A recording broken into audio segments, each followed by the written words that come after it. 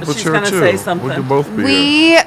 No, we're not going to both be here. We have a new link for our YouTube. It's going to be sent via email, so I'm going to go do that now. If you want to continue talking about what board members do and what that looks like, that could be a conversation, or you guys can talk. We'll let you go get that link done. We're chilling. We're chilling. I'm Literally. chilling here with Mr. Carmelo for a minute. I want to talk to you about the foundations program, but I want to see if we can get more people. Yeah. People on Until before. later on today. Yeah, we do that. But how are you feeling? I'm feeling pretty good. Hanging in there. Definitely waves of being tired. Yeah. Waiting to see when I'm going to get hungry. I think that'll be when I start Did you to wake snack up a much little last more. night? How many donuts did you have? I had like 8 Crumpy's donuts. 8? Okay, let me be realistic. 6 or 7. So I think I Almost 8. might have had almost 8 donuts. Some chocolate covered pretzels. That might have been it. A lot of coffee, some energy drinks. Those aren't good for I look you. tired, don't I? The interviews are only... Eventually, we'll hit rock bottom and we'll start to make our way up. Yeah. But, You hit that wall yeah. and then come back up. But you're doing great. I'm working at it. Yeah. Yeah. But yeah, definitely. Terry he used to work night shifts, and he would always say that it gets coldest right before dawn, and I truly believe that. Makes sense. Yeah. This is getting colder than it was. Yeah. So, for what are some highlights from past interviews so far?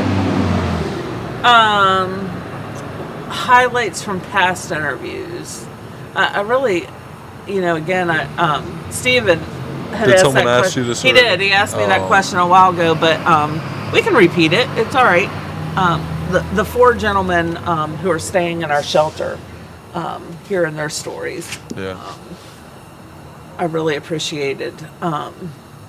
And just the collaboration and hearing from the different organizations, community partners that come in and do different things. Just hearing what they do and getting a better idea of how they help the same community was really good, I think. And there's so many more partners, right? Like that was just a few of the ones. But, and even saying that, again, saying, I think resources are still limited to people. Yeah. And if you imagine the number of those that are homeless or underemployed, and that need some services and stuff, and just I don't know how many PCS, Goodwill, Reach, Shepherd Predator all have case management type of help, but I just think that's even not enough. There's not enough case managers. So Malin was even saying, what's something she'd like to see the Hope Center do in another 70 years, and that might be one of them, to have our own case management here that definitely help our men in the program do things, again, because not that those case managers are bad, they do great jobs and we work with them well. Yeah. But our worldview is a little different, so some of the things that we might help them with might be a little, different coming from our worldview. And then helping, the men in our shelter, that, especially the ones that are on that extended stay, who are working, trying to get housing and things like that, being able to come alongside them and support them while they're here, with us, and yeah, so that might be something that we should maybe explore, think about. Absolutely. Having them on site as well makes it easier for like Raf and them to connect Yeah, and better serve the guests together yeah, versus like trying to, which we do, and it works sometimes, but trying to communicate with different services yeah, to help somebody that's mainly using our facility can always bring some complications. So yeah, I think there's a lot of benefits to having case managers here. We talked about it in the past. We talked about it when Brandy was here yeah. cooking, and she tried to fill that role as best as she could. Do. Yeah, So I think it was then where we first really realized this is a must. yeah, And then it's just been a matter of how do we execute and actually make this happen. So that's Yeah. the difficult part. I think it just like you felt the shift. It just got a little bit lighter. a little bit later. So That sun, it's starting to come up. what's one of your Yeah. favorite part of your job? Parts of your Um, job. I'm not as good at asking questions as May, by the way. Yeah. So in case you're noticing.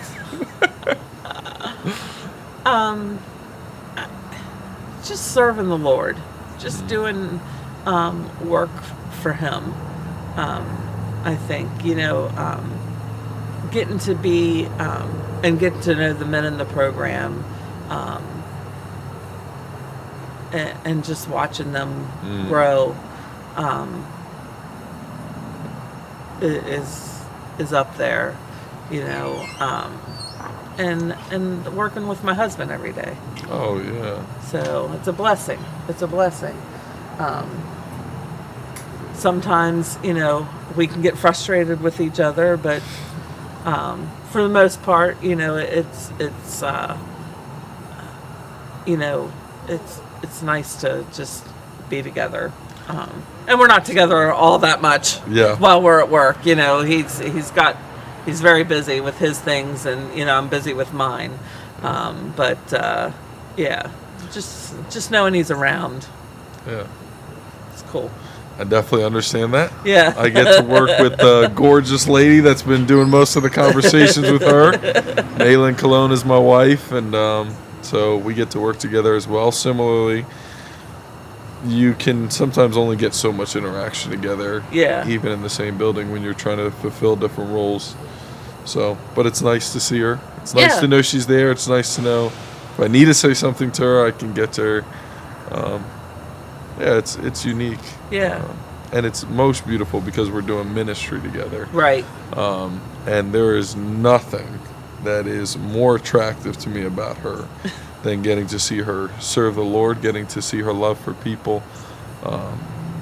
That is what makes her so beautiful. Yeah. And so the fact that I actually get to work closely and see some of those things is just awesome. Yeah. I do have to say my office staff is top notch. Oh, yeah. Malin, Michelle, Miss Nancy. Yeah. Well, we got a good group of Amy ladies. Iser. Well, we can leave or take or whatever. But yeah, we got a good group of ladies in there who work hard every day. I mean, Michelle just is nonstop. Yeah. She is on the go from the time she gets here to the time she leaves. Did you see how she stormed in I know, today? she's like the Energizer Bunny. Hey, Michelle, but she's already got her first task in mind. Yeah, and and just her heart, to serve this community and serve the Lord, and she's a granddaughter of Jim and Ellen Resch, Yeah.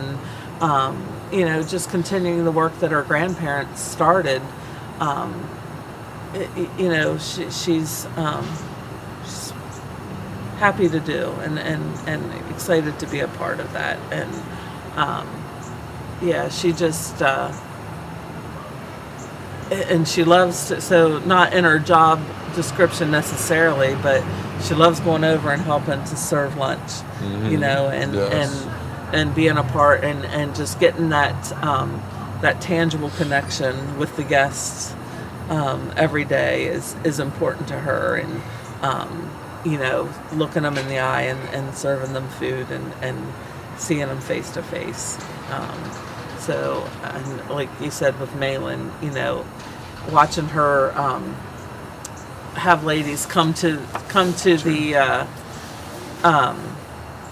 window or men, but Yeah. just the kindness that she shows to people is wonderful. And then we have Miss Nancy, who is faithful. She Would you prefer the bench? she is here. She barely misses ever. Anytime she's here, and is just doing her best to do her job every day. And yeah, so we got a good group of ladies over there in the office. And Deanna, did you talk about Deanna joining us? yeah, Deanna. So we are hiring a cook. We are looking for a cook. We need a cook. If you know anybody. If you know anybody, have them apply. Call Malin. It is a full-time position. But yeah, because Deanna will be coming over as administrative assistant to help me out, just so we can maybe get some more things done, get some things accomplished, and also, yeah. So we're excited to have her move over. But would you like to have a conversation with me? All right. All right, we're gonna let Michelle Can I in. move you Gonna too? Yes. And we'll get Michelle. We can leave the chair there in case. Oh, Yeah, come on in over. case. There's a little heat. Little heat coming out of there. Oh yeah, the microphone is up there. I didn't see it. Yeah. So I hope you are rested because Nobody else is. we need you wide awake. I didn't You sleep need to well. catch. Oh, I'm sorry. Wow, it's We just won't all get of into this. all. Yeah, we won't get into all. Or were you watching? Were you up watching I all was night? watching and Oh goodness. Well, thank you for sticking with us all night and watching. But we need you to catch our mistakes I know. today as we're sleepwalking through the day. But now my questions. There you I go. got my card for you. So this is Michelle Reiser. She's our office manager, and like I just said a little bit ago, she is the granddaughter of the founding couple, Jim and Ellen Resch, and I know she's very proud to be in the ministry and working where her grandparents started, and it's exciting. Not many people get to do that, So continue what your grandparents started, and I know you love doing that. What is the biggest thing that you've learned about the homeless population while working here? I think the biggest thing that I've learned, and this is from coming from working when I was younger here in the store, is that it's different. It's a different world that we live in. It's different things that we deal with, and that not all of the homeless population are in addiction. Some of them are just down and out. We're living in a world where people can't afford to pay rent. They can't, afford to buy food, so they come to us for help. And I think that that's the biggest thing that I've noticed. Yeah. That's different. Yeah. We've talked about, and I'm sure as you saw last night, we touched on some of that. What's a story or situation you think about that keeps you going? Because we have some hard days sometimes. I know, we have some hard days. I think that is why I know you just said about me going over and serving every day. And part of why I do that is because that gives me the one-on-one with the people that come here, the men in our program, and the people that just come here to have a meal. And I think that is what keeps me, because you hear their stories, you see them, and it's a way God grounds me. That, okay, I'm not here for anything more than to minister to the people that we get here, to lead them to Christ. That's my goal. Yeah. Where recently have you seen God moving? I think I've seen God moving everywhere. I mean, I come from a situation that I've been involved in this for a really, really long time. And God is ever present in our ministry now. Yeah. I mean, even on the days that we're having hard days, we go to prayer. Yeah. Even on the days where somebody's hurting, we go to prayer. I think that we live in a society where the importance of God is more vital than it's ever been. And I think that that's where we have stepped up. Yeah. Not that it wasn't there before, don't get me wrong, but I mean, God has always been present in this place, but we live in a fallen world and it's getting bad. Yeah. Yeah. Yeah. We truly have to rely on Him and Him alone, right? Exactly. Even for the energy to, to come every day. We see depressing stories. We see bad stories. We see, the worst in humanity some days, and, there are overdoses that happen here. There are people that pass away because of overdoses here, in our parking lot, in our facility. And, so, leaning on God, that's what gets us through. But there are those good times that we see, and when the men graduate and make it through the program and come back and work, like Don in the truck, exactly. And people like Frank Short, I know he's gone home to be with the Lord, but just seeing those success stories, also make it worth, coming and doing what you do every day. Exactly. So you are not only our office manager, like again, we all wear multiple hats. You are our volunteer coordinator. Do you know about how many volunteers we have regularly? Let's say in a month. What did we have this month? I mean, it was down a little bit. It was down a little bit, but it was. 3,000 hours. Is that hours? That's volunteer hours. Person-wise, I'd probably say. I mean, over 100 every month. Okay. It can go up to. Last month we had 300. Okay. Because we had some volunteer groups come in and everything like that. So it definitely can vary as to whether we have groups, but we have probably, what did we come up with? It was 50 some faithful volunteers that come weekly, every monthly. Week. Yes. Yeah. Yeah. Awesome. And I know since I started back in 2017, I feel like we have so many more volunteers now than what we did, and you have been able to help cultivate that and get more people to help in the kitchen, more people to help in the sorting room. We have company groups that come back regularly. Mm-hmm. Target from Chambersburg, warehouse, come all the time. Maybe once a month, if not maybe a little more. I don't know. It just depends on the month, but sometimes it's usually every month. So we have schools, nursing schools that send students here to volunteer, and just lots of different ways that people come. What's the easiest way for people to get involved? I think the easiest way for them to get involved is just to get in touch with me. Send me an email through the volunteer at HagerstownHopeCenter.com. I will send them a link to the application, which they can get through the website too. If they want to go on and do the application, that's the first in the process. They need to fill out an application. It gives me an idea of what their availability is, where they're interested in working.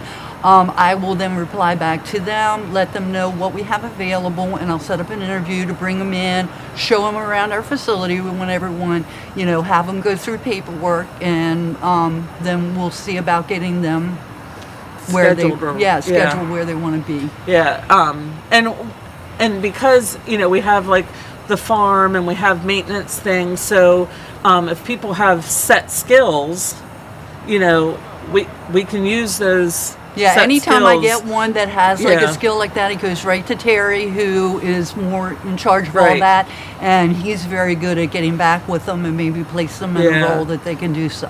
Where would you say, like right now, our most vital need for volunteer is it? I mean, we're sitting good right now. We have a lot of volunteers. Some of the areas I can't even put anymore, but I try to place everybody, and there's always a need. Yeah. There's always a need. Yeah. You know, whether it comes down to helping us clean up some rooms that need to be cleaned up, helping us to do this and do that, to help in the store. I mean, there's always a need that we try to fill. Right. Can't always. There are times that we're going to have to say, but I do keep the applications, and if I can't get somebody now, maybe later we can. Yeah. Yeah. But there's always a need. There's always somewhere that we can try to fill people right. in. Right. Awesome. What's one thing that you really want people to know about the Hope Center? I think I just really want people to know everything that we do, that we're not just a homeless shelter. I think that there's a big perception that we're just a homeless shelter, but there's so many different avenues that we have. I mean, we are accepting that, hey, you're really down and out. Don't want to come here and say, but I could use some prayer. Come into our office. We're going to pull somebody out. We're going to sit down. We're going to talk to you, and we're going to pray with you. Yeah. I mean, there's so many facets of what we do. Yeah. And we want everybody to know that. Yeah. That, you know, that, and that anybody's welcome here. Come, we'll put you on a tour. Thinking about volunteering? Not sure about the place. Come, we'll take you around everything, show you everything that we do, show you all the areas, and decide. Yeah.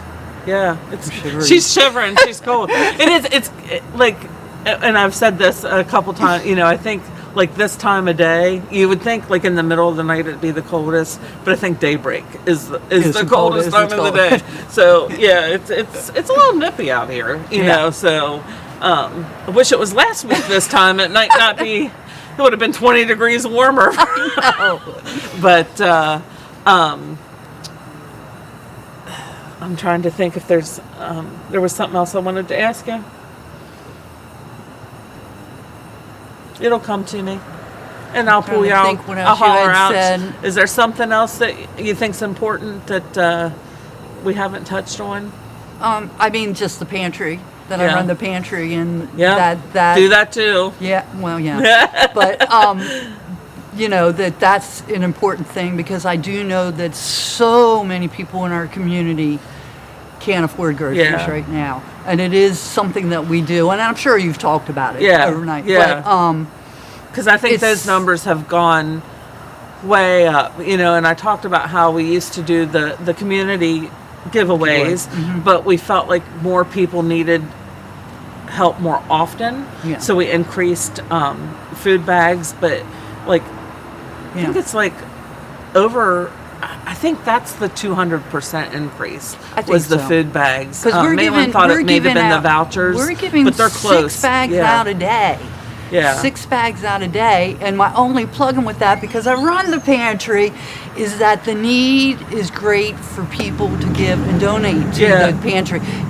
The staples that we put in the bag, because we try to put spaghetti sauce, spaghetti, peanut butter, jelly, meats, and Canned meats, 'cause it's non-perishable, yeah. And there's such a great need, which is something, if they want to help, they can go on our website and see our needs list, because there's a great need when you're giving out this many bags for the To food to come replenish, in to yeah. replenish it. Because I would say, because we just went through slow months Yeah. where our giving goes down, and the gaps in our pantry is scary. Like currently, now we have some donations that we haven't unboxed, but currently I have no peanut butter. Yeah. So I'm going into next week with no small jars of peanut butter to put into bags. So what size, how many ounce? It's Is it- it's the smaller one, because it's got it. We want to get as Yeah. much as we can in the bag. I think it's a 12 ounce. Okay, isn't it? so it's the smallest jar Yeah, of not peanut the butter, not that no, bigger I think one. it's the 16, because Okay. it's not the little one, but the one that in between.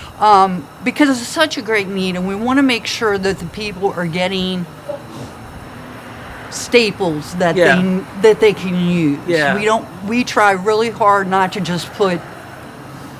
So we're I don't- almost you know. maxed out at our giving for food bags at the Oh. 6 a day. Like, we would love to be able to do a little more, but our pantry just can't. can't sustain it, you It know, can't. Yeah. at this point. So Yeah. that's somewhere where, if people want to up the growth, you know, and up that help, we really need some food drives to happen, or some people to donate a little Right, more. right. But I mean, we are so grateful and thankful for.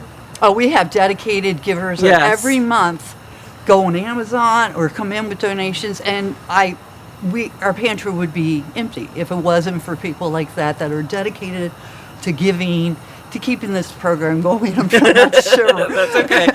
Dylan was shivering last I night know. too. So, but yeah. So, all right. Well, thank you. I'm You're going to let you welcome. get inside I know, you before you were. turn blue, and have to file workman's comp or something for frostbite. We don't want to have that happen. Bless her heart.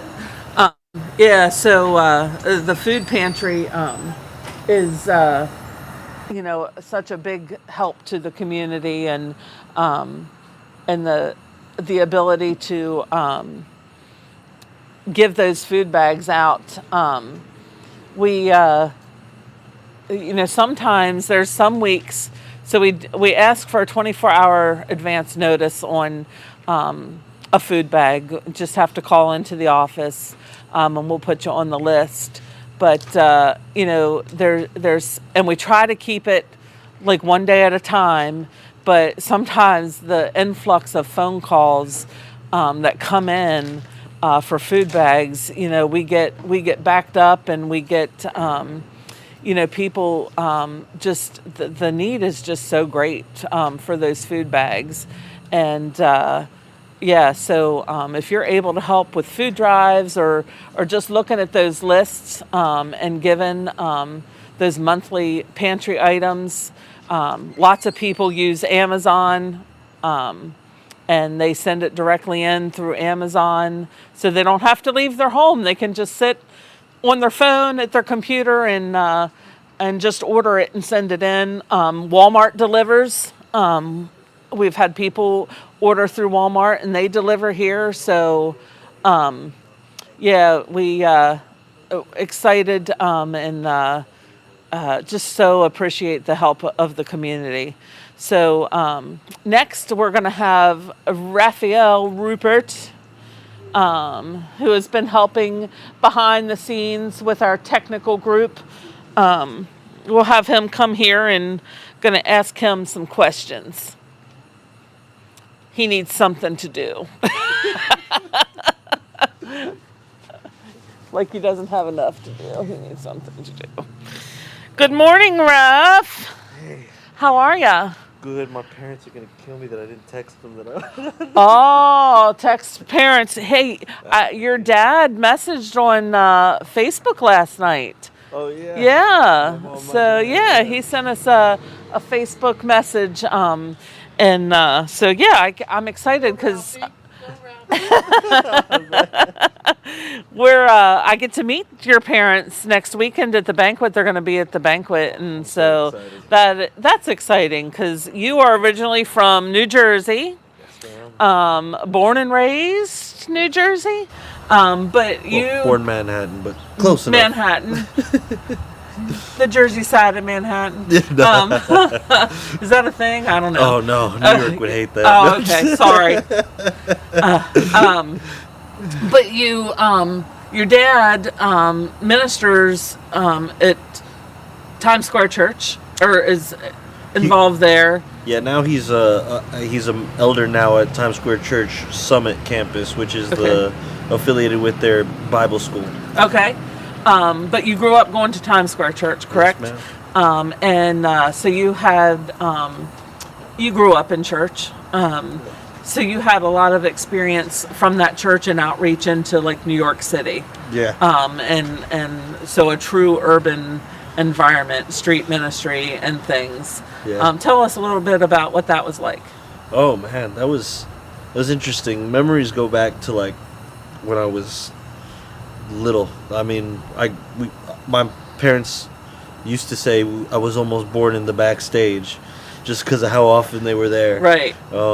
My dad was heavily involved with worship ministry at the time, so every single time they had like a retreat or something for youth, he'd tag me along ever since I was a baby. Yeah. So just engaging with the kids that grew up in New York City a lot, even though we didn't really live in New York City that much.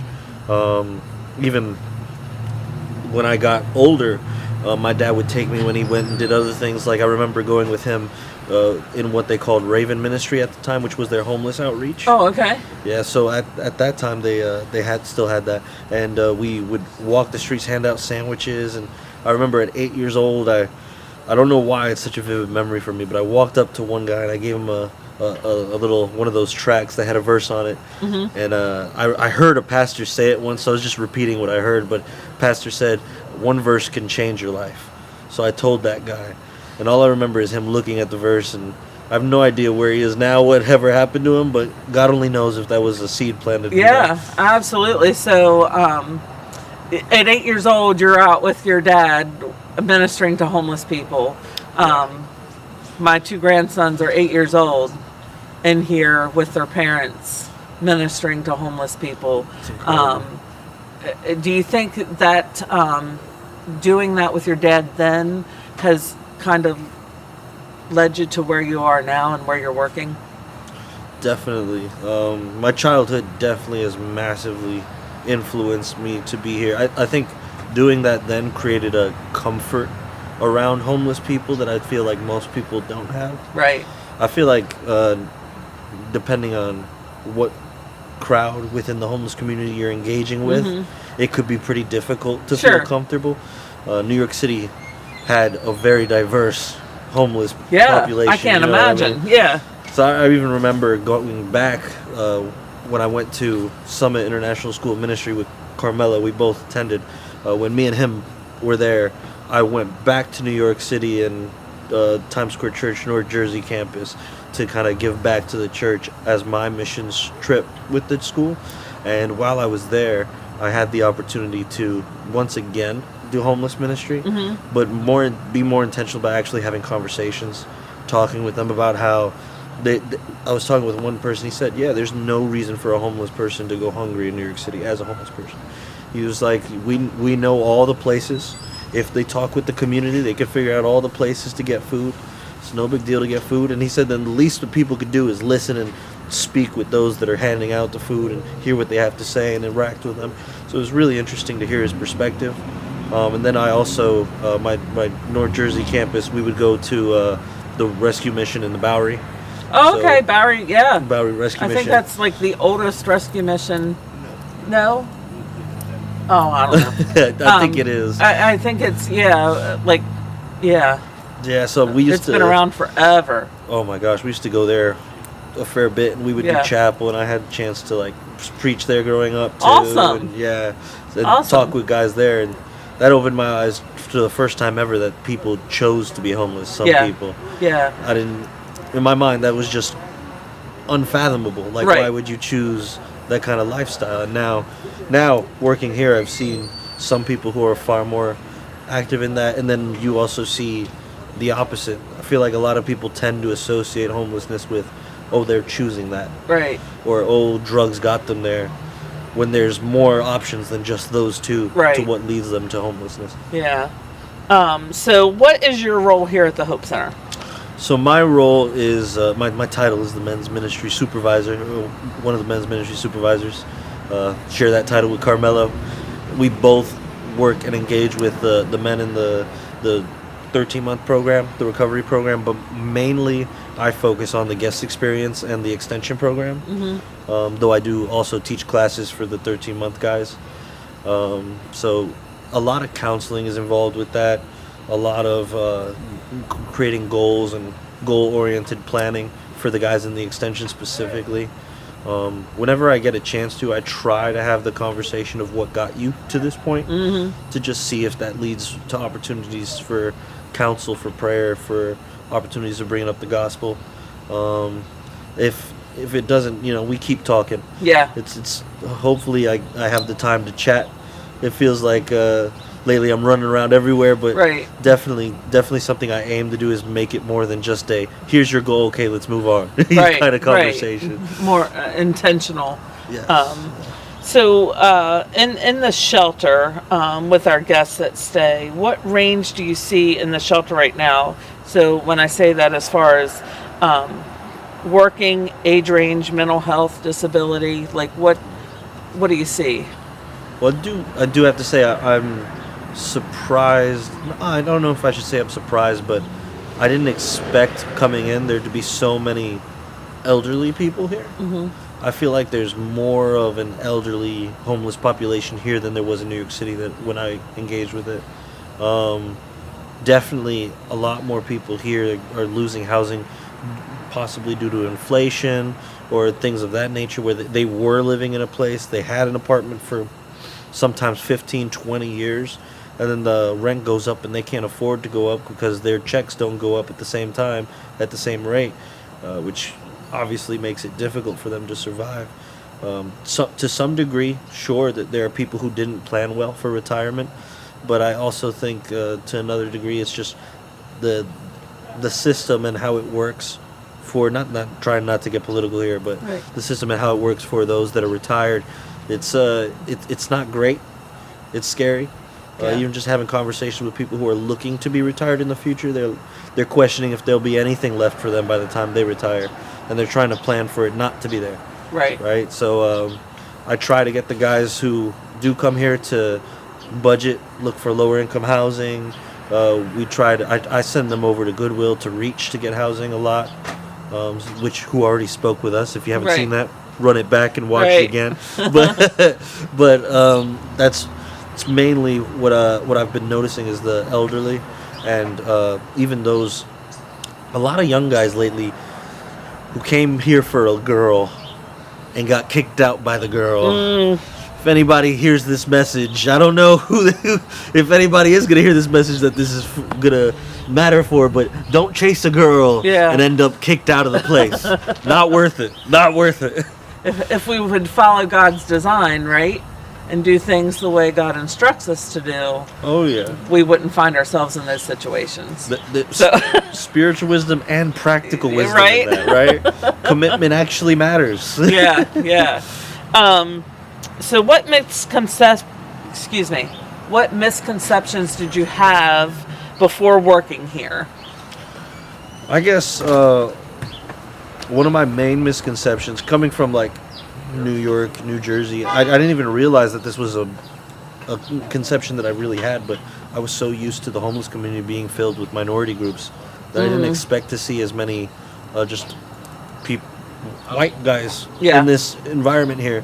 But I mean, it makes sense because your homeless community reflects the community you have, and you know, we have a diverse homeless community here in many ways. Yeah. And it's interesting because I don't know why, but you know, stereotypes like around race is that, oh, these people get less money and these people make more money, so these people are not going to end up in this situation.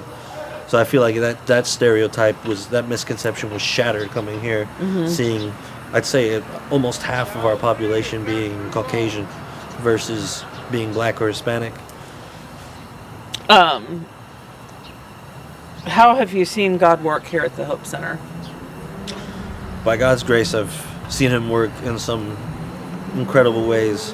The way I tend to describe working here to people is you'll get 20 to 30 bad news before you get one good news, but that one good news makes all the bad news worth it. Right? Amen. So by God's grace, we've been able to see guys come who were atheists walking in here and walk out, or are still here by God's grace. Some of them then that are Christian now, and they're attending church and they're talking about God, reading their word. Then seeing them go from not just, oh, I'll attend church on a Sunday type of Christian, to being like, no, I want to be there Monday, Tuesday, Wednesday, Thursday, Friday, Saturday, Sunday, because they realize that they have to be. Like one of our guys in our program, Alex, he said to me, if I'm not there as much as I can be, I'm going to die, because I can't walk away from what Christ has given me. He's changed my life, and I know if I go back to doing it my way, it'll be the end. Yeah. So just that realization being something that actually happened for him is a miracle, because I don't know how many guys that we see come in here where their addiction just keeps taking over them and taking over them, and it's heartbreaking to watch. Yeah. But our fight is for, even if one guy turns around and he realizes what Christ has done for him, Right. right? Even Right. if that one dude realizes how much it means in his life that Christ has changed it, that it's totally worth. It's worth the heartbreak, unfortunately, of seeing others that don't make it. Yeah. We're gonna fight for them too. We're never gonna give up on them, but that doesn't mean that that we're always gonna see the results we want. But when we Yeah. do, it's a joy. I had a conversation with the previous administrator, Mr. Shank, one time, and he said, there's guys that come in here and they don't complete the program, or just even in the shelter, and you get to know them, and then they disappear, and you just think, oh, I just don't think he's going to make it, but then maybe years later you get a letter or something from a family member that said, just your influence for that short a time changed this person's whole world. Praise and God. And God, did this and this and this in their lives, and they God. are living successful. So that adage of again, some watered, Some seed. some some planted, plant, some water, watered. God reap gave the the harvest, and it's so true that no matter how long we have people here, we're gonna infuse as much gospel into their lives as we can. Amen. So that when they do leave here, there have been seeds planted. Amen. That we just trust God to do The rest. whatever He wants with it. Yeah. So Love what can the average person do to make a real difference? The first and foremost thing, pray. The number one thing is prayer. I think we underestimate the power of prayer. I think we neglect the call to prayer. So often, it's easier for us to open our word than it is to get on our knees and plead with God. It's easier for us to listen at our own timing and our own pace than it is to be honest with Him and cry out. I've heard it said before, prayer changes us more than it does God, which of course it changes us more than it does God. But the realization that praying to Him brings the reality of who I am to myself, if you will. It's when you go before the throne of God in prayer, you are standing in the presence of perfection, and that doing that makes you realize more and more where you're at. And I hope that I just cry out to everybody, pray more for this community, pray more for the homeless community in your area. If you're not in Hagerstown, pray if you are in Hagerstown. We need prayer, because God moves when prayer is involved. We see it all throughout Scripture. We're commanded to pray. That is the number one thing that we need, is people to pray.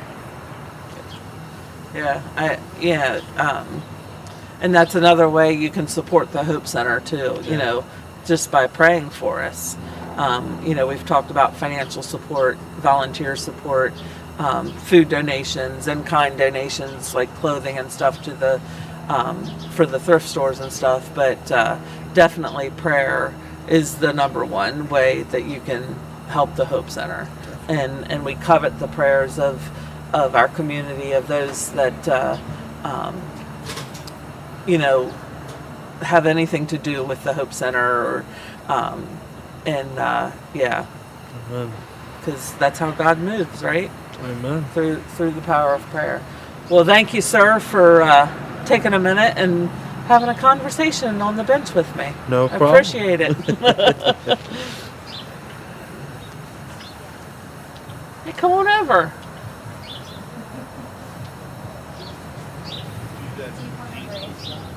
Huh? How many people's? Oh, let's keep going for a little bit.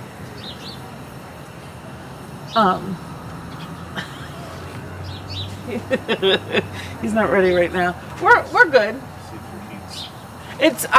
I think I could use more. It's a little chilly.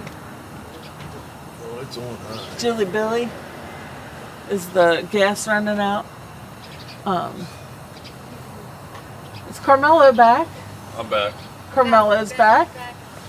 Good morning, everyone. He hasn't done his question. Good We morning. haven't done his questions. You've talked to me a couple times. Yeah, but we haven't talked about the different program. things. But let's talk about your role here. What is your role here at the Hope Center? Yeah, I think Raph shared this, so we're both men's ministry supervisors. If you work in ministry or a lot of organizations, you know that titles don't always actually cover everything that you do. So it's kind of hard to really narrow down everything that we do. But under Terry and Amy's supervision, we oversee the men's program and men's shelter and all of the men's ministry. And then he primarily focuses in daily operations on the shelter, and then I primarily focus in daily operations on the Foundations of Life recovery program.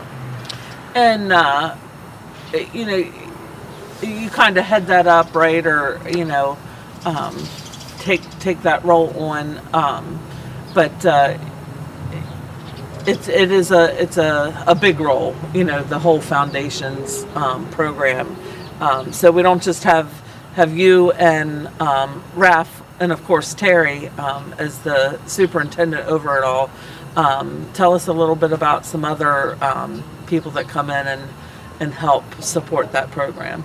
I'm glad you brought that up. Okay, I might be wrong on this quote too, but I want to say it's Exodus chapter 18 where Jethro, Moses' father-in-law, comes to him. And God really spoke to me significantly through that chapter when I had first come here. And there came a point where it was just me and Terry trying to cover the whole of the men's ministry. And during that time I had read that chapter, and what that chapter talks about is how Moses is leading.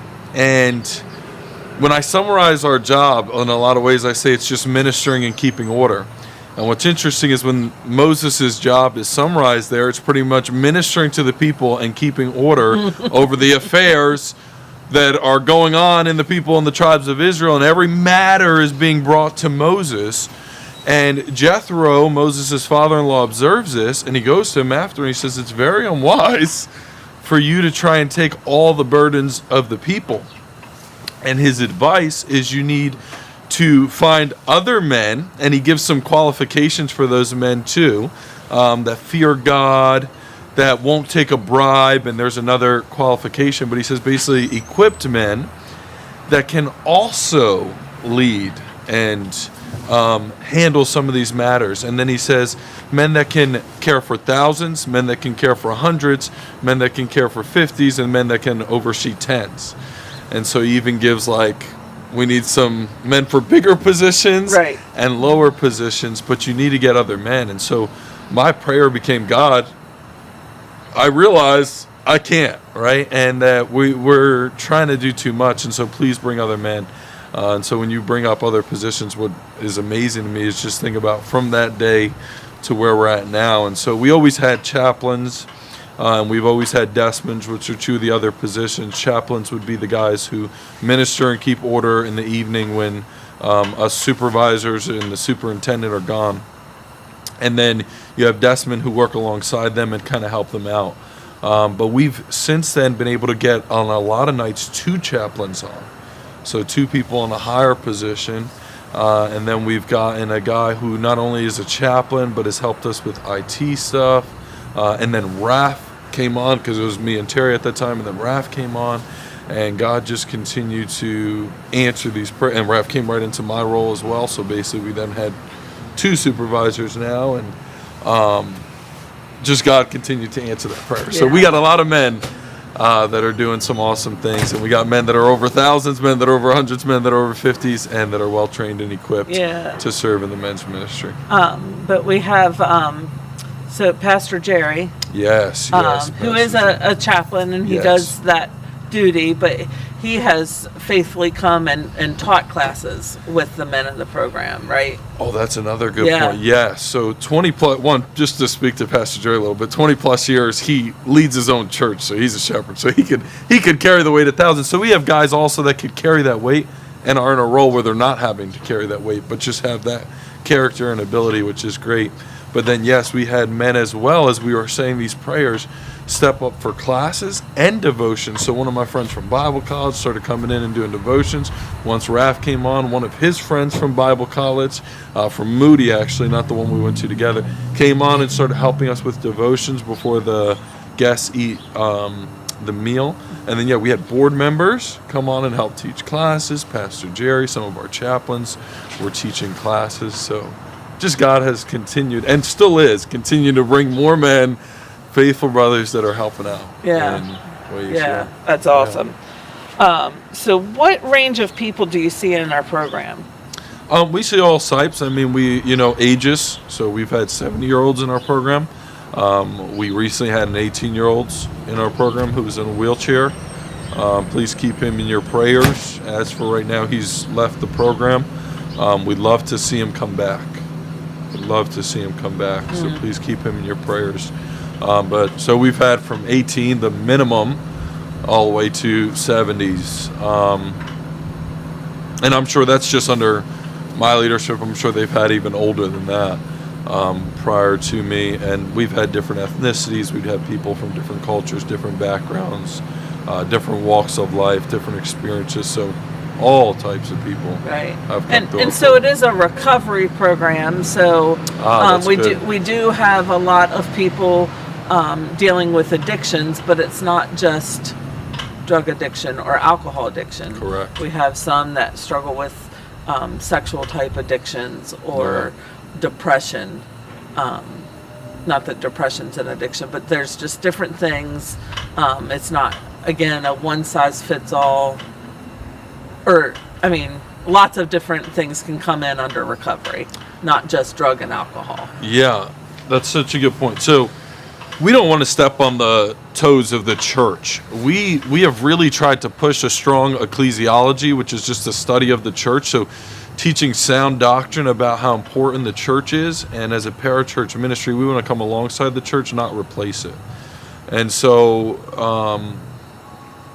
when it comes to all that and working with the men, we are trying to get them established in healthy churches as much as possible and make sure they're rooted in those churches. But then when it comes to letting them into our program, the question a lot of times becomes, because they come to us and they say, I want to join the program because I want to get closer to God.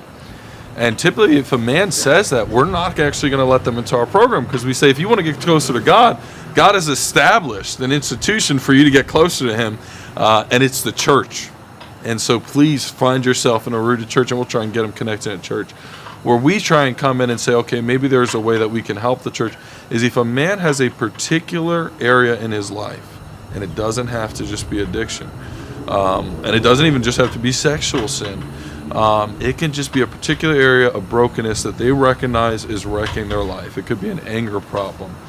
It could just be a pure selfishness problem that they acknowledge it is impacting every area of my life. I am just so selfish. If they will acknowledge that, then where we want to help the church is still going to be a part of their solution, because everything in the program is going to push them to get deep rooted into their church. But where we're going to then help the church is give them hyper-focused attention for that particular sin and in addressing it. And so we give them this really 24/7 level of attention and structure that will help them address that while getting them rooted in a church, because that's going to be their solution when they leave here as well. Condensed version of graduation. Talk about the levels that the men go through. Condensed is hard. Condensed is hard. I know it is. And I'm going to try and go off of memory here, so bear with me. But the men go through 5 levels. The first level is called yellow level, and the colors don't really matter much. The principles do. Each level is built on a principle. You can call it a step. Like AA has 12 steps. We've come up with 5. Really, not even us. Let me not take credit for this. There were already 5 steps. Correct. Prior to us, the new leadership coming on. And we kind of adjusted them, tweaked them a little bit, but for the most part, these were here. So the first step is I need change. The actions that I came here to change are sinful and have offended God and other people. Only Jesus can produce the change that I need. So the first level is just a bare acknowledgement. I'm broken and need a deep change. That recognition of that particular issue. Some level of recognizing it has destroyed my life. It's destroyed others' lives.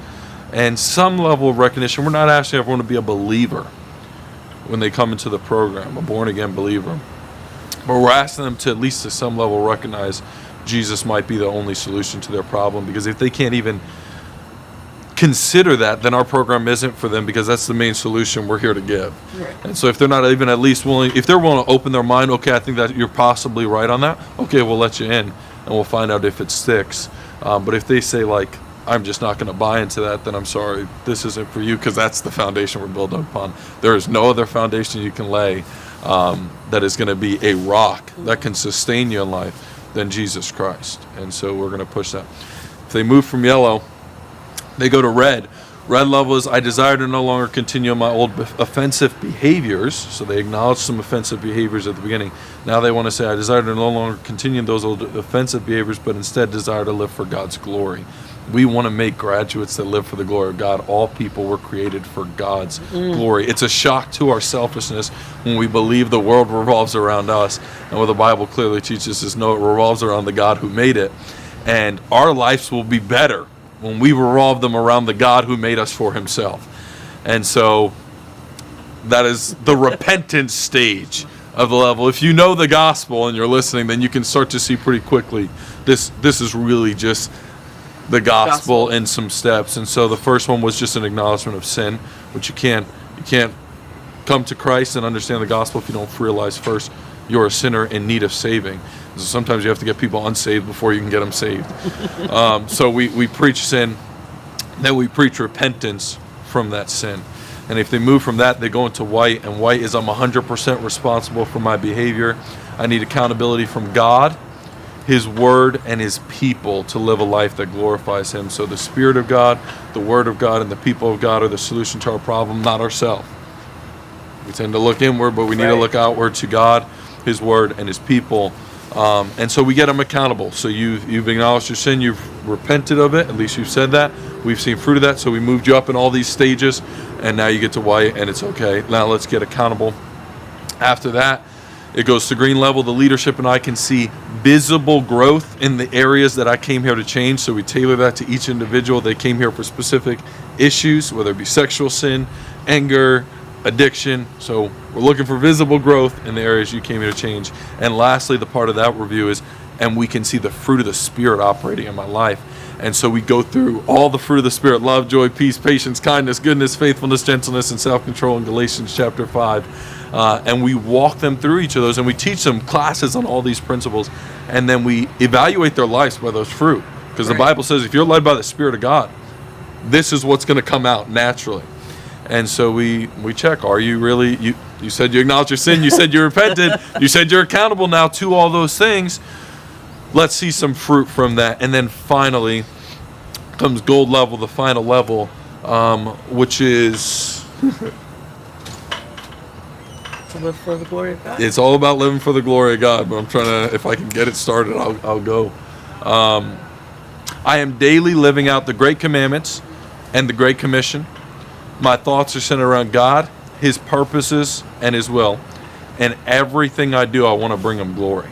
And so Jesus, preached the Great Commandments. Love God with all your heart, soul, strength, and mind. Love your neighbor as yourself. You guys talked about this earlier. Mm-hmm. All the law hangs on that. Yeah. And so that's a summary of what God expects from us. And then the Great Commission, go and make disciples. Tell everyone that. Teach them all to be those kind of people. And so we want them to be the kind of men that are ready to go out and do that. Not perfectly. No Christian is perfect. But much better than when they came here. Maybe just start doing that for the first time than when they came here. Yeah, that's the level. Sorry that that's okay. That's still the abridged version, but quick, but I think it's important for people to know, what our program is based on. Yeah. And I think one thing that wasn't a part of those levels that you guys have implemented is you when they get to gold level, you take them out to the city Yeah. park or on the streets of Hagerstown, and you do some street evangelism Yeah. with them, and Yeah. allow them to have that opportunity to witness and share the gospel with someone else. And I think that is so important in when you're discipling Yeah. and training men and teaching men to be men of God. Good morning. It's not always easy to share the gospel, and sometimes people have not ever been taught how to do that. So if we're expecting men to live for the glory of God, that's very important to be able to tell others about Jesus Christ. Yep. And so that's for me, that's one of the best changes that you guys have tweaked in the program. Not that they didn't know the plan of salvation before, Yeah. but to help them share the gospel for the first time, possibly, for Yeah. a lot of these guys. Yeah, because we gave the abridged version, so I didn't share. There is some other things that are requirements at the different levels. Again, I still won't go into them, but one that I would mention at White and Green, and they split this between the two. They go through a book called Titus 10. It's a book by Pastor Josh Smith on how to build your foundations as a godly man. Our program's a foundation life recovery program. So it fits right in. It gives 10 principles from the book of Titus, which is only 42 or 43 verses in total. Right. And Pastor Josh Smith was able to come up with what he felt was a real book on biblical manhood, or at least you can pull out 10 principles to make you a biblical man. And so we walk them through that book. And they can't graduate that level without going through that. And then, yes, one of the things we've changed at Gold then is we added they have to share the gospel to graduate. To us, they have to show that they can articulate it clearly, biblically, soundly, and be able to share that, and then go out and do it. And so they get to watch us do it. And so I take the Gold guys out, and we go out and we try and share the gospel with people, evangelize, teach them, and God Awesome. moves. It's awesome. I love it. So, how do you balance keeping order and showing God's love? It's one of the. I'm going to just be transparent. It's one of the most difficult things to do, maybe in life in general. But I have made it my aim to try and figure that out here. It's how do you balance grace and truth? In a lot of ways, is the question. And it's a very difficult question. So I think the Bible gives us one principle that definitely helps me a lot, and it's in the book of James. It says mercy delights over judgment. So I do think our delight should be to win people with mercy. That's our first aim. We want to exhaust grace and mercy. The Bible is clear in Romans that the goodness of God leads people to repentance. So I want to exhaust mercy to people and show them that overwhelming, other than worldly, you're not going to get this in the world, picture of God's grace that He's shown us on the cross that none of us deserved. And then, if people start to abuse that, well, you do agree, you cannot enable people, and that's not going to help them. And God is a God of justice, so there's an extreme on both ends of this, where people go all the way to, let's just show a bunch of grace, and let's never consider that people might need hard truth at times, that people might need harsh consequences at times, and to be allowed to go through the consequence of those actions. But there's another thing that's just harsh, and forgets the overwhelming love that is displayed in the gospel, which, like I said, if we're going to lean one way or the other, I'm going to fall error on the side of grace, according to what the book of James says. So we're going to exhaust grace, and then at the same time, if people show that they're going to abuse that clearly, we're going to show them the justice of God and hope that that leads them to repentance. Yes. Yeah. Did that answer the question? It did, I think so. If someone came to you and said that they want to help the homeless community but are scared of enabling them, what would you say to them? I would say that's a good fear. some fears are healthy. If your kid runs out on the road, you want to be afraid that they're going to get hit by a car, because Right. that fear is going to cause you to act. The Bible lays out that the fear of the Lord is a good thing. So not all fear is bad. A lot of it is. The Bible says, like over 300 times, do not fear. Right. So a lot of fear is bad, but not all fear is bad. And so it's a good fear to actually, it shows me you're thinking about your actions. If you're worried, you're going to enable them, and you're not just acting out of emotions, which a lot of times we do yeah. these good actions, but purely out of, I feel like I need to act right now, and I can't stand this person being on the street, so I'm going to bring them inside. And we have to be more wise than that. Yeah. Right? We have to be a little more discerning than that, and not just act impulsively, but act with true compassion and true wisdom.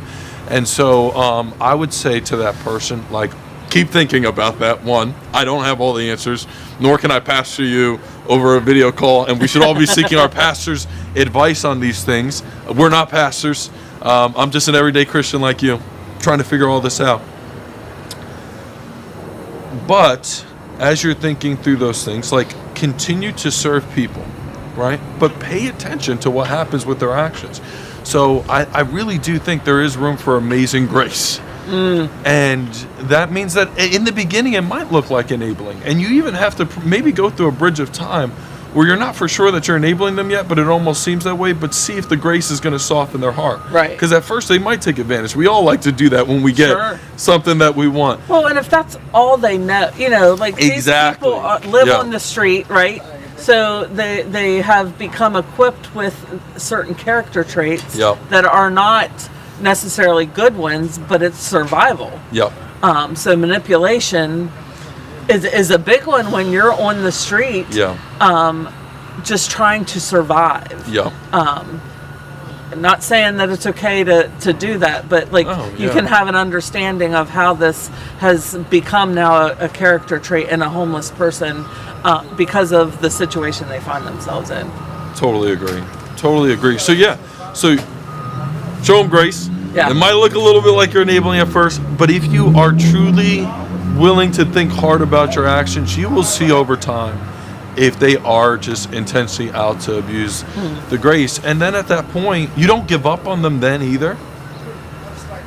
You take the next best action for them, which is to let them experience the consequences of those actions, hoping that will wake them up. Yeah. And then maybe they'll be able to come back and you'll give them some more mercy.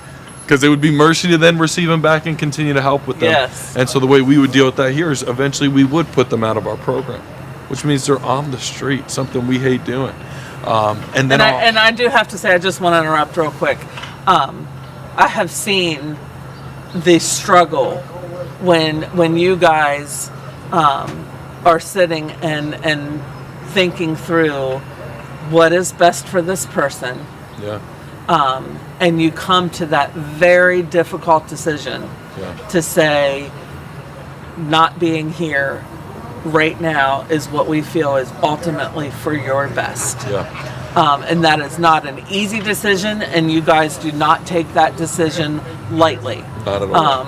Especially probably in the wintertime. Yeah. Yeah. If you're making hard decisions like this and you've never gotten a headache from thinking so hard about them, I would challenge you a little bit. Maybe you're not thinking hard enough. Right. If you've never gotten a little sick to your stomach, at least, if it's never driven you to pray more than you've naturally prayed outside of it, we might not be giving these decisions the attention they deserve, because they are serious decisions to make with people, and we can't just treat them too lightly. I've never found that any blanket method works where it's just like we just go hard rules all the time. Or we just cave on the rules all the time. Like these blanket methods, you become a Pharisee, right? If you just go hard rules all the time, and Jesus did not. Please, if you feel you're just like, rules always work, I'm going to stick to the rules no matter what, please read how Jesus responded to the Pharisees who acted like that. I get terrified of being that person. And yet, on the other hand, Jesus upheld the law. He did not cast the law aside. He did not say the law is now void. And so he actually raised the standard of the law. And so how do we, Right. balance it? Balance that. This should be difficult. So Grace and truth. just saying that. But yeah, so then Yeah. our response after we think whatever that matter of, okay, we've shown a lot of grace, we really believe that they're just abusing this is then we put them out with the hope that that's going to bring them back in true remorse and repentance, and we're going to be ready to show more grace when they come back, if they come back. Yeah. And so that's kind of how you got to work those things. What's one thing that you want people to better understand about addiction? When I read that at first, I was like, I don't think I have an answer to this. And then I thought of something that I was like, yes, this is exactly what I want to say. Expect people to fail. And it sounds really weird, but stop being angry with them for going back to their addiction. I think that is a big mistake that we make, is we get angry. And the more I've studied addiction, the more I've experienced it myself. I was addicted to pornography for over a decade. The more I experienced that, the more I've seen it. I've seen it in my family. If you were here earlier, you heard a little bit about my family. Well, due to my dad's addiction to drugs, my brother became addicted to drugs. My sister got hooked on drugs. And so I've seen it in my own family growing up. I've seen it in the people I've dealt with now here at work for years. And I've never found that getting angry with them for falling into an addiction is going to be the thing that wakes them up out of it. And even you, if you struggle with porn, then there's an addiction. If you've struggled with smoking, you know how hard that is to break. And someone just coming and yelling at you about it every time you smoke again isn't really going to resolve the issue. So I think we have to account for the fact that failure is a part of the process of recovery. And we have to leave room for that while not excusing it. Right. And so one of the best things I've learned in addiction recovery about that is there's a difference between a relapse where one time you slip up and a binge, where you go back into that for a week or 2 weeks, or you continue to do it multiple times. And there's even a difference in how it affects the brain. And so if someone just slips up the once, the best thing we can do is to teach them. And some doctors would even argue in this addiction recovery is don't even tell them, okay, that's a relapse, you're starting over. It's not even like, it's just a part of the process. Let's just get back up and keep doing everything you're doing. And it doesn't discount all the progress you've made. Because if they slip into that shame cycle and they slip into that I failed and I'm back where I started, Right. They go on a binge and now they've really reset their progress. Right. But if they don't go on that binge, they have it truly in their brain. And truly, I think in God's eyes, we know He's very forgiving. And it's a matter of the righteous, according to the Proverbs, falls 7 times, but he gets back up again. Yeah. A lot of times, and there should be more of a difference in this between the righteous and the unrighteous, but a lot of times the difference is just that the righteous gets back up and the unrighteous does not. He stays down in his sin. And so we got to teach him, okay, you sinned. That's a big deal. And yet there's a lot of grace for that. Let's just get back up and keep the progress going, because this doesn't undo everything. And we don't hate you for it. And just receiving them and helping them to continue in their fight. Yeah. And that's going to be a part of the process. And over time, they're going to get further and further away from that relapse until they don't relapse. Right. And I think that's an important point, is, a binge and an oops are two drastically different things. Yeah. Because you're going back and living in a binge for a while. You're staying there for a while. If you make a mistake and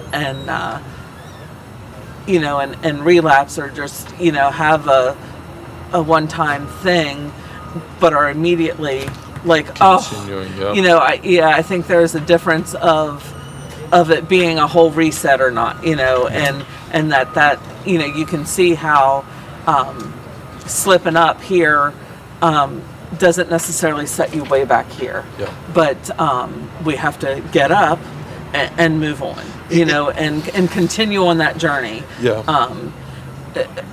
Because God doesn't expect perfection from us. Yeah. He expects, obedience, and He expects us to, be working out these things in our lives, and so why should we as humans expect perfection? Yeah. from people who are struggling and just trying to make it through, each day, knowing, yes, this behavior needs to change, So, I think there's a lot to say for, just expecting there to be a slip here or there, not condoning it, and Never. and not that Never. there we pray that there wouldn't be, right, and because sometimes when you're talking about addiction, and Malin and I touched on a little bit, even that like little slip up could be a death sentence when you're talking about drugs,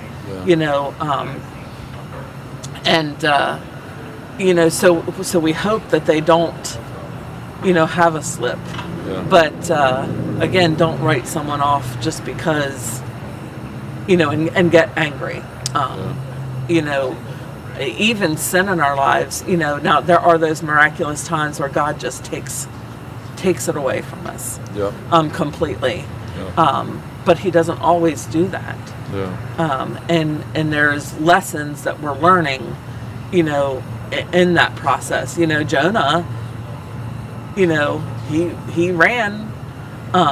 He didn't quite get it, right away, and God had to take him through a process, to get him to realize. And still at the end of the book, he's still, he's still kind of disobedient towards what. He's not doing it with a joyful heart, obeying the Lord. He's stomping and grumbling the whole way along. I think we just shouldn't expect too much. Not that we don't hold to a standard, but Well, to that point, because you said something good about like not condoning it, and Yeah. one thing I would definitely say is, I'm not saying you say it's okay. right. Right? Like, we should not use language like that. Like, if someone just said, that's okay. Yeah. It's not okay. No. And yet, what we could do, and it's interesting that I think we get scared to do this, is just reaffirm to them how much we love them. Now, you've never in that told them that's okay. Your Yeah. behavior was acceptable. You are just reaffirming to them, this did not change my I love still for you. love you. And I think we're scared to do that because that can make them still feel like, then you Oh, condone it's my okay, yeah. actions. But it's that overwhelming love of God that has to eventually set in, and is only going to set in when we're willing to show it. It's scandalous. It's scary. Yeah. Right? Yeah. Just like we've all abused the grace of God because it's so amazing and overwhelming that you can start to take advantage of it. But we have to be willing to show that amazing grace like that. Right. And trust that God is going to use that. And then we know if we don't see that happen, there's justice as well. And that will come in time. We don't have to rush to justice. The Bible is clear. We should not be rushing to judgment. Right. Mercy delights over judgment. And so much of the scriptures just teach about not being quick to wrath, to judgment. And God is not. The Bible says God is slow to wrath. So why are we so quick to let's get them for this? Yeah. Let's make sure they feel this. I think it's just our lack of patience and our lack of love. Right. Honestly. And then one more point, what's amazing to me about the whole resetting thing when it comes to recovery is how a man, like one thing that wakes me up to this idea is like a man can have like 3 years clean and mess up once and instantly feel like all 3 of those years are gone. Yeah. And then we in some ways treat them almost the same. Wow, how could you do that? How could you go back to all that? As if that just deletes these 3 years that by the amazing grace of God you had clean. And I just think that is so destructive to any person. And you have to reaffirm, like even again, it's not to say that's okay. Yeah. Oh, wow. Let's reaffirm our love to them. Let's reaffirm, let's get back up. Because this doesn't delete 3 years of progress. And it doesn't have to. It doesn't have to reset their brain or anything where they could go and go on another 10 years Right. without it. But that is a pivotal moment Yeah. in how we respond to that. Yeah. Yeah. So what's one thing you want people to know about the Hope Center? We love you. Genuinely, I tell people I want you to feel loved being here, but I don't want you to love being here. It's not your home. We want you to get in a home, and we want you to be self-sustaining because we don't think we're better than you. Right? And so, this comes back to some earlier conversations as well. the whole helping without hurting idea, and the book was mentioned Yeah. up here. And a lot of the idea is just teaching you that you have value as a person and you can be self-sustaining. So we don't want you to live with us as a crutch because it dehumanizes you, right? So we want to help you get out of this situation while still showing you we really do care. So we'll say hard things, we'll push you, maybe in ways no one has, and we'll challenge you a lot. But even that's done out of true love for you because we think you're really valuable and we think you're really capable and we think you have a lot of gifts and talents and God-given abilities that we don't want to step in and stop you from being able to use and exercise in your life. So Awesome. Yeah. Well, thank you, sir, for Absolutely. explaining your role and some of what you do here and a little bit more about our program. Absolutely. Appreciate it. Thank you. Thank you. So, Malin. Okay. So, I think we'll take a little and then we'll come back.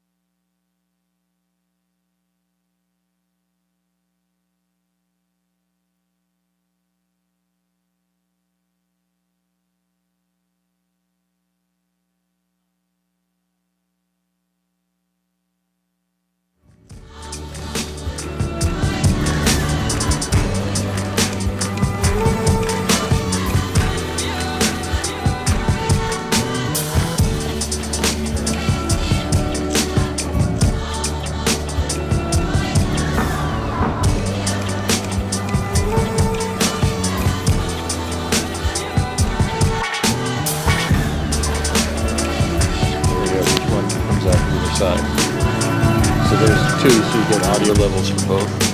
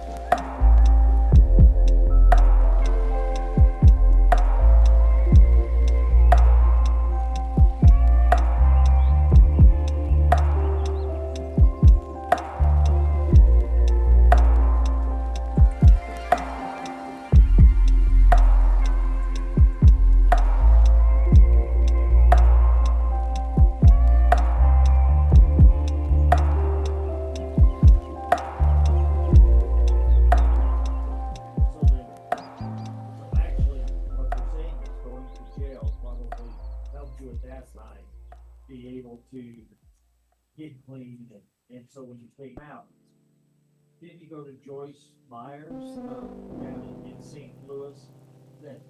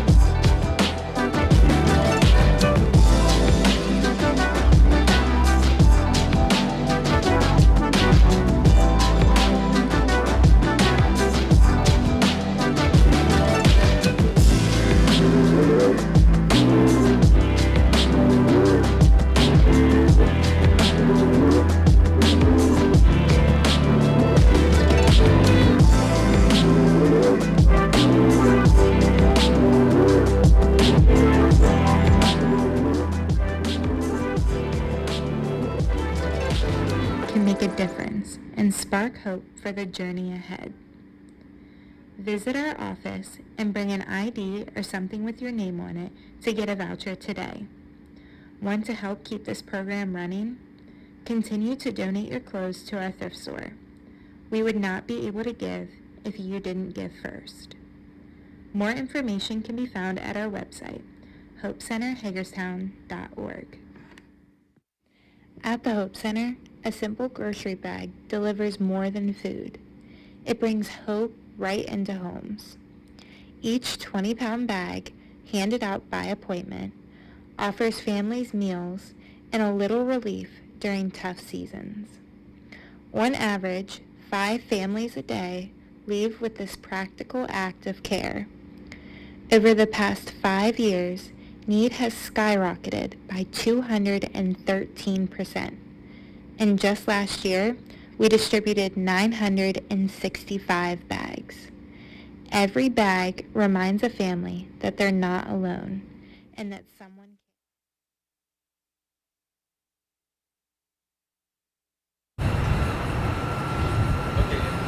All right. So I'm sitting here now with Deanna. Her current position is kitchen manager and cook at the Hope Center. So I just answered your first question for you, what your role is here at the Hope Center. But how do you plan meals, and where does the food come from?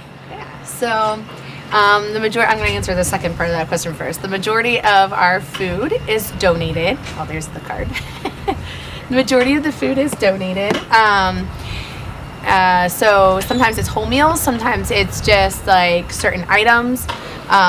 Most weeks, the only thing we really have to buy from the grocery store is milk and eggs, and that's not even all the time because we do get milk and eggs donated. So the way that I plan meals then is on Mondays, I always do a leftover day. So I can come in and just put all of our leftovers for the day into the warmer. And then that gives me time to then look at what was donated over the weekend. Gives me time to plan my meals for the week and to just kind of do a clean out of the kitchen or the fridge and the pantry. And so when I plan meals, I plan my meals around what has already been donated. But that can change on a whim because it might be a Tuesday afternoon and we get something donated that needs used like right away. And so then I'll come in on Wednesday morning and hey, that's what's for lunch today instead of, whatever was on my menu. But we do also have the farm.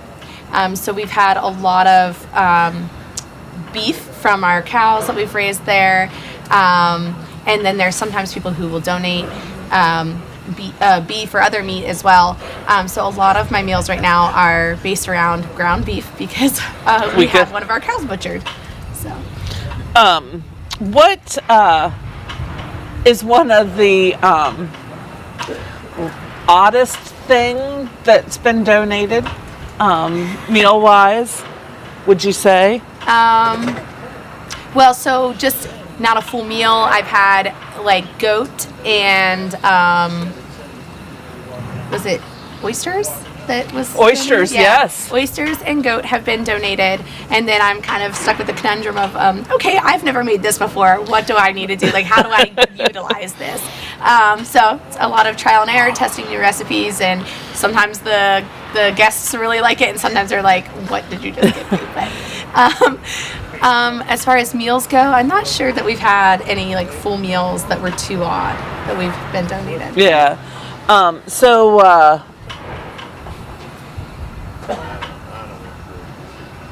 I had a question, like a follow-up question to that.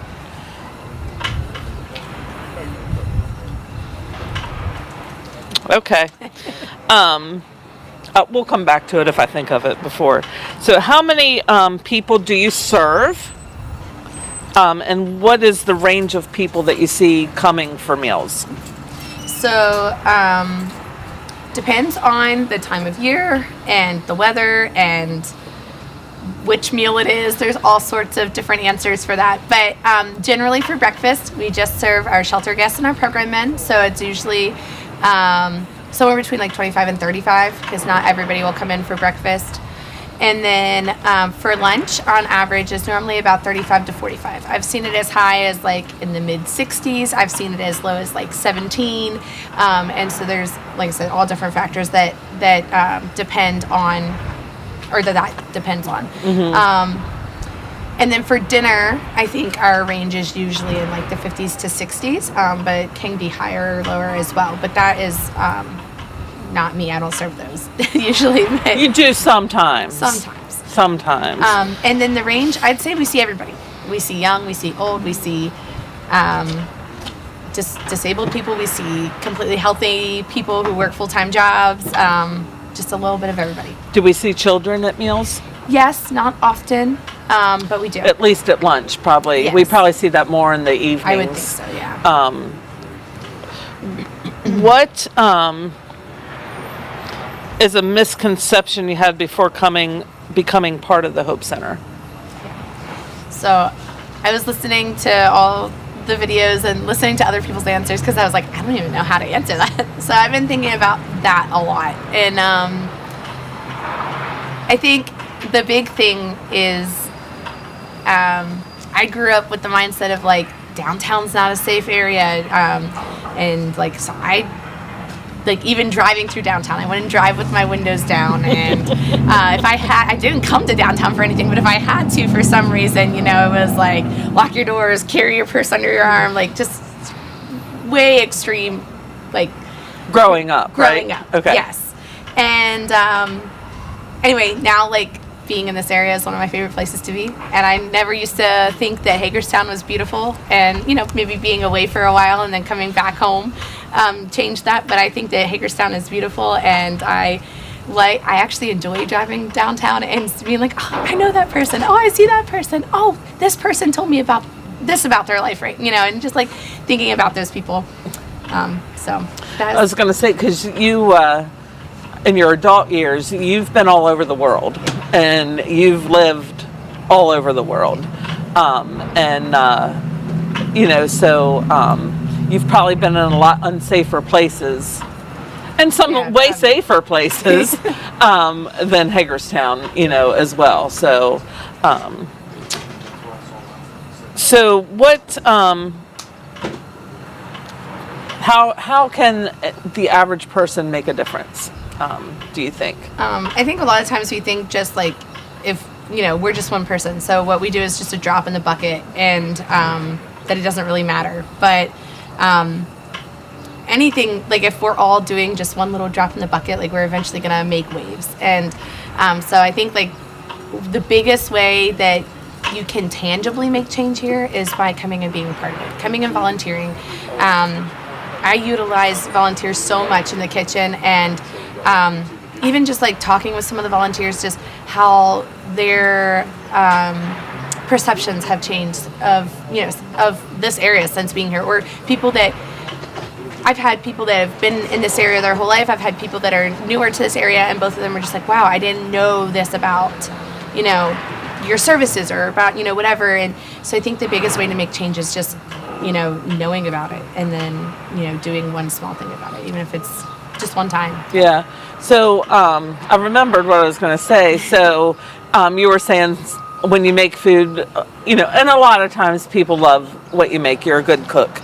But sometimes it's not a hit, and people are like, but sometimes they won't even try something because it's a little different, or whatever. But when that happens, we always have the alternative of Chick-fil-A. Chick-fil-A. Chick-fil-A is such a gracious donor to the Hope Center, and we get tons of chicken nuggets and macaroni and cheese and the breakfast biscuits and soups. Yes. And so we always, every day, because of their generosity, are able to supplement every lunch meal with Chick-fil-A. Yes. And we have people who will take the meal Deanna has prepared and the Chick-fil-A. And so people definitely don't go hungry when they come through our line. And we definitely make it a priority to try to make as healthy meals as possible. Again, we rely on a lot of donations to keep our costs down, and people are super generous. But so we want them to be as healthy of meals as possible for people. But we want them to be a hot meal because, people are living on the street. They're not cooking, a home cooked meal. And a lot of other, and it's okay. A lot of other areas sometimes they give when they feed a community like a bag lunch, so it's a sandwich or something. And again, I love a good sandwich, and sometimes I just want to, you crave a peanut butter and jelly sandwich. But we want to make sure that we are giving hot, warm meals every day. And I think that's something that we, are not prideful, in a bad way, but we're, very proud that we can do that for people, and that God has given to the ministry the ability to do that. So what's one thing that you want people to know about the Hope Center? So let's do twofold. The meal ministry, about the Hope Center. One thing that you really want. Good morning. One thing you want people to know about the meals at the Hope Center and that serving area, and then one thing just in general about the Hope Center. I know that with the meal ministry, I may be the kitchen manager, but there is a lot of people that have their hands in helping make that go smoothly. Every day, Michelle comes over and serves, and then I have dish guys that, their primary job is the dish room, but they are happy to jump in and help wherever. So they help serve. So when I started, I had a volunteer on Fridays, and now I'm blessed with with at least one volunteer Tuesday through Friday. Some days I have 2 or 3 volunteers. Sometimes, if a group is coming in, I have more than that. But so it only runs as smoothly as it does because of all the help that I have. And I know that one thing I love about, serving lunch and being in the kitchen is I get to see almost every single person that walks through this door. I always say, back with the Chick-fil-A, no one's ever going to leave here hungry, because if nothing else, we've always got Chick-fil-A. It may not be it may not be their favorite meal or whatever, but God has blessed us immensely with just the amount of food that we are donated and given. And but anyway, I just get to hear everybody's stories as they come through the line. I get to, some of them, they come through and they're going to get the same thing no matter what I'm serving. They're going to get, Chick-fil-A every day, because that's, for them it's a special thing, because they may not have the money to go eat out. And so getting Chick-fil-A for lunch every day is like, oh wow, this is a really luxury. cool. It's a luxury, yeah. And so some of them, they walk up and I'm like, you want your spicy Chick-fil-A today? I know their order. Anyway, that's just getting to know a small part of their lives just by talking to them through the line. And then sometimes some of them will come back up and talk to me after they're finished eating, when we're starting to clean up. And some of them have opened up more that way, which is really cool. One thing I want them to know about the Hope Center in general, I really liked what Carmelo said earlier, is that they're just we're gonna love them no matter what. We see so many different people, and I think that the most important testimony we can give to them from our lives and our actions is just that we emanate Christ's love. And I think that that's an area that the staff really excel at. Yeah. Again, we mentioned this earlier. We'll mention it again.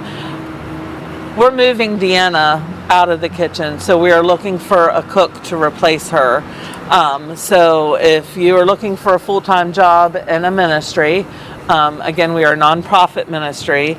But we are looking for a full-time cook who loves the Lord, who loves people, who can cook on a whim, and use multiple different things and mismatch to put together. Send us a message, apply, email the info email on our website, and we'd be happy to talk with you. So thank you for sharing a little bit about the kitchen and what goes on in your world every day. All right, I think we're going to show some videos here of. Oh, not yet. Okay, not yet. In a minute, soon, shortly. We'll show some videos of our men in the program. They did some pre-recorded videos. They're a little camera shy. They're a little shy to sit here on the bench with me, but that's okay. Because, and I've shared this, I know with my husband, and I think maybe with some other people, I don't want our men to ever feel like a zoo animal or a performance type thing that we use for just recognition. These are hard stories. These are people's lives. They are in the midst of a battle and of a transformation. And, we always want to be respectful of that. But I know that our donors and our supporters genuinely care and just want to know more about them, and how they're doing, and what your donations go towards. So I'm happy that they were willing to share some pre-recorded information, but just have an understanding, that these are raw stories, hard stories. Like my son Garrett shared last night, he feels, embarrassed by some of the choices that he made, but again, there's no judgment.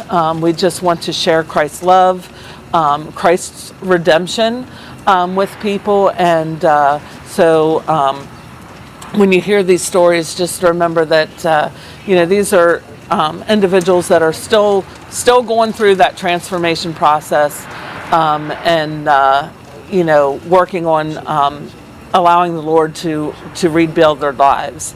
They're amazing stories, full of truth and grace and that redemptive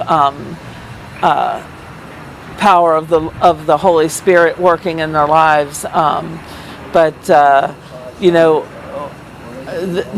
group of men that we currently have in our program, to me, I don't know, it just seems a little extra exceptional with the surrender that they have to the work of the Holy Spirit in their lives. So it's an inspiration to me, that at how they're allowing, Carmelo and Raph and Terry and Pastor Jerry and Greg Smith and Floyd, coming in to teach them, and the pastors and the involvement that they have in their churches. It's just exciting to see that. And so, just pray for these men, and enjoy and listen to the interviews that we pre-recorded, and get to know them a little better. So if you donate, you're getting prayer cards of individual ones each month, and at the beginning of the month we do a new prayer card, and so just continue to hold them up in your prayers and encourage them along the way. So when we get that set up, we'll be showing that. I think we have around 10 o'clock another national clip that'll come in. Is there anything else between now and the national necessarily? Okay, just more of conversations on a bench. I think we actually might have somebody come in here.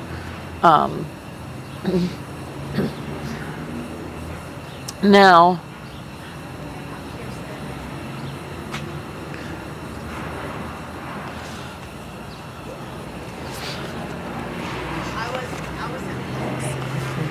All right. See you later. All right. Thanks, Deanna. We'll talk to you later. She gets to go prepare lunch. So let us know, if you've heard a story or a conversation that's meant something to you, something that maybe we shared about the Hope Center that you never knew before. Make a comment. Let us know. Let us know what you have found beneficial. Again, more questions. If you have questions, just say hi, do the like, share, whatever my grandson said, like, share, subscribe to our Facebook and YouTube page. When we started it off, I asked for everybody to share our live stream with three individuals. If we want to go ahead, if you're jumping back on today, do that again. We'd appreciate it. And we thank you for tuning in, coming along with us throughout the day. And again, it's 8:30. We have we're going till 3. So I'm feeling good right now. I'm praise the Lord. That's His miracle there in itself that I'm not dropping over dead. I like my sleep. I enjoy sleep. But so send those questions in. We'll be checking them out.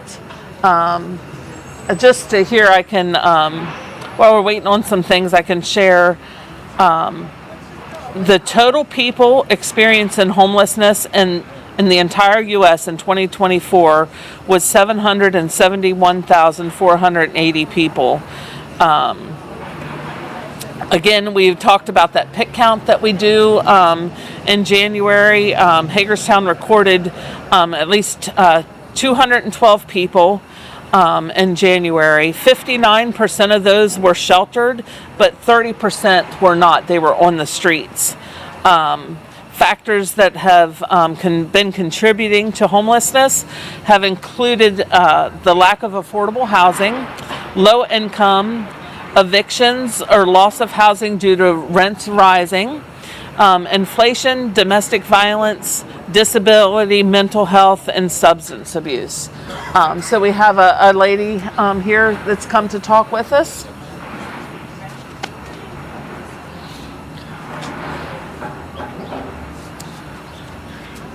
Hello. Hi, good morning. Good morning. Come have a seat. Yes. We do have a little. It's warm We have a over heat. here. Yes. How are you? I'm good. How are you? I'm good. Thank you so much for having me. Thanks for coming. And what is your name? My name is Kirsten. Kirsten. Yep. Nice to meet And, you, Kirsten. I am friends with Alva, and he sent me his when he was chatting last night, and I was watching. And God kind of put it on me. He's like, "You need to go talk about saving God's children," and I said, "Okay, let's see if I can get there." And Awesome. Alva made it. God made it happen. But Yes. Alva played a part in it. so- Awesome. I appreciate our new friend Alva. Yeah, he's That's great. exciting. Yes. So tell me about yourself. Tell me.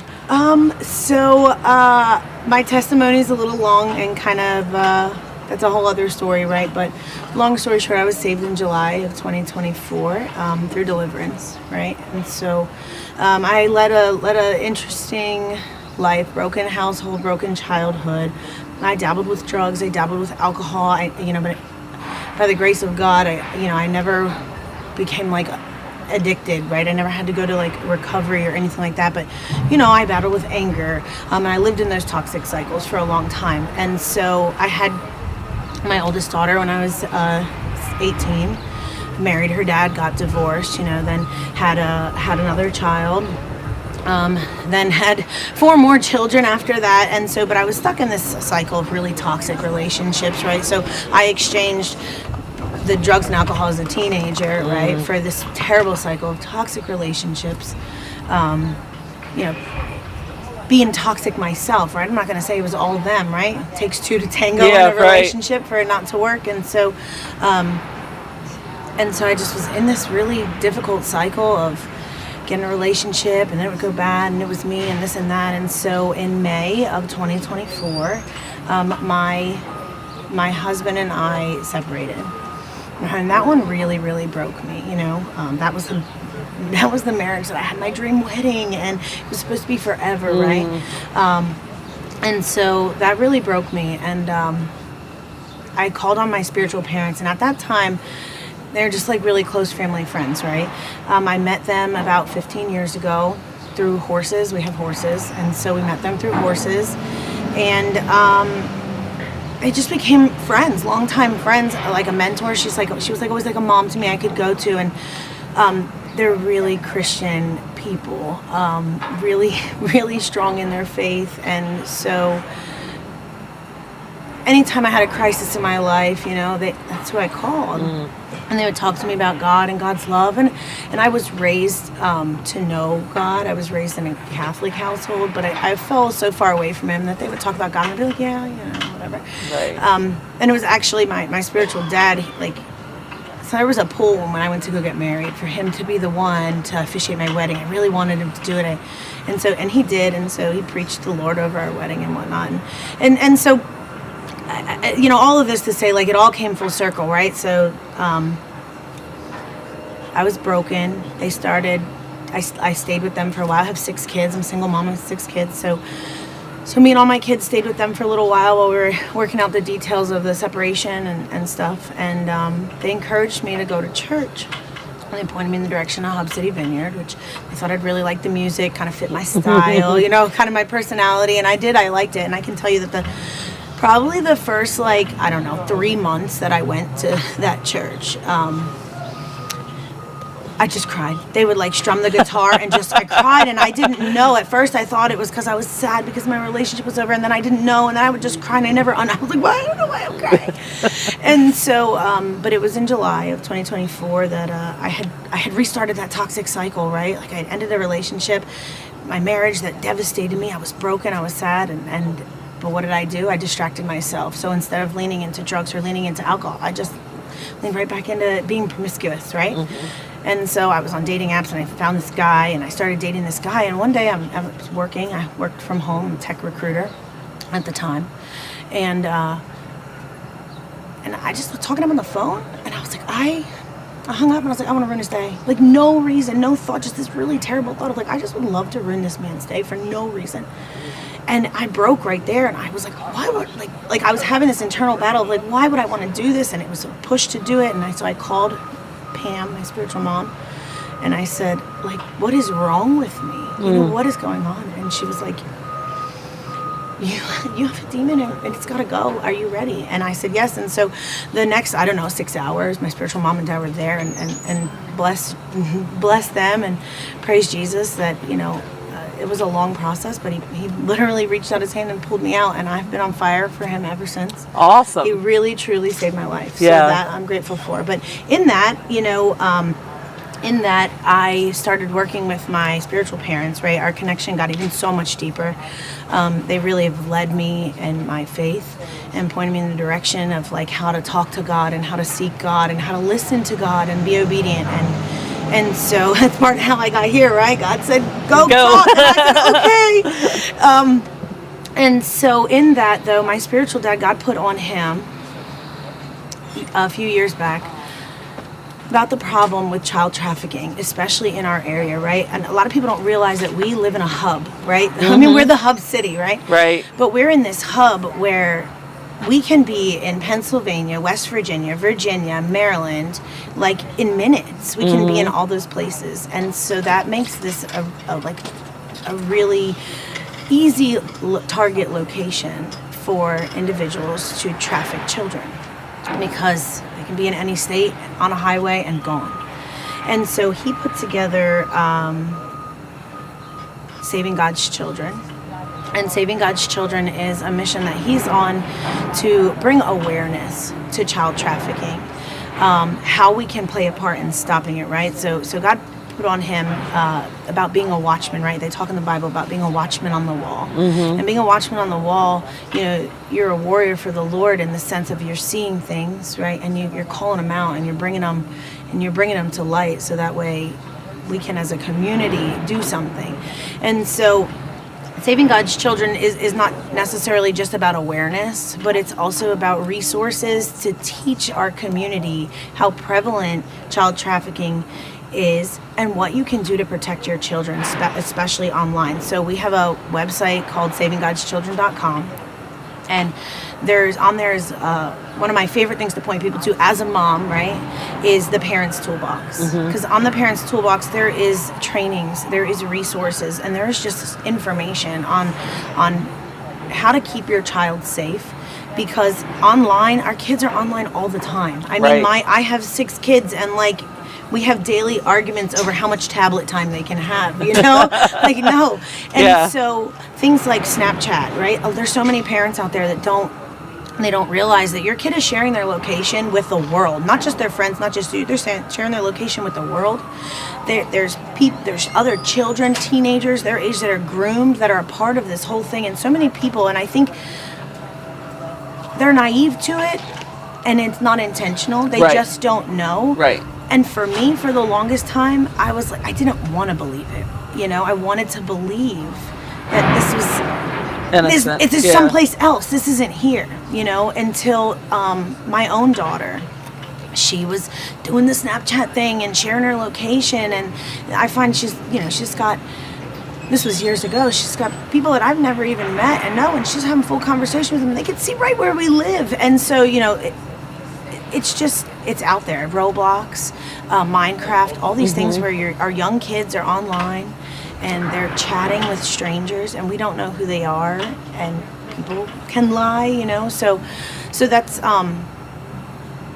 all that is there to like point people in the direction of protecting your own children, and then bringing awareness to this cause, because it's not just an issue here. It's an issue across our nation, in other countries. I mean, and we have lots of statistics on the website, but the majority of people get trafficked by their own family. People that are desperate, you know, desperate for many different reasons. And so I just thought it would be important to kind of bring awareness to that there's a resource out there if you want information, or if anybody wants to get involved in, you know, having a voice. And that kind of led to another mission that he was put on, right, in our local communities. It's just, our community needs prayer, right? Our community is broken. We have homelessness, addiction, trafficking. We have so much going on in our local communities and in local communities across the nation. And so that put on his heart, which is kind of then put on mine, you know, is something that he started, that God called him to do, and has kind of called me to help with that. It's called Refiner's Fire, and it's Refiner's Fire 2025, and God gave him a prayer, and to pray over the churches in our community, right? That God bring down refinement in these areas and shift the church and shift the communities to be biblically based, and to be what God wants for his community. And so that's another thing that's kind of heavy on both of us, and it all works together. I've partnered with a lot of great people that I've met at Hub City. Bill Johns is kind of helping from True North. He's involved, and we've had multiple meetings about how we can kind of put all of these things together: recovery, substance abuse, child trafficking, refining the church, all together to work for the greater good of our community and for God. Yeah. Awesome. Well, thank you. I'm so glad you came and spoke about that. We deal here, a lot with adults, with adult men. We do help women, in different ways, not shelter-wise or whatever, but we do forget that, there are children in the community that are victims in the sex trafficking. I did hear that, in this area, it is a hot spot. It is. And that it is family members that sell their kids in For a lot, many, desperation, right? desperation, drugs, different They could things be lead thinking into like, it. I'm homeless and Yeah. I'm doing the best thing. I'm going to give, this person's, because the devil is a wolf in sheep's clothing, right? So He's a deceiver. He could come right in and you look like he's doing this great deed. We'll help you. We're going to take your child and we're going to give him food and a safe place to be. And then next thing you know, where's your child? Yeah. So, yeah, it's a scary time to live in, for sure. And something that we hear, absolutely, prayer is essential. Yes. Prayer is essential. Prayer is the tool that God uses to bring down heaven's power, to earth. Yeah. So I love that, you're doing both these things, and that we're able to help share, a little bit in your world about what's going on, because we are all community. Right. This is all for the greater good of God's kingdom, right? And right. So, and I thank you for being vulnerable. Yeah, absolutely. But what a testimony of God's redeeming power and saving grace, even when we think we're beyond. Right. We're beyond he meets that us help. where we are every time. Yeah. Right But in He the doesn't middle of ever the leave mess. us there, right? Correct. He doesn't That's ever correct. leave us there, which is doesn't. amazing. And God, the two things that you have here, what's the children? So this is and I can leave these. Oh, here okay, if you yes. guys want to share them. So this is the Saving God's Children. Okay. We have awareness training. There's victim stories you can go on and watch. Predators caught. We share a lot on our Facebook page of local people that have gone missing, we don't. Yes, it's Saving God's Children, right? But we're all children of God, and so we don't really. While our focus is the children themselves, right? We're not saying we're here just to bring awareness to sex trafficking for just children. This is for everyone, right? 'Cause anyone can get involved. And so we put a lot of those things up on there. And then this one here, we also have this one is a Facebook and an Instagram. This is Refiner's Fire. And that's where you can find the prayer. If anyone feels so called, like we need change in our community and we need power through prayer. You can go on, the prayer is there. You can actually download this, everything is, free resource. You can download the resources. You can share this with people. And there's a website, refinersfire2025.com. And if you've prayed the prayer over a church, you can actually go and tag it on the website. So you can go and see, when you first get to the website, you can see where this fire has spread across our nation. Last time I checked a few weeks ago, this prayer has been prayed over almost 100 churches across the nation. And so our hope is that we can use this prayer to ask for God to just rain down His Holy Spirit, right, and bring change in our community, in our nation, and in our world. Yeah, and we know that can happen. It can. And, He can do everything.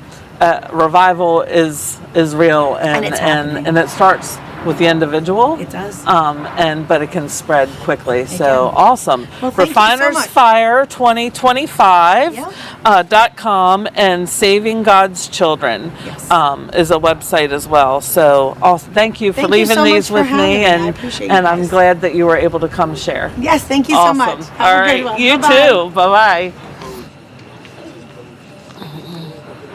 Okay. So So are you just going into? So we're going to go to those videos of the men in our program now. So remember, pray for the men.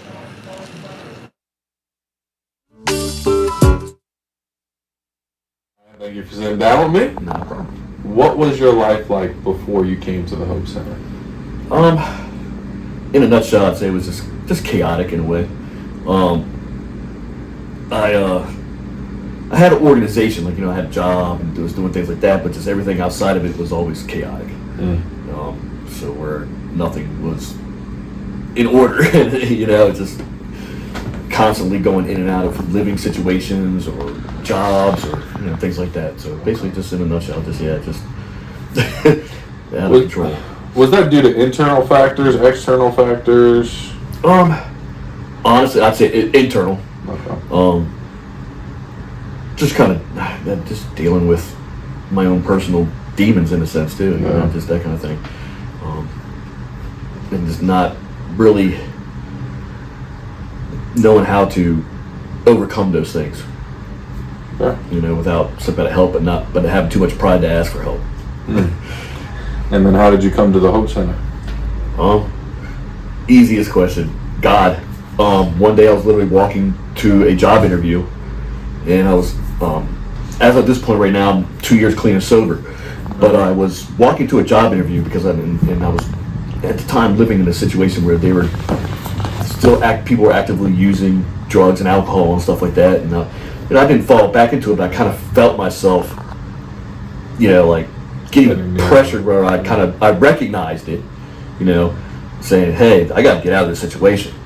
But I was just walking to a job interview and something told me, because I was here over the winter time for about a month and a half as a guest. Okay. And I remember somebody talking to me about the program you guys had. And I was just walking to my job interview, and I just walked right past it and just said, you know what, I need to get out of this situation. I wanted to get back into my faith, because I saw it working last time I was here. Yeah. And it's something just told me to keep on walking.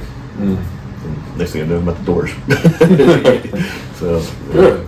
And how has God transformed your life since? In a lot of positive ways. I know I got a long way to go, but I think one of the biggest things is just my attitude. And kind of, I guess, overcoming certain fears. One of those is just trusting people, because I've been on my own since I was 17, 18 years old. And you get pushed and pulled so many different directions. People lie to you, take advantage of you. So you build up that shell. I think that's one of the biggest things in a way, because once I started opening up and being who I am again, by the help of God, by God's grace, it really kind of, it's steering me towards the right direction. Yeah. Like I said, I got a lot of work to do, but it's hopefully I feel like inside, in my heart and everything else, and just how he's playing a big part in getting me where I need to be. Well, we see it too. What's one thing that you wish people knew about homelessness? There's a couple things. One of them is like everybody's situation is different. I've been homeless when I've been doing everything the right way, just by somebody else's fault or something. Like, for instance, one time I was living in a house and renting a room, paying this guy rent, and he had a landlord. And next thing I know, I came home from work one day, and the landlord's like, "What are you doing?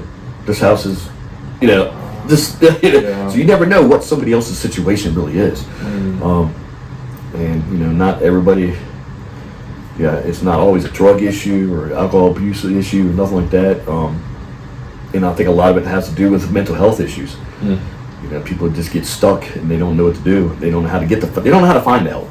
I think that's a big thing too, is letting people know how they, what's going on. I guess helping people just realize, hey, there's a lot of help out here. Getting them past that point of being nervous and scared, and because that's one of my biggest things, was walking up to somebody and saying, hey, I need help. Yeah. And it's not just because I'm a man, it's just because I just don't like doing that kind of thing. A lot of people, a lot of people are like that. They they don't like their situation, and they don't like to talk about it. Yeah. But they got to know that it's okay to talk. And there's got to be people out here to come to. Absolutely. Thank you for sitting down with me. All right, not a problem. Appreciate it. Robin, thank you for sitting down with me to have this conversation. The first question is, what was your life like before the Hope Center? Before the Hope Center, my life, it was a mess, very much. I was using alcohol and drugs. So I couldn't, my life, it was unmanageable. Yeah. So even when I was getting a job, it was an issue for me that, end up going back to the drugs and using, and very much not knowing, don't have support with the family, not knowing God, don't associate with any church. So that's what my life was. Okay. It was very messy. Yeah. And how did you come to the Hope Center? So at first, I was tired of being homeless and sleeping here and there. So I came here, take a 30 days bed, and in the meantime, so I heard Hope Center have was a men ministry recovery upstairs. They have a program. They're showing us the new life and showing us Jesus Christ and God and that. So that's what I get to the Hope Center And I think you've kind of started to go into the next question too, which is how is God transforming your life since then? How has He transformed your life? Yeah, He's very affected my life because I tried it 2 times actually. The first time I came, I associated with the church, with the God, and Hope Center. He was like treating me like a family, their own. I'm very appreciative about that, but unfortunately I left in the middle. I thought I can do everything, I go help my family, I settle them down, but unfortunately I didn't go to church, I didn't associate with the people I used to, like at the Hope Center, and unfortunately go back to the drug again. So this is very important, is that for everybody out there to like, you have to stick with the what is it called, things you are, like believe in God, go to church, get the mentor, have a partner, liable each other, hold you accountable. So I think that those ones very important. Is that absolutely? Isn't it so true that God helps us? We come to Him because we need help, then we get the help, then we try and do it on our own after that. We find out that we still need God, right? So yes, definitely. We've all had that same experience. Final question, Raman. What's something you wish to share with everybody that would better help them understand homelessness? Most of homelessness we have around, to me, is a choice. But most of them is like they don't have that love, family of support. I know a lot of people, they rather be in the street. They can't go to their family, but because they're using, they rather be in the street and they don't know God, they don't know Jesus, they're not a believer. So I wish they could, they believe in something. They having a faith on something, because every day we go through to the struggle. They have a faith, but they should be put those faith to the Jesus and to the God. So I think everybody gonna be much better lives. Yeah, I hear you saying a couple things. So homelessness tends to be a choice due to hopelessness, due to purposelessness, due to addiction.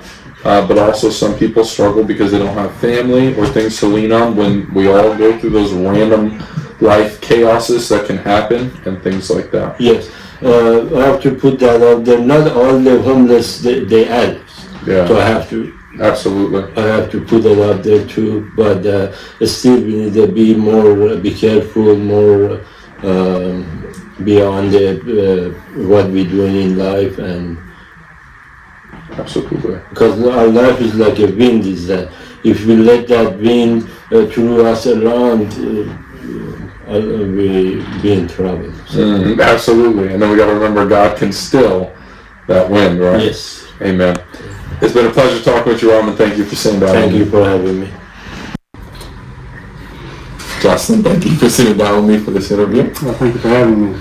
Absolutely. My first question for you is, what was your life like before the Hope Center?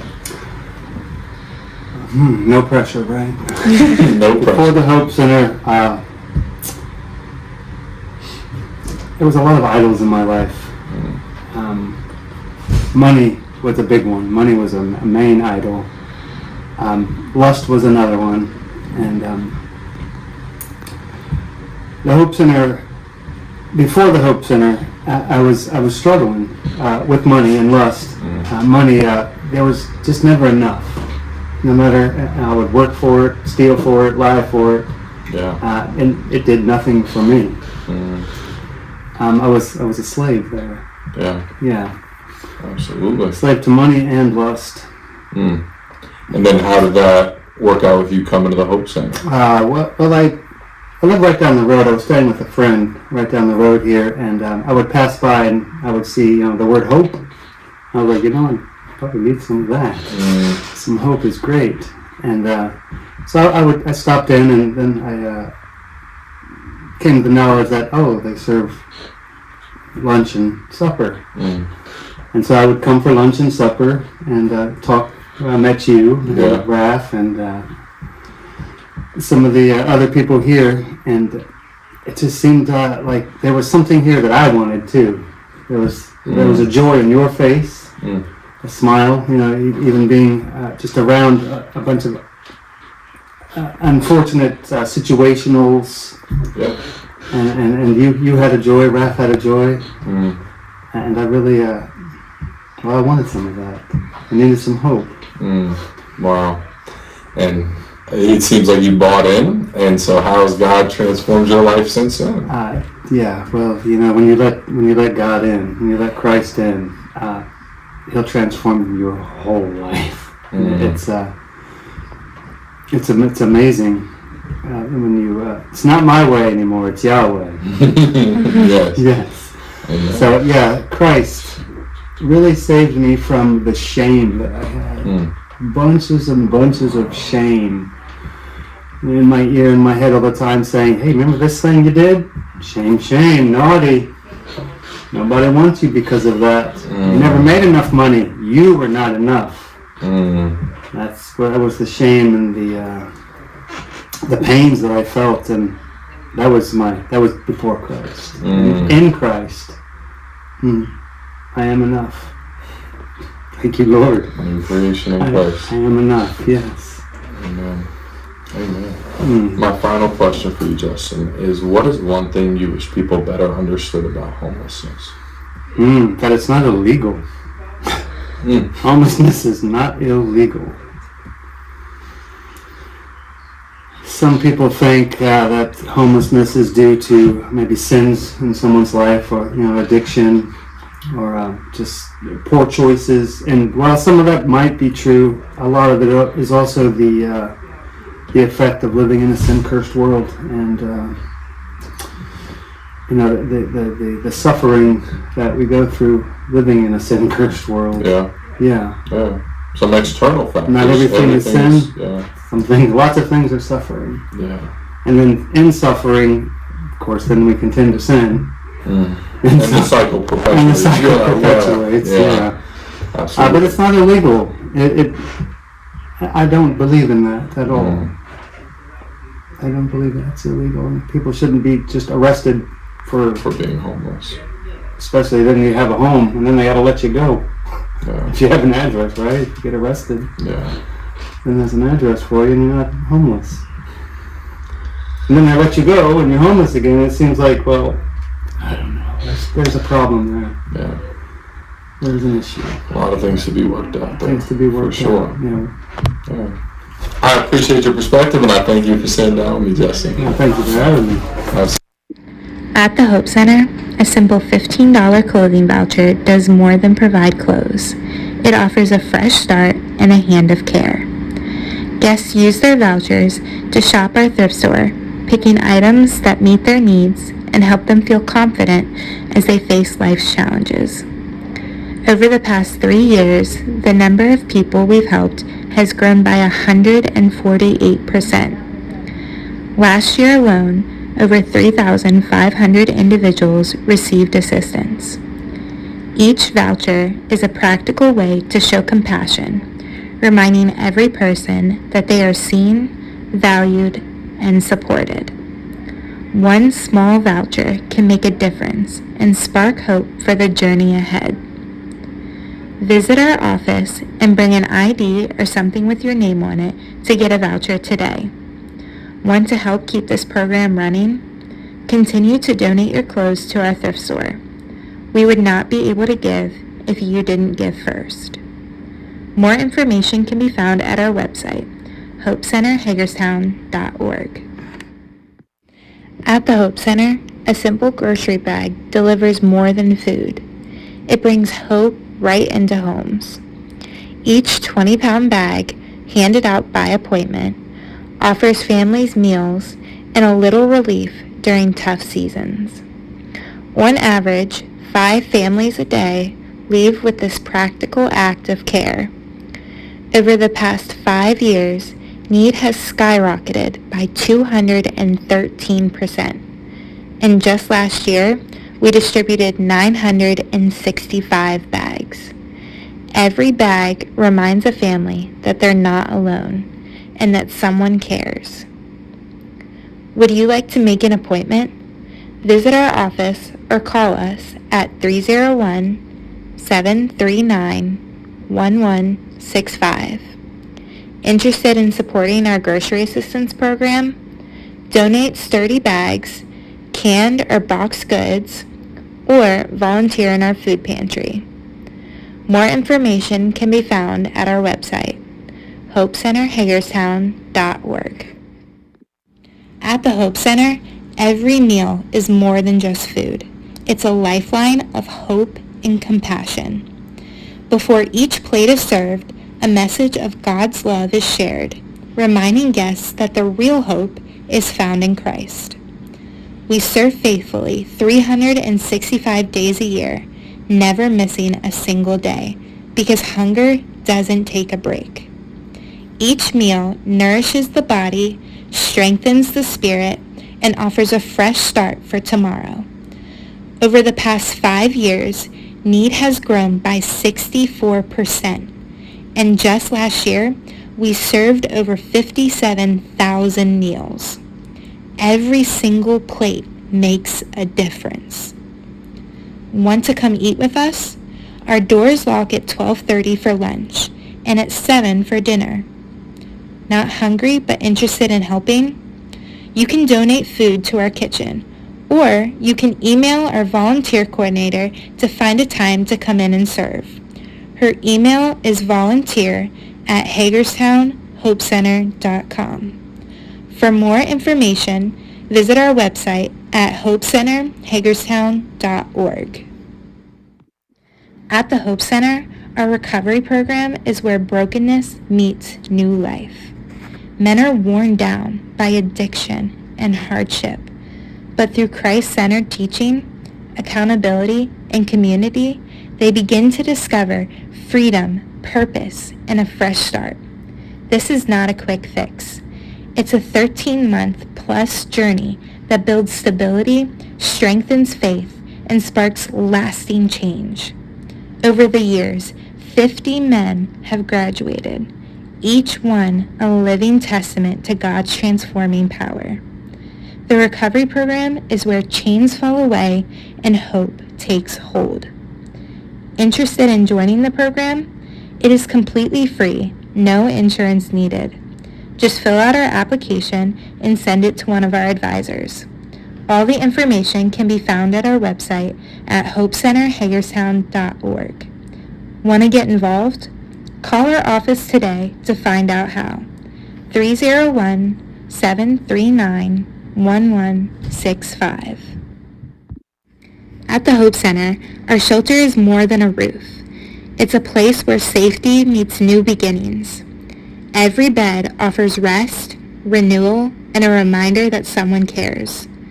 Open 365 days a year, we provide cozy bedding, essential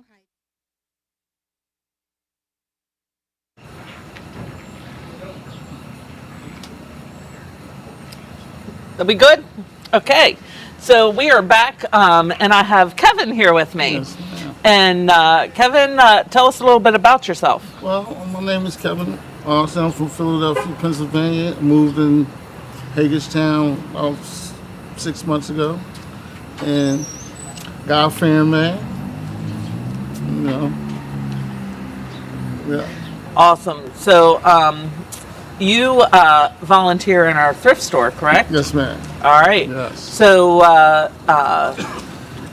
tell us a little about what you do over there to help us out. Well, you know, clean up, price things. You know, help out wherever I can. Awesome. And I hear you do a great job over there. Thank you very much. So is it easy or hard to volunteer here at the Hope Center? Oh, it's easy. It's very easy. Very Yeah, easy. Yes. And the people that you work with, how are they to work Oh, with? they're amazing people. You know, God-fearing, and you know, everybody works together to help each other out. Awesome. You know, we we really rely on a lot of volunteers, and so we're thankful that you're here volunteering. What's one thing that you'd like people to know about the Hope Center? Well, the Hope Center is here to help people, they're here for you. Anything that you need, all you do is ask, and they'll reach out to help. Awesome. So there's lots of different ways to volunteer, and the store can always use some extra help, especially in the back. Some men and some muscle, right, to help with the back, and like you said, it's pretty easy, right? It's pretty easy. Flexible. Yes, exactly. To be able to come in and work. Yeah. And so if you'd be interested in working with Kevin and volunteering in the thrift store, give us a call. Yeah. And talk to Michelle. She'd be happy to get you situated. So thanks for coming and talking with me, Kevin. Thank you for having me. We appreciate All it. right, God All bless. right. We'll let right. you go, and we'll switch your places with Angie. We'll Okay, put her on the hot seat. Thank you, sir. Yep.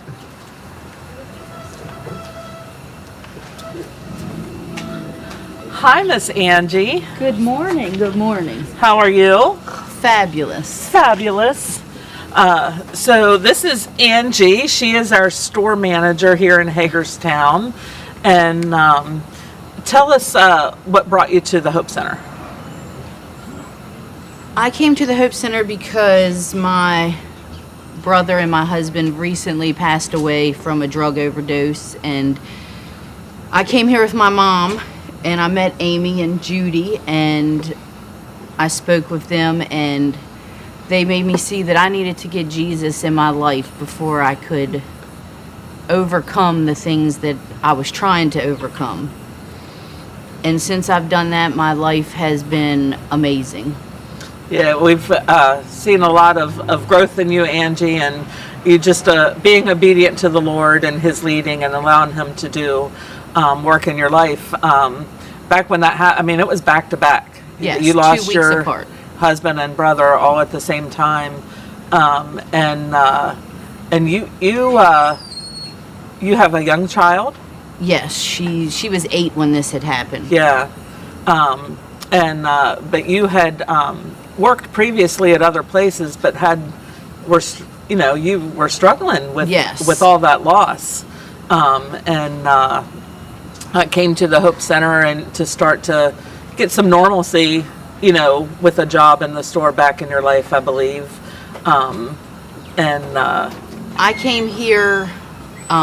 This was the first place I came when I finally was able to just get back out in the world, I guess you would say, because Yeah. I went through a lot of depression after that happened. Yeah. I just didn't want to be around anyone. So when I came here, everybody here just made me feel like they cared. Yeah. And this has been the best decision I ever made, was to come here and be a part of the Hope Center. Just helping people and watching how God has changed so many people's lives since I've been here. Yeah. So you get the opportunity to work with some of our men in the program. What's that like for you? It is amazing just to see how they start here, and when they finish, they're a completely different person. Just to see how God has changed their life daily. Every day is a different day that you see different things that they've changed, and how they are starting to love God more, and they're following God more. Because I've seen some men come here and question if there even is a God, as I did myself for a long time till I came here, because I didn't grow up in a Christian family, lifestyle, anything like that. I didn't really find anything out about God until I came here. Yeah. And you guys have helped me with my walk. Howard here has been with me through giving my life to God, to now serving for God. every day's a different day for me. I'm still new at this, but I try every day to live a better life, and I think that it's going really well. Yeah. We'll lighten up a little bit. Tell us a little bit about the thrift store. If somebody would come into the thrift store, what are they going to find? Clothes, shoes, very unique things. Like, you never know what you're going to get over there. We never know what we're going to get. What's one of the oddest things you think that you've seen come through the thrift store? We've had animal shells, and we've had teeth before. I remember some teeth. We didn't sell them, but we did have some teeth. They was questionable. That's probably the oddest thing that I've seen. Yeah. For sure. So I talked a little bit yesterday about our 12 weeks to Christmas. Can you share a little bit about that? What's going on with what we do with the 12 weeks of Christmas? Every week we have something different on sale. This week it's electronics. Leading up till Christmas. So come in and get your Christmas deals. We got tons of it, and it looks amazing. Yeah. But every week we change sales. Going with, I think it's the 12 weeks of Christmas song. Yeah.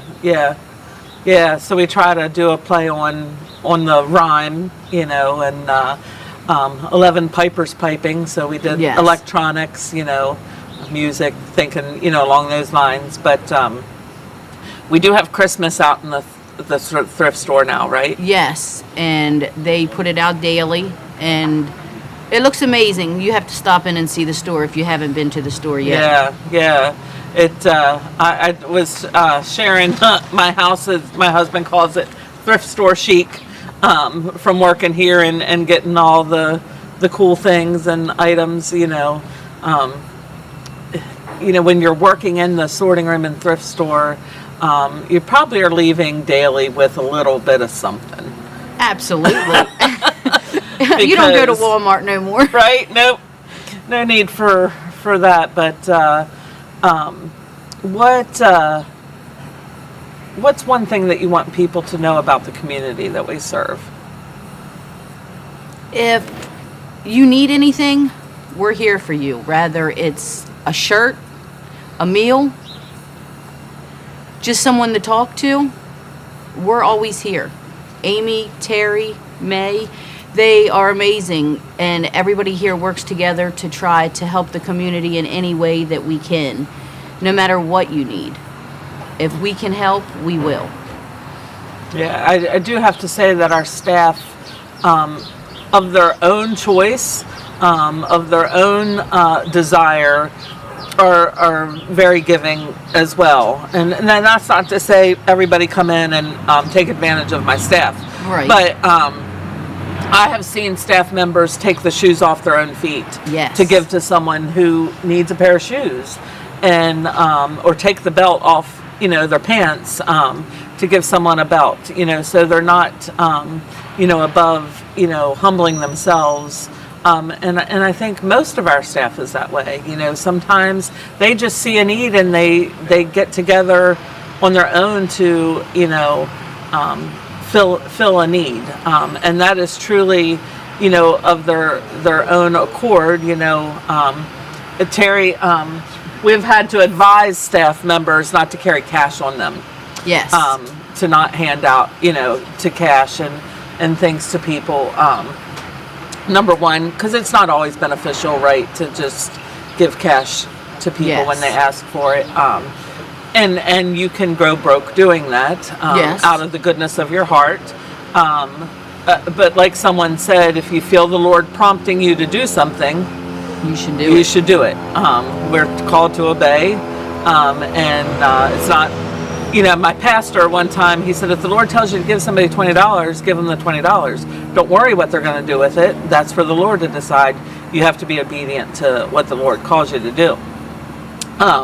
But we do just physically try to meet as many needs as we can. Absolutely. With people, not not necessarily financially, but if people, like you said, if somebody comes in and they need a shirt, we're going to help them out with a shirt. If they need a pair of shoes, if they need socks, whatever it is, we're going to help them with needs. Not necessarily wants. Somebody comes in the thrift store and says, "Oh, I have to have this piggy bank or right. doll baby." Well, that's not necessarily a need. But we're going to make sure people have, a want. That's a want, not a need. So, but we're going to make sure that people have the things that they need. And if we can help you, we're going to try to find who can help you. Right. Rather if that's me calling you or May or Carmelo or Raft or Terry to find out, we're going to try our best to make sure we are helping you before you leave here. Yeah. So you know what the next step is that you need to take.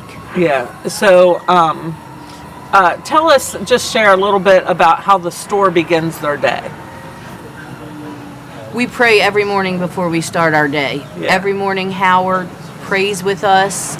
We pray, and then it goes on from unpacking stuff, putting it out, pricing stuff, making the store clean, and just communicating. We minister to the customers that come in. We pray with them. We do a lot of praying for our customers in the store daily. And that's nice to just see and be able to do that, because not every place you work, right, you can do that, right, at all. Yeah, I do have to say, all areas of the Hope Center, prayer is important. And I know the sorting room starts out their day with prayer and even like a small devotional. The store does the same. The administration office does the same. Deanna does that in the kitchen with the guys over in the kitchen, because we know the importance of prayer and the power of prayer, and how it can change things. So, what's one thing that you'd like people to know about the Hope Center that they might not know? If you need, this place is a miracle. Like, it makes miracles happen with God.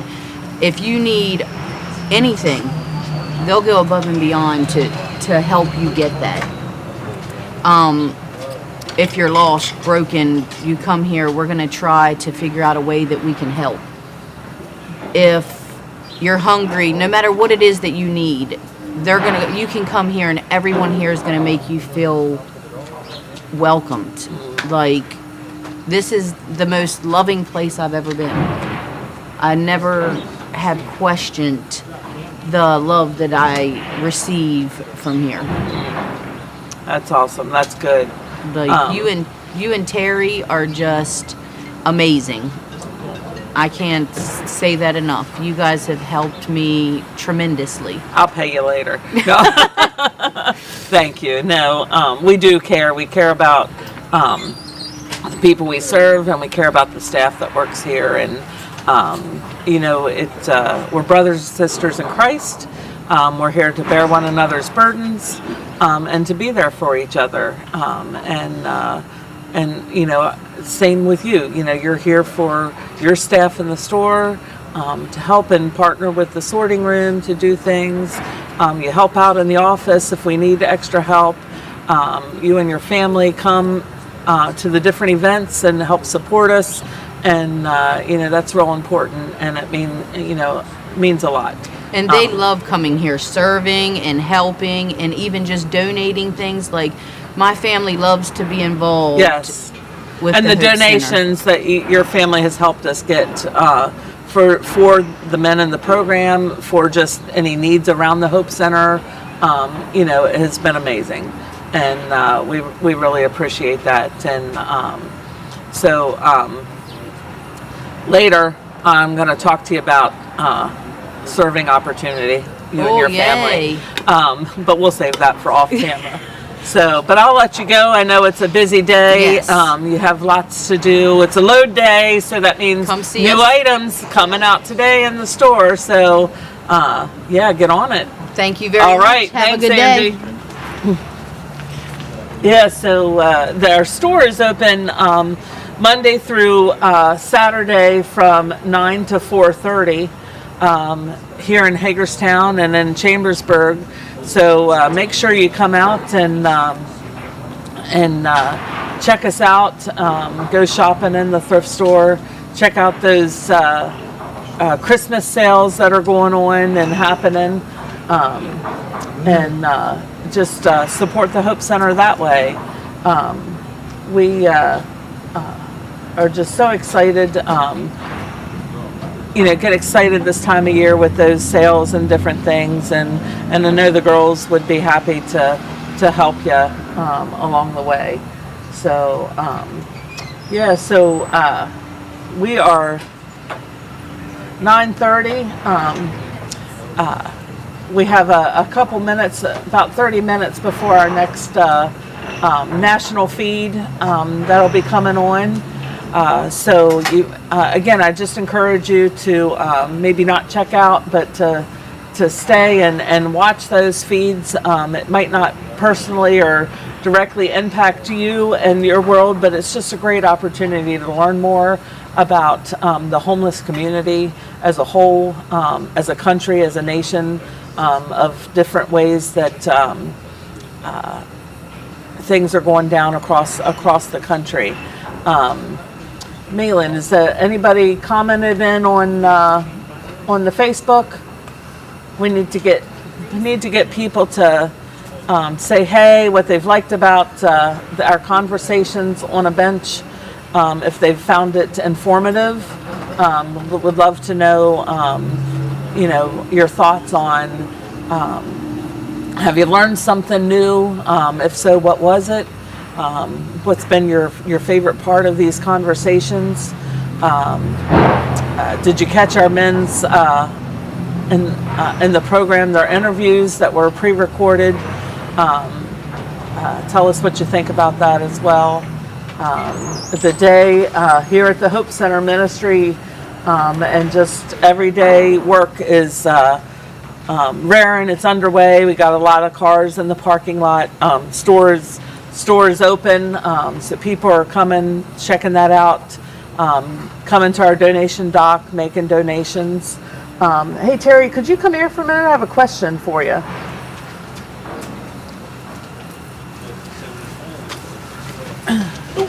So I think we touched a little bit last night, but I would like to readdress it and talk about it a little bit. Tell us a little bit about the bailing room, and what that is, and how that helps the Hope Center. So it's multifold. So one, we're being good stewards by recycling things that can't be reused. In the capacity that they're in, so they don't end up in the landfill. But more than that, it helps as we're developing these program men. They get assigned a task, and part of some of their tasks are working in the bailing room, where they learn to drive a forklift, they learn how to use the baler, they learn how to load tractor and trailers, yada yada yada yada. So it gets them a skill. It teaches them initially soft skills of, hey, I got to get up and I got to go to a job assignment, I go to work, this is what time I take a break, yada yada.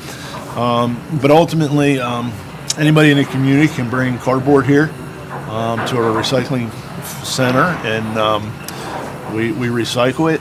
Generates a little bit of revenue for us. The same way with textiles.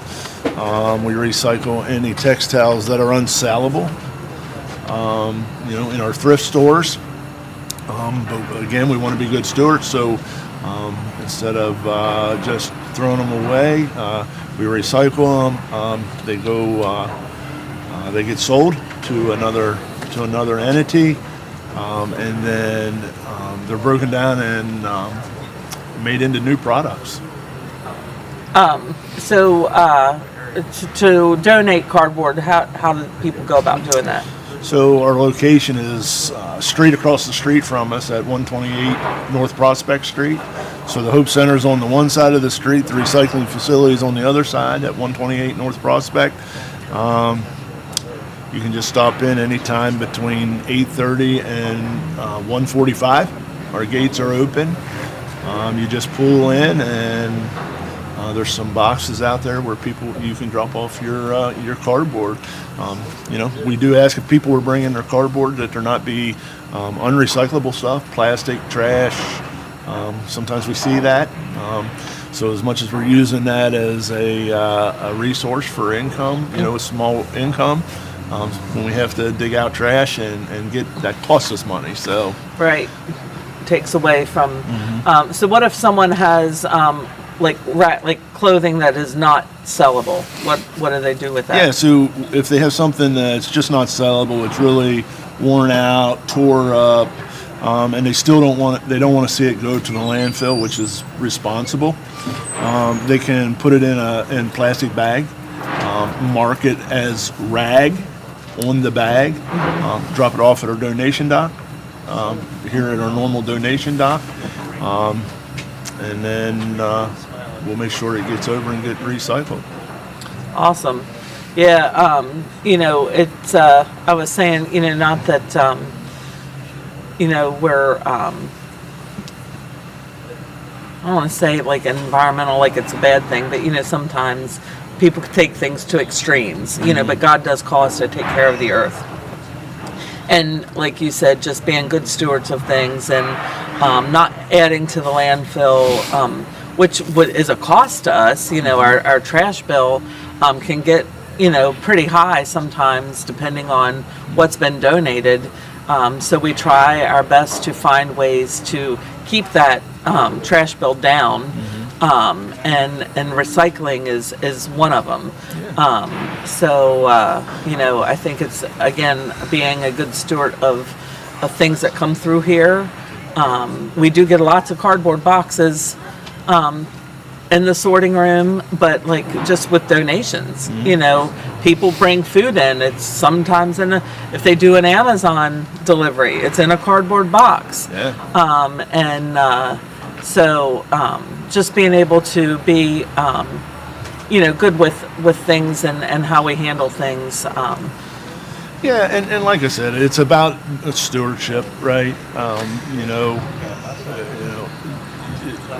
We want to use all the resources, right? So even them torn up blue jeans that are not sellable, God still brought it here, right? And we need to be good stewards of what He gives us, and that's what He get, and if that's what He gives at the time, then we need to take care of that, and that's why we do it.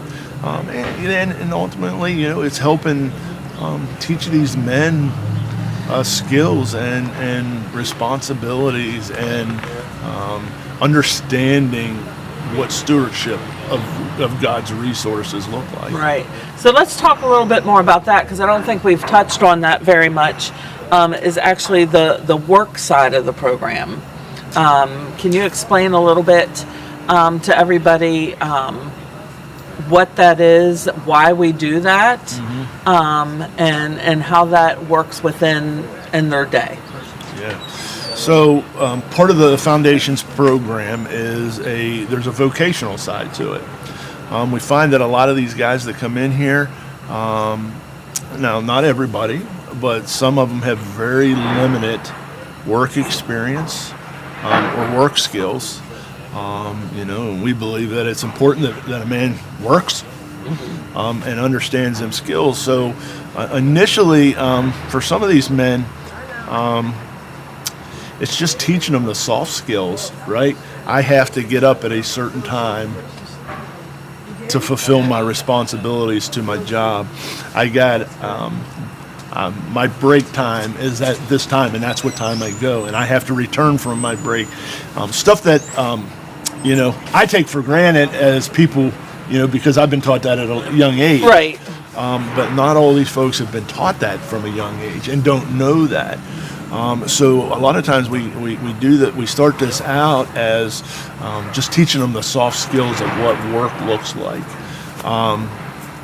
They do work in programs on our facility.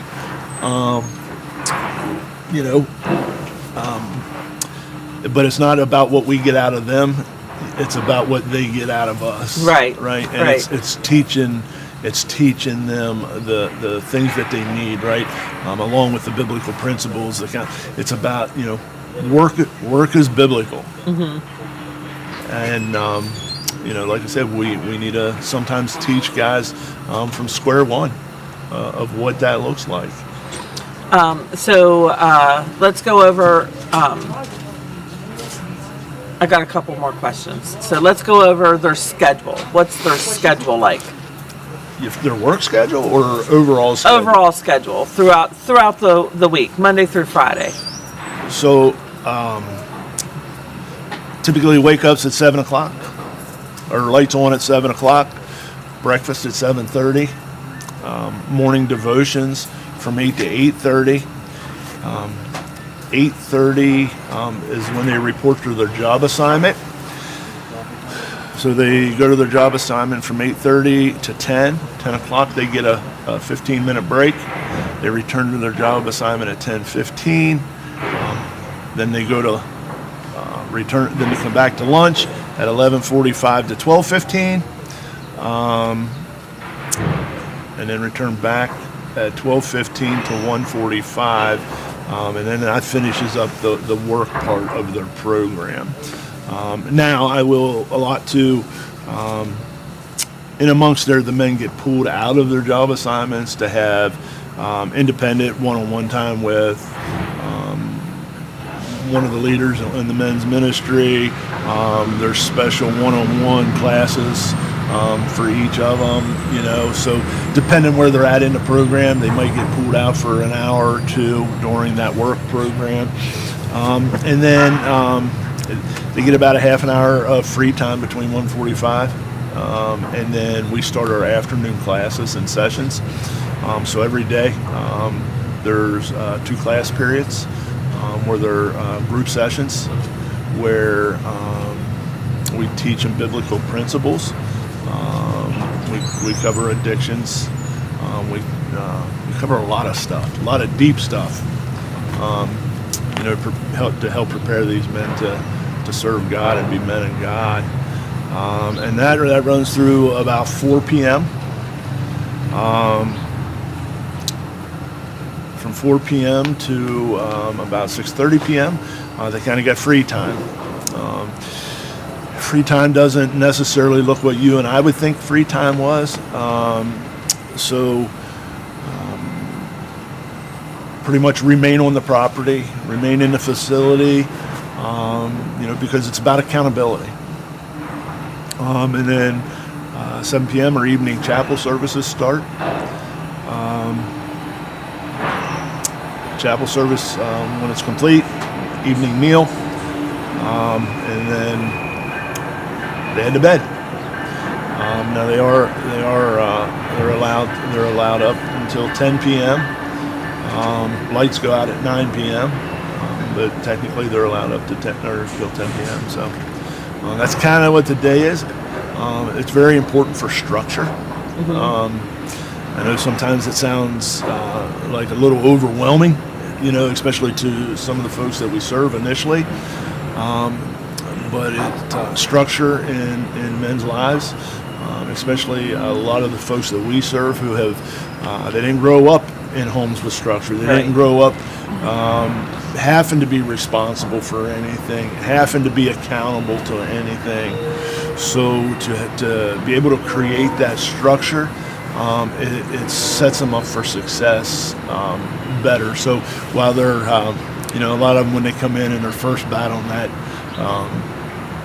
I don't like structure, they can fight. We can work with them through that, right? And get them prepared for life outside the Hope Center. Yeah. So, what, if anything, would you like to maybe see add to or changed about the work part of the program?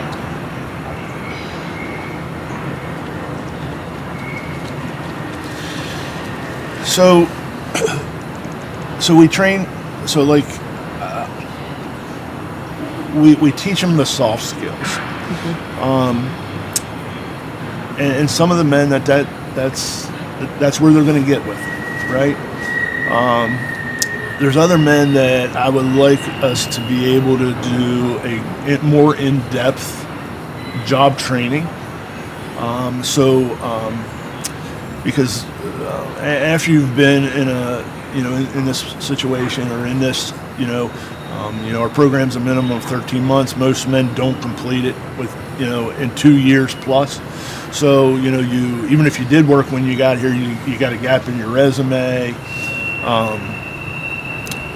To get them, the ones that really want it, the hard skill, get them certified forklift trained, get them, the ones that work in the kitchens, help them get ServSafe, certified. So them soft skills are important. The experience of saying, hey, I worked in the warehouse for the last year, but actually help them get some certifications. So as they go out, as they're filling resumes out, not only are they saying, I worked in a warehouse and ran a forklift, also got my tow motor training. You know what I mean? Here's my certificate. Right. Because it adds that layer of, as an employer, right? It would add that layer of value, right? Because somebody who has what you need when coming in, it makes them more valuable. Yeah. Yeah, no, I mean just to have that training. Yeah. That the employer wouldn't have to try to get them to have that already. Yeah, I was thinking the same exact thing when I asked that question. So after graduation, we have a transition program. Tell us a little bit about what that looks like to be in that. If they want, they're not, they don't have to. Yeah, they don't have to do anything. Like we don't hold people. We pray that they complete things that they commit to. But we don't hold them here against their will or anything like that. When they sign up for the program, they're not locked in. If they decide they want to leave, they decide they want to leave. We'll counsel as best we can to talk them out of that, because we believe, what we're teaching them is of value and is needed, right? So tell us a little bit about the transition program, what that looks like, what you expect to happen in their lives during that time. Yeah. So the transition program is still in the process, right?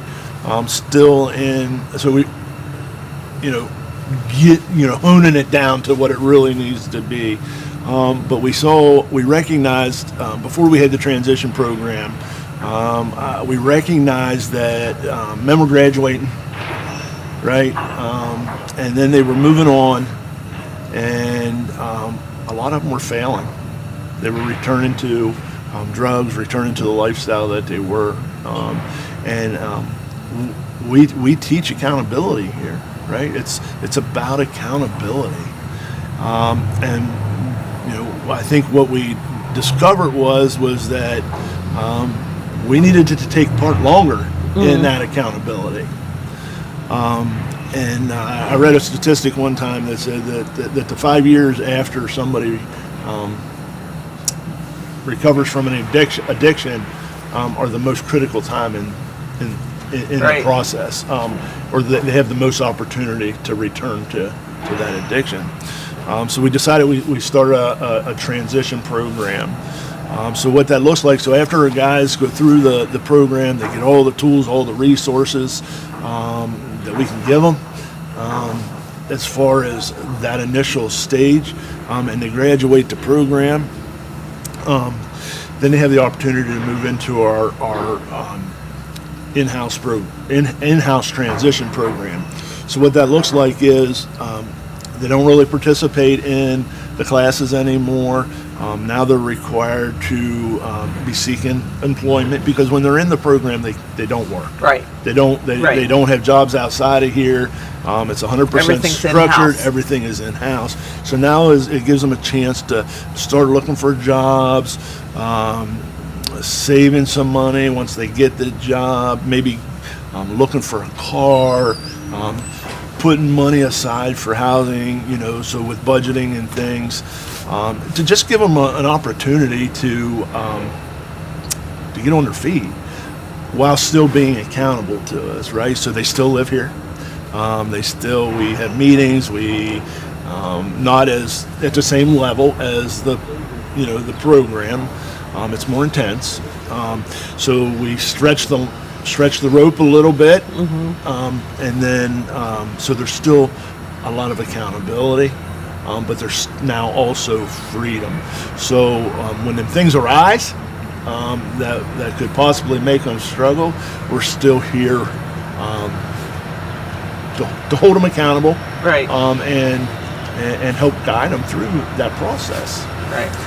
And then if they can be in that for initially, we do every 6 months, and then we reevaluate how they're doing. And as long as they're making progress with looking for employment, getting employment, securing employment, saving some money, just what normal folks do every day.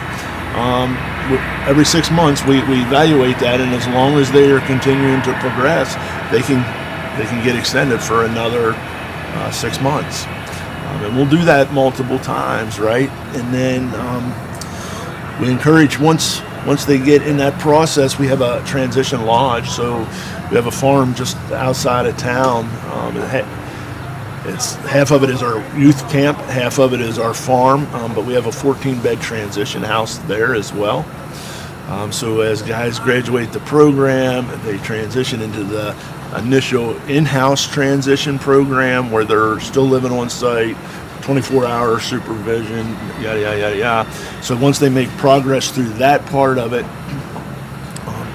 if they so choose, then they can move from here at this location, which is 24-hour supervision, to our transition house, and where it's semi-unsupervised.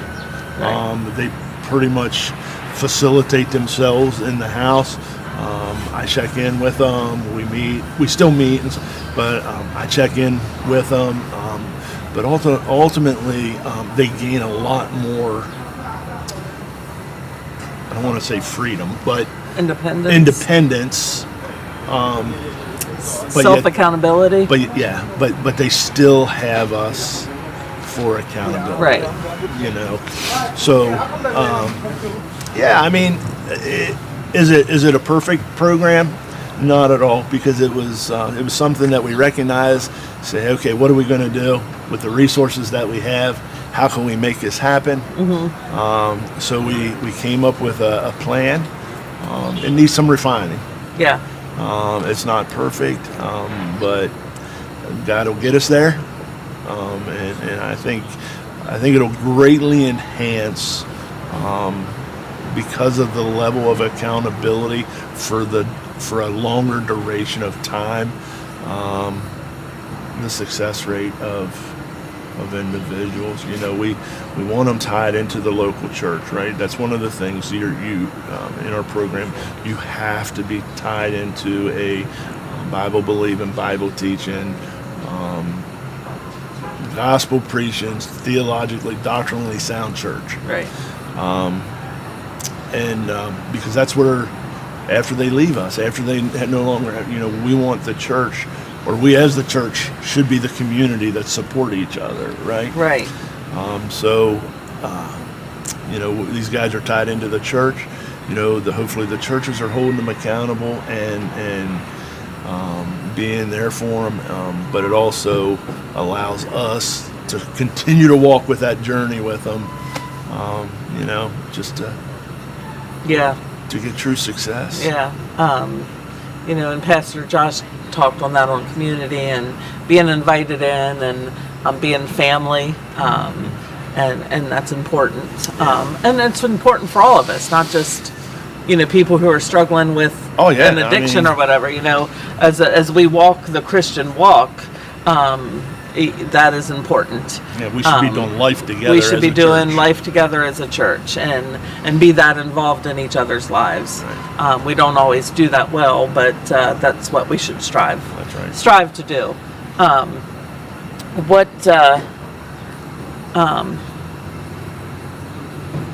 What's one other thing that you can think of that you would like people to know about the program here at the Hope Center?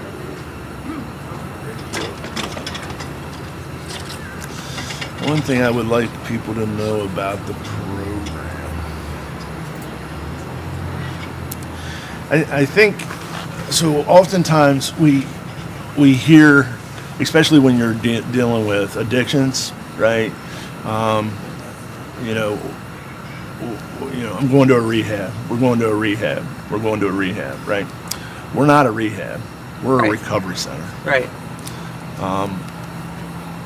I often say, and this isn't discrediting rehabs because there's a place for them. Right. I can lock anybody in a room for 28 days and you're not going to use, right? And I can say you're clean. Right. I think we're a long-term investment to teach the principles of beating addiction. And ultimately that's through Jesus Christ. Right. So I don't want that to be skewed to saying that I don't, because we need them. A lot of times they go to rehabs before they come to us. Right. Right. Because we got to get them. Sometimes we got to get them to that point. But we are a life recovery. Right. It's more than just somebody's addicted. Now I got to get clean. There's brokenness in their life, and we're here to walk that journey with them. Right. So how do you join the program? So typically we don't do referrals or anything like that. So one of the things that we want to make sure is that the guys coming here for the program are coming for the right reasons, right? Our goal is to serve broken men who recognize that their life is, they need some change in their life. Now they don't need to know what that change is or what the fix to that change is. They just got to be willing to admit that, hey, I need something different than what I got now. So we have a pretty stringent entrance policy. We have a shelter, so if you just need a bed, we can put you in a shelter. Right. Right. If you just want to get closer to God, well, we got a church for you that we can send you to. Right. So there's specific criteria, and I hate to even put it this way, of brokenness. Right. Yeah. So ultimately they come, they usually talk with us, share with us a little bit. There's an application. They fill out the application. It gets into some pretty deep questions. And then they will interview with myself, Raph, and Carmelo and we'll evaluate each individual on an individual basis. Right. Right. So there's not we don't have a checkbox criteria. Right. Right. So each individual, their situation is taken independently and individually based on them. And then we meet with them. We discuss it as leadership to determine whether the person would be the right fit for the program, and the program be the right fit for him. Yeah, because we want people to succeed. We want people to succeed, and we want to make sure that as much as they're a right fit for the program, that we're a right fit for them. Right. If people are interested, have somebody that they know this might work for them, they would just contact the Hope Center, and we can work with you then from there. Yeah, So, just real quick. real quick. So when I say we don't take referrals, I'm talking clinically. Right, So from- if you're a parent and you need, or you have a brother. Yeah. So yeah, we're going to another national feed, so that's why I gotta cut you off here. Good. And then we'll come back and we can talk more.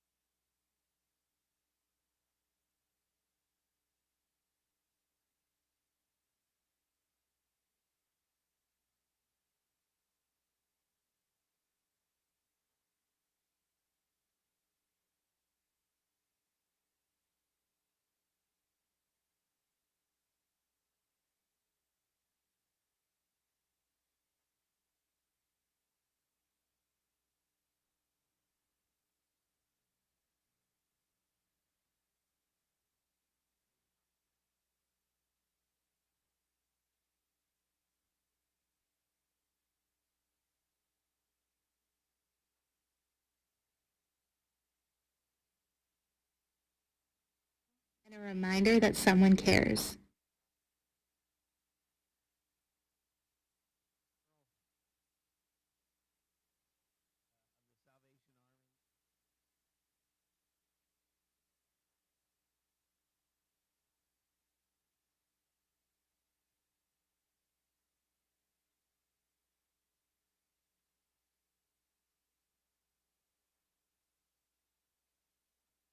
At the Fresno Mission in Fresno, California, to kind of do live look-ins to what these conversations have been like. And they've been everything from having conversations with folks that have been through our programs or who are on the staff of our ministries to local officials and educators and other nonprofit leaders. And really appreciate your willingness, Merle, to just be a part of this conversation, knowing the partnership in ministry that we have and how significant that is. So thanks for being with us. Well, thank you very much, Tom. It's a privilege to be a part of this, and I salute you and your team for all that you're doing through a 24-hour event like this is not easy to pull off. So congratulations on what has gone very well so far, and hopefully that it'll finish just as excellent as it's been to this point. Yeah, hope so.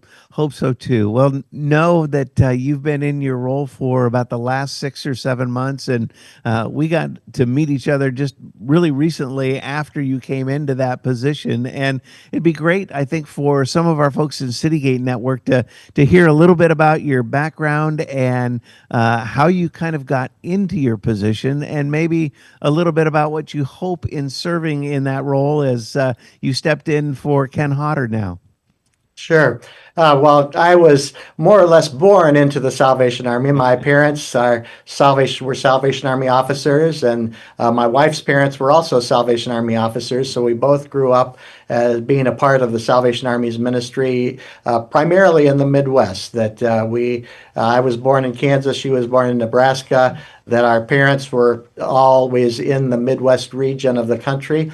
And then since we've been Salvation Army officers, that we have served primarily in the Midwest, but then have had the opportunity to expand our vision over the last few years.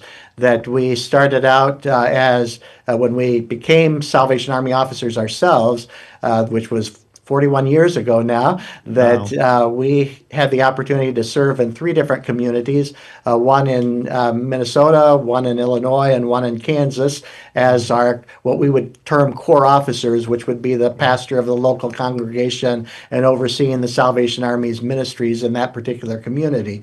So we had that ground level opportunity to really develop in that area. And then after that, have served in multiple what we call divisional headquarters, which would usually serve 1 to 2 states, regions.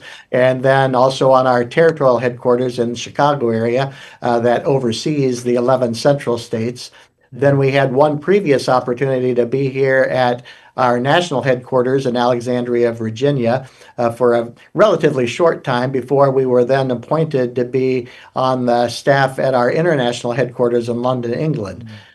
So we spent 5 years in London, England, and during that time we had the first 2.5 years were focused on overseeing the work of the Salvation Army in North and South America and in the Caribbean. And then the last 2.5 years, I served as the International Secretary for Business Administration and really had opportunity to travel all around the world to see the Salvation Army's impact in many different places. The Salvation Army is currently serving in 134 countries, and I've had the privilege to actually visit 52 of those countries. So it was quite an opportunity to see what's happening all around the world from a Salvation Army ministry standpoint. And then the last 4.5 years before coming back to the United States, my wife and I served as the territorial leaders for our Latin American North Territory, which includes 10 separate Latin American countries, including Cuba and Dominican Republic in the Caribbean, everything from Guatemala south to Panama in Central America, and then Colombia and Venezuela in South America. So that, again, was a real eye-opening opportunity and just to see how God is moving in those various countries as well. Yeah, that's wonderful, and to really see, I think the broad base of experience that you bring from obviously the international side of that to certainly the headquarters in Britain to throughout the U.S. And I love that Latin America piece, and maybe we'll come back and touch around that as well. One of the things, Merle, that we connect around is really your adult rehabilitation centers, and knowing that that's a place where you often provide addiction recovery programs and different kinds of things like that. What are you seeing from the Salvation Army side with regard to addiction recovery and homelessness and mental health these days?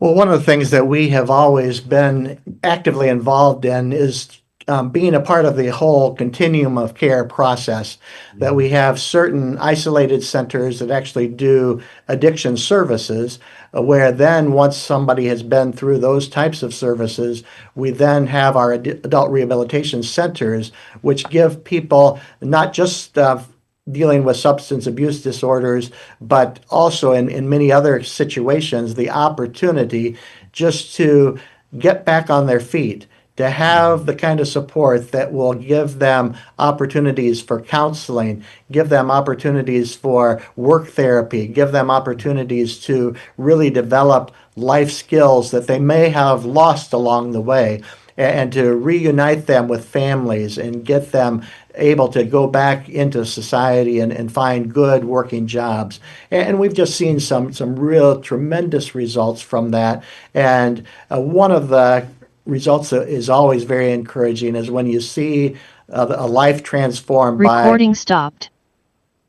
I'm not sure. Go ahead, you're good. Keep going. Yeah. Okay. Great. Yep. One of the things that has been very gratifying to see always, and it's a real blessing, is when you see a man or a woman who's come through that adult rehabilitation program have reconnected with their faith, with their Christianity, and rededicated their lives to God and to serving others. Recording in progress. And one of the things that I thought would be interesting for those to see today is just a prime example of that. A man who had gone through our adult rehabilitation program got his life back together to the point that he is now serving as a Salvation Army officer in the Kansas City area. And if we can roll the video, I think that you'll be impressed by the ministry that he's doing right now. Great. Sounds like a great story. We'll roll the video right now.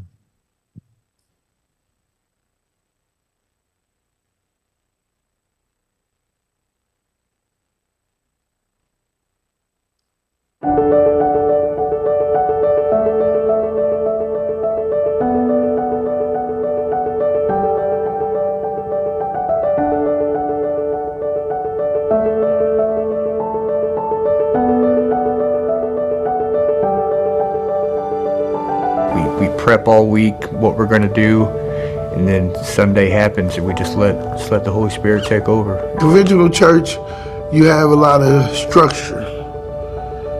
Dinner church, it is structured, but we come in, we fellowship, we sing the songs. We don't care what you look like. We don't care what you smell like. If people come in here homeless with their bags, and we go pick you up. We can come pick you up. We pick up the women from the senior living facilities. We pick up people off the street. We're not making them feel that they have to be of a certain essence to be in the room. The variety of people that come, they come as they are. They don't need to impress, whether, their hygiene's a little off or whatever, wherever they're at, we meet them and get to serve them a hot meal, share a message, prayer request, let them get some hygiene, food pantry. So it's a great thing to be a part of. It changes my life every Sunday. Me and my friend were walking down the street and we seen Lieutenant Donald taking all this stuff in the building. We asked him, "What is that?" And he said, "I'm trying to set up a thing called dinner church for people around the neighborhood to gather together and talk about God." So we went inside. I've been going since day one. I haven't missed a Sunday. I love it. I love the worship that he gives. I love the songs, and when I leave there, I feel great. So I keep coming back. My name is Lieutenant Donald Cooper, and I'm currently stationed in Kansas City at the Prospect Corps. Dinner Church is a fresh expression of what the Holy Spirit can do during church. Hospitality has been our biggest hook in being here. The music is on, the coffee's hot, the food is good, the space is decorated beautifully, and all that so that it can be the hook, so that they can be introduced into a relationship with Jesus Christ. I don't think I would go to a regular church. I would love to come to a place like this where nobody's judging. It feels like family. Come as you are. When you leave here, you leave not only full and spiritual full. He's welcoming you to the pantry if you need anything. If you need a clean shirt, come on over. He's loving, and it's like this was what he was made to do. That first night we had 20 people. We gave hygiene, we gave food, we sat around the tables. I told my story about how I was lost in the streets and how I was an addict for 10 years in and out of the prison systems, incarcerated, but look what God has done in my life. Because attendees were heavily people that were from that community of unhoused and addicts, it really hit home for them. I didn't feel like I had a place I truly belong until I started going to dinner church, because I had a lot of things going on. And when I talk to Lieutenant, it builds my strength back up, because sometimes I question, which I shouldn't. And I don't think I will make it without being able to talk to him or our dinner church, for real, because they are my family. So it's helped me a lot. To hear prayer requests at the end of the night, people begging, "Lord, please deliver me from my addictions," crying out to God about getting out of relationships that are physically abusive, crying out for cures for diseases and violence, people who have lost their sons and daughters to the gun violence in this community. To hear people who were unwelcome in Sunday morning church, who accidentally found church on a Sunday night, Recording crying stopped. out to God again. I can't put words to it. To remember the place that God found me. And then to be a part of someone's journey where God finds them. I cry a lot. On the way to work, I cry. When I go home, I cry because I'm so thankful that one, God did not hold my past against me.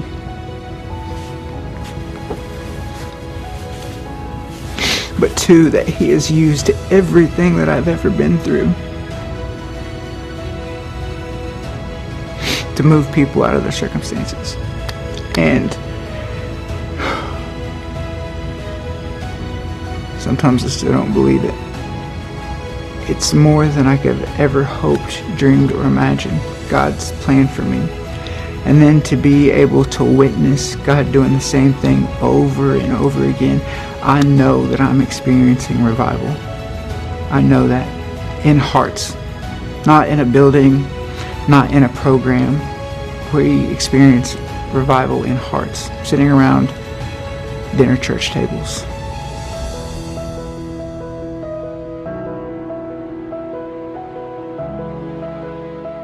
Thanks so much for sharing that that video, Merle. That was a touching story, a great story of transformation, and an incredibly innovative ministry idea around dinner church. And just love being able to create spaces like that that are able to embrace community for people who might not otherwise get it. And I think that that's certainly part of what the Salvation Army is about, and certainly one of the things that we try to do at Citygate Network as well. And when I was talking with some of the leaders at the U.S. Interagency Center around homelessness, they talked about between the Salvation Army and Citygate Network, we really have about 70% of all of the shelter beds in the United States. And I look at our relationship and connection in that way around how we live out our faith.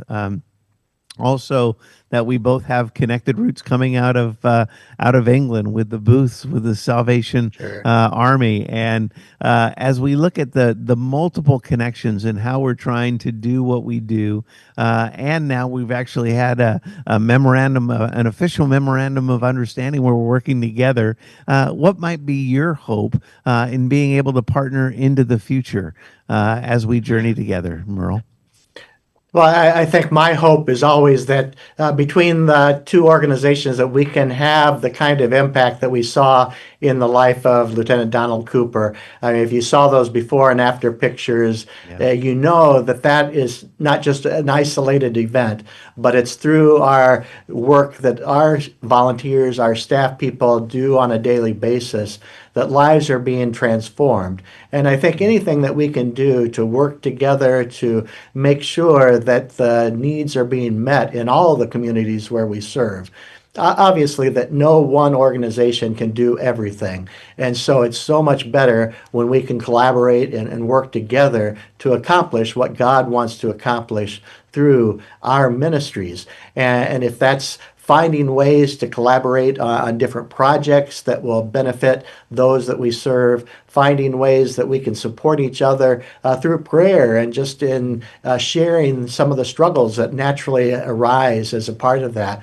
And then one of the things that I think that has been a real opportunity for both our organizations as well as the Teen Adult Challenge is the study that we're working on to try to provide some, I guess, scientific evidence of the impact that we're making on people's lives and how much more effective it is when it's based on a relationship with Jesus Christ and has that faith component to it. That I think if we can share that message with the world, that they can also help to understand how important it is to support ministries such as ours. Absolutely. And I'm looking forward to seeing what some of the results bring and yield from the questions that are asked that we kind of invite people to participate in moving forward. And I do believe that we're going to find both faith based and evidence based data to support the process and the ways that we invite people into recovery and through the power of the Holy Spirit being able to overcome addictions and see that happen. But want to officially welcome you into your role, Merle, and I look forward to a greater and greater friendship together, both on a personal level, but certainly between the Salvation Army and City Gate Network, knowing that really how we live out our faith, how we share the love of Christ in tangible and relevant ways really is salt and light in our hurting world. And so thanks for taking the time for this conversation on this bench and for being a partner in ministry as we live out our faith faithfully for God's glory. Blessings, Merle. Thanks.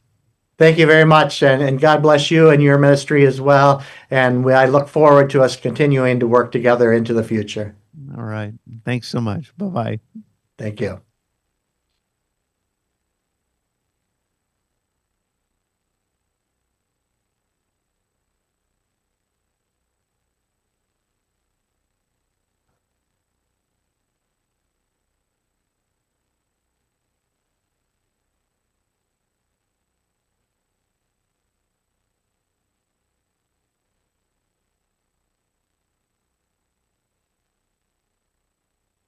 Okay.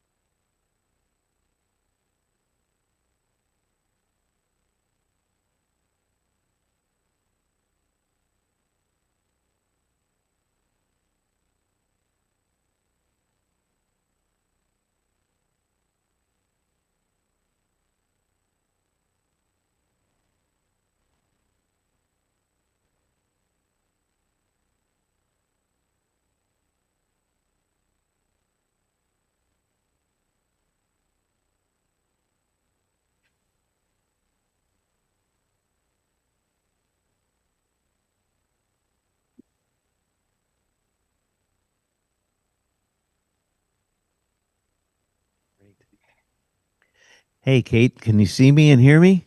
Yes, Tom, I'm so sorry. Not a problem. I Hey, welcome. Good to Thank have you. you here, and great to have you part of Conversations on a Bench. We'll jump right into it if that's all right. Okay. Yeah. Yes. Good deal. Hey, good deal. Yeah, you're live streaming on our national feed Great. on Facebook, and we've had 70 missions and ministries that have been in conversation for over 19 hours Wow. at each of their sites throughout the country, and it has been awesome. So I'm in missions control here in Fresno, so not too far away from where you're at, and Great. able to kind of do live look-ins. And it's been great to have CEOs sitting on a bench having conversations, talking about a little bit about certainly their ministries and the impact of their ministries.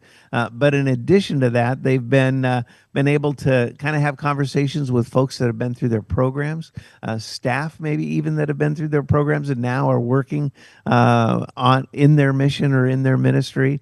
Additionally, elected officials and leaders and different things that way, which has been great. Other nonprofit leaders, and one of the things I think I've appreciated is saying that some of these conversations, without kind of this space or venue, actually wouldn't have taken place, and that it is.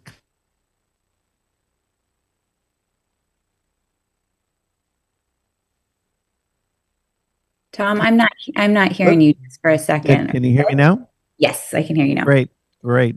That we can kind of lean into in the future and be able to go from there. And I just finished a conversation like this, a live interview with the National Commander of the Salvation Army, Commissioner Merle Heatwall, and it was great. That kind of like our partnership with Harvard, we have an MOU with Adult and Teen Challenge and Salvation Army around addiction recovery, and are excited about that. And for those of you that maybe are watching that don't know, Kate was part of our annual conference and came and shared in Phoenix with us in May, and then again at the CEO Summit in talking more about this topic,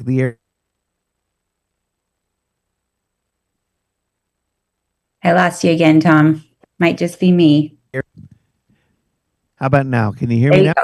go. Yep. There Yep. we go. Yeah, Okay. jumping in and out. Apologize for that. No problem. So the first question that I kind of have, Kate, as we talk about flourishing and maybe thinking about flourishing is a very high hurdle for those that are experiencing homelessness. And my question is it realistic to think about people experiencing homelessness to actually be able to flourish, or that's something they can work to or aspire? If you were to put that in context for us, what does that look like?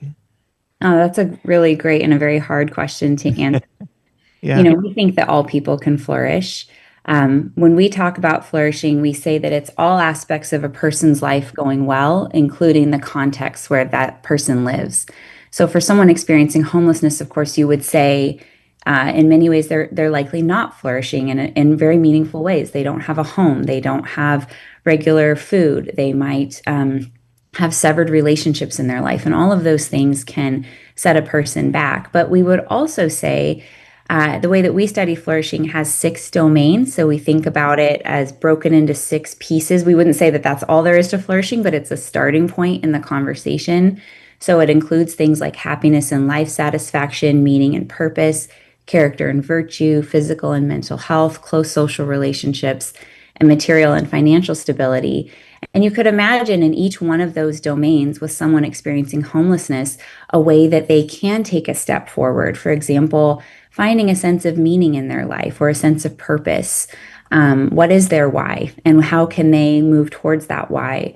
Reconnecting maybe with relationships that are close, that have been severed or harmed in some way.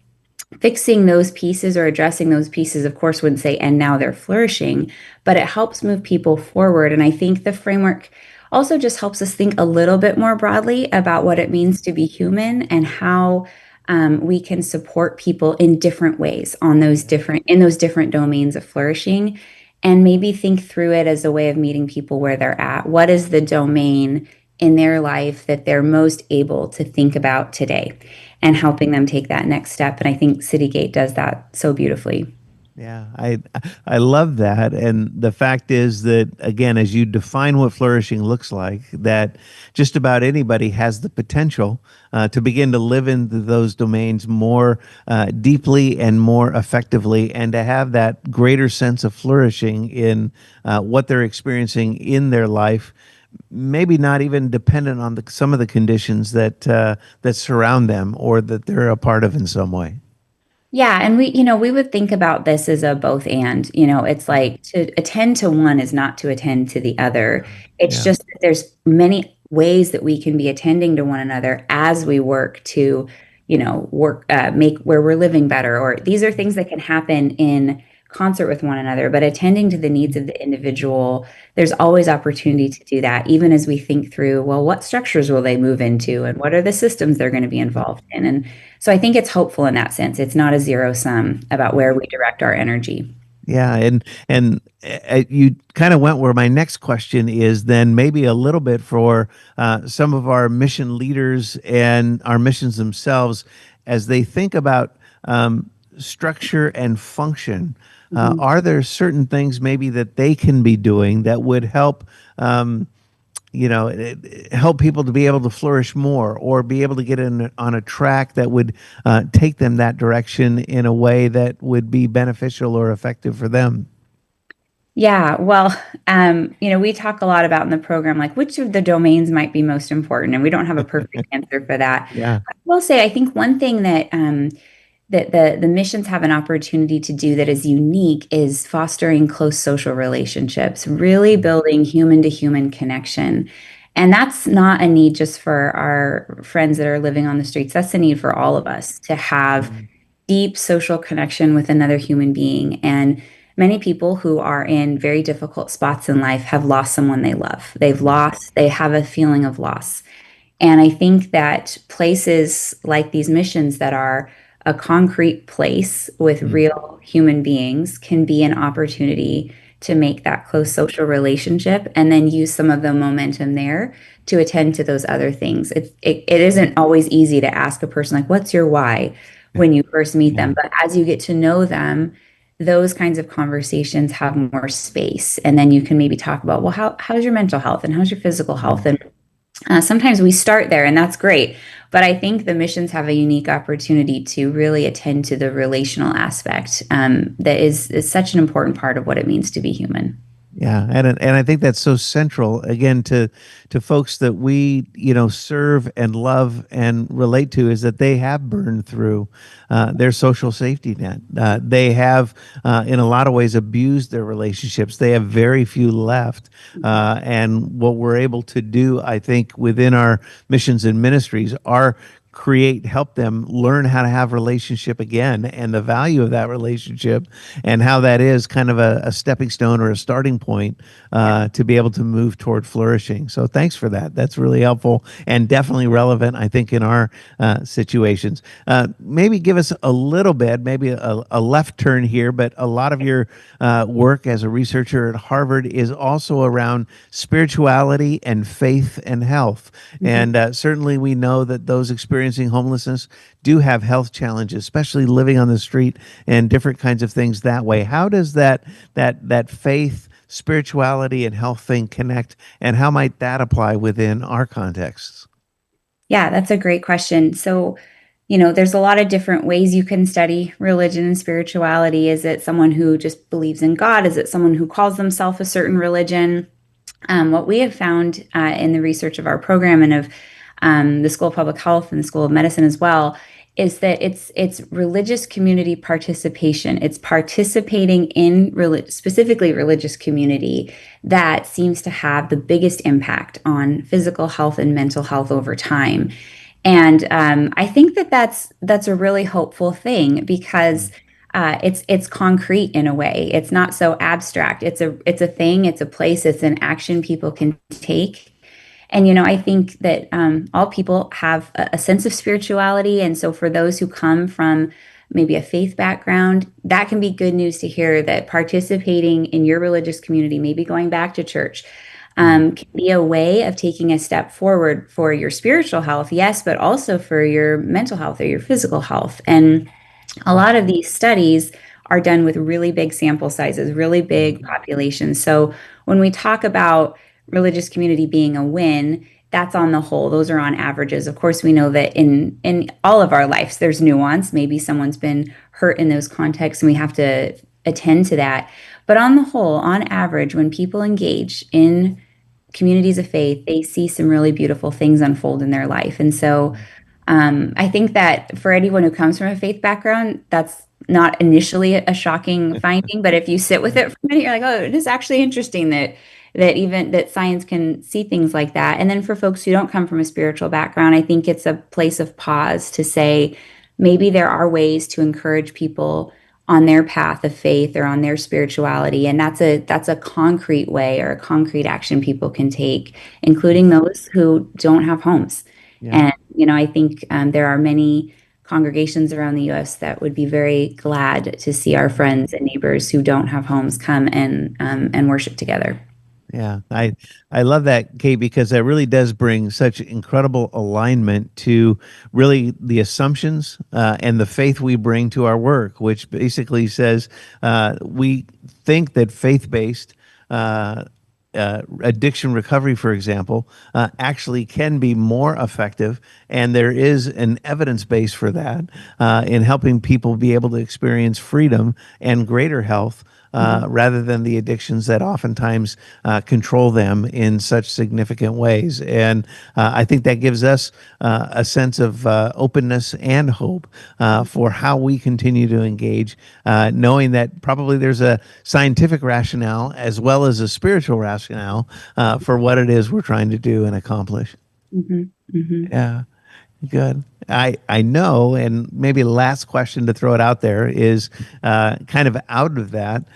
We do have a vision to be able to partner together and with Citygate Network and Harvard, and talk a little bit about some of the hopes maybe around that and what we're looking toward the future to be able to do on this journey that kind of brings us together. Yeah, I'm happy to.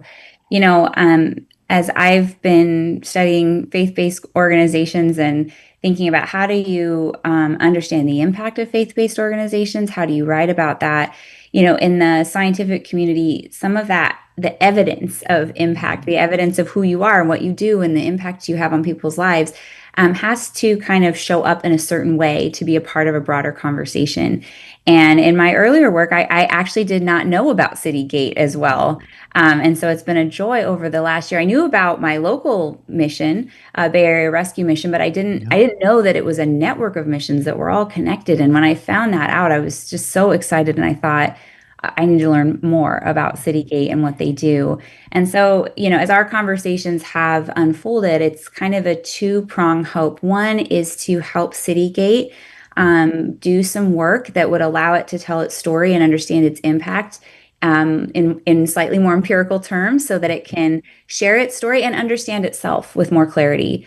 And then the second part of that is thinking through how could something like a flourishing framework take it to the next level. So it's not only reporting on number of people served or, transition to housing or those very important metrics that are, kind of essential to talk about, but more so what kind of path unfolds in people's lives when they engage with Citygate, and where thinking about just the flourishing framework, which of those domains does Citygate, are they able to impact in the greatest way, and how can they then partner with others who have impact in other ways? So this is just an opportunity, I think, to join the direction you're already on and do what we can to support that and also understand it with more clarity so that Citygate can grow, but also so that it can be in deeper dialogue with many others who care deeply about serving those who are homeless.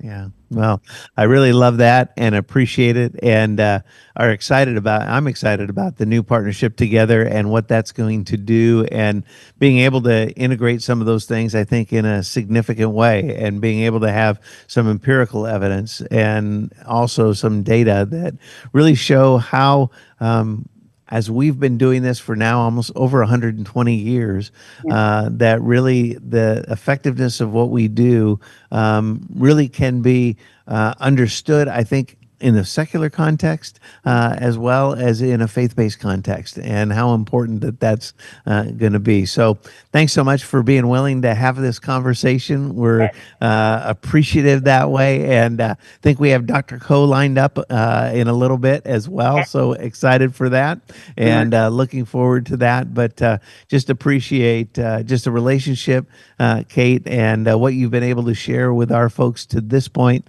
and know that's only going to continue to help us as we really do try to put the love of Christ into action in ways that make a tangible and relevant difference. Great. Well, thank you, Tom, and thanks for including me this morning. And I just love what's happening. Good deal. Well, appreciate being part of Conversations on a Bench. Have a great rest of your day. Thanks so much. Take care. Bye-bye. Bye-bye.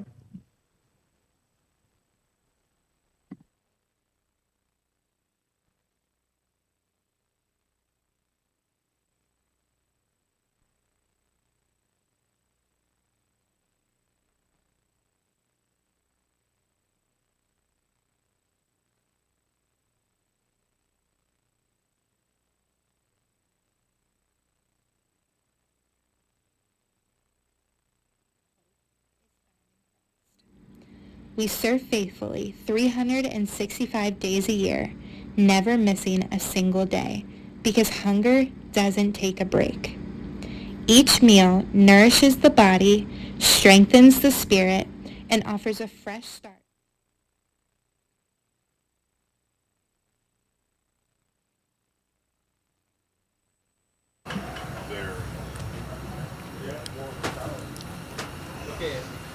All right, so we're back here with you from the Hope Center here at Hagerstown Rescue Mission for our 24-hour live Conversations on a Bench.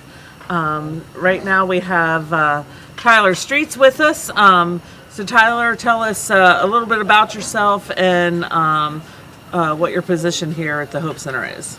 So I'm 25 years old. I've been walking with Jesus for, I can't really think, maybe like 4 or 5 years at this point. And about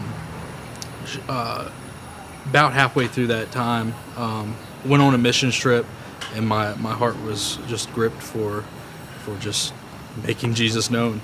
And and had an opportunity to come on staff here and as a chaplain.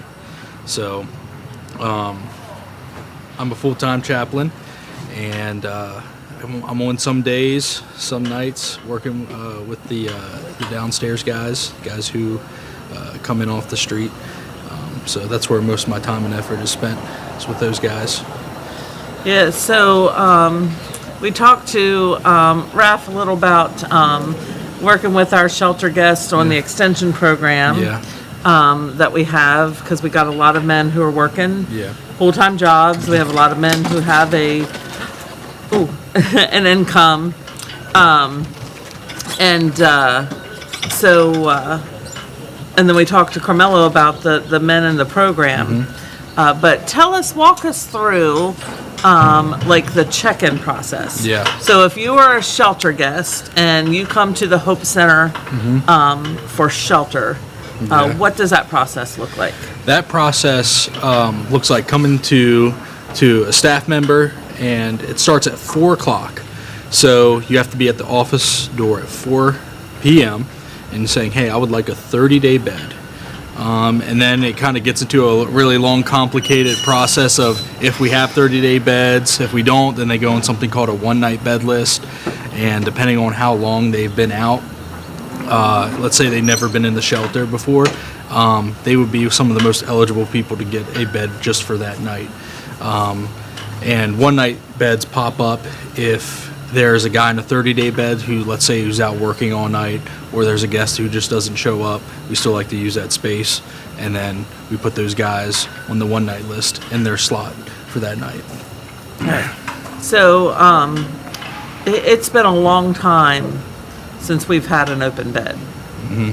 that correct? Yeah. So, I don't know if it's been years. I mean, I'm sure there's might have popped in a bed here or there. Yeah. But that's very unusual. Yeah. Because we usually have a wait list, right? People come and get on that one night bed list, and usually about how many people are on that, on average, would you say?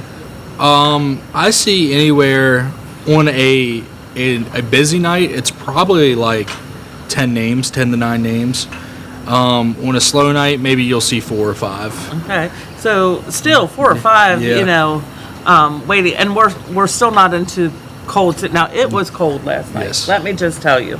What was the temperature? I don't know. It was cold. It wasn't too bad. It gets coldest before daybreak. Yeah. So right as the sun, it's starting to get a little light. That's when it's the coldest. It was pretty cold. I did not look at the temperature, but it had to have. They were calling for a low of like 34. Yeah. I'm sure it was that. Yeah. So thank the Lord for patio heaters. And sons that bring you patio heaters so that you stay warm. So anyway, very rare that we have open beds, but when we do, like you say, that those rare even one night beds, we don't want that bed to go wasted and be empty. Correct. When you have people who are going to be on the street. Yeah, and we take that serious too, because like we have people who come in and let's say get on the list and maybe they'll leave or something like that, and even too like with a 30-day bed, like we want guests to see that as like valuable, because there's other people who want it, who are sleeping outside in the cold. Right. So what type of rules do people have to follow to stay in our shelter? A lot of it is just basic. Just can't be under the influence of anything. And that's for safety reasons. Yeah. Just be respectful. Not instigating any sort of conflict or anything like that. And just being compliant. Right. Yeah. So, and I don't mean like compliant in the way of like, hey, listen to us, but just like, hey, we're here to make this all work for everybody. Right. So, would you say for the most part, our shelter is pretty uneventful? Or do you think there's lots of events that happen often? Or is it, here and there? Yeah. Well, I guess that just depends on how you define like a notable strong enough for someone to be put out because they're just that defiant. They're not following the rules. Yeah. They're not. I would say to ask somebody to leave is a big deal. And to get to that point, I mean, obviously we want to be gracious and hear them out. But I would say then, even in that, I don't think I ask too many people to leave, and I think it comes and goes in waves of I don't know what causes it or whatever, but there are times where people are just generally just more tense, and at each other. So I would say for the most part we are pretty accessible, and it takes a lot to get us to ask somebody to leave. Right. So in our shelter, it's like it's an open dormitory, thing. So people don't necessarily have personal space, so to say. Yeah. It's it's living. I mean, they're not sharing beds or anything, so that's their personal space. Yeah. But it's right next to pretty close to each other, and being understanding of that too. Right, like people are going to get irritated with each other, right? And it is hard on them, right? Because they have a lot of stuff going on in their life, whatever it may be. Right. And then to add another layer of tension on top of that, I mean, that could, like, understand. I get it. It's not an easy place to stay. It's not an easy position to be in. And not necessarily should it be, right? I mean, we want it to be as nice as possible, but it is a shelter. It's not here for long term. It's not a home. So we don't want them super comfy, right? Because I mean, and take that. I'm not trying to say we don't want comfortable mattresses and things. But again, it's a temporary thing. It's an emergency shelter. Yeah, there's this idea of like, hey, if this is too comfortable, then they don't have any reason to leave. Right. And if things are too easy on them, like, why would they have any reason to get out of the position that they're in? Yeah, but it is much better than sleeping outside on the hard ground, under a bush, in a tent in the woods, on a parking lot, on a bench. So they have to check-in starts at 4. Yes. What time does check-in end? What time is the last time you can come in the door? So you already have a 30-day bed. Yeah. You have to be in by 7 o'clock.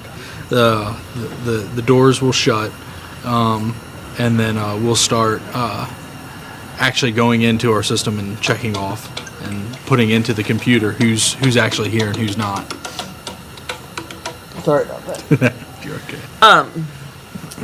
Right. So, but then at 7 o'clock is our evening chapel service starts. Yep. So doors lock. Nobody comes in after 7. Yep. Unless possibly there's someone who's working. Yeah. And they've made accommodations for that, or someone is at an appointment. Yeah. We don't just lock people out. Or somebody's just running a little late. Yeah. Right. Like there's grace there too. Right. But everybody knows. Yeah. And by 7. Yep. So chapel service starts at 7. Mm-hmm. We have wonderful volunteer churches and groups, families, different people come in, and they provide an evening chapel service. Yep. And the meal. Yep. So all the guests, even those who, it's open to the community. Right. So community knows that they have to come in as well by 7, because we do shut doors down at 7 for, again, safety and security. They go into the chapel, have their chapel service, have a meal. Yeah. What time, how long do community people just eating, do they have to get out? Typically. Yeah, I don't typically. I usually give like 15 minutes in advance, and after that point, it's probably been already at 30 minutes that they've been eating. So the church ends their message probably around 7:30.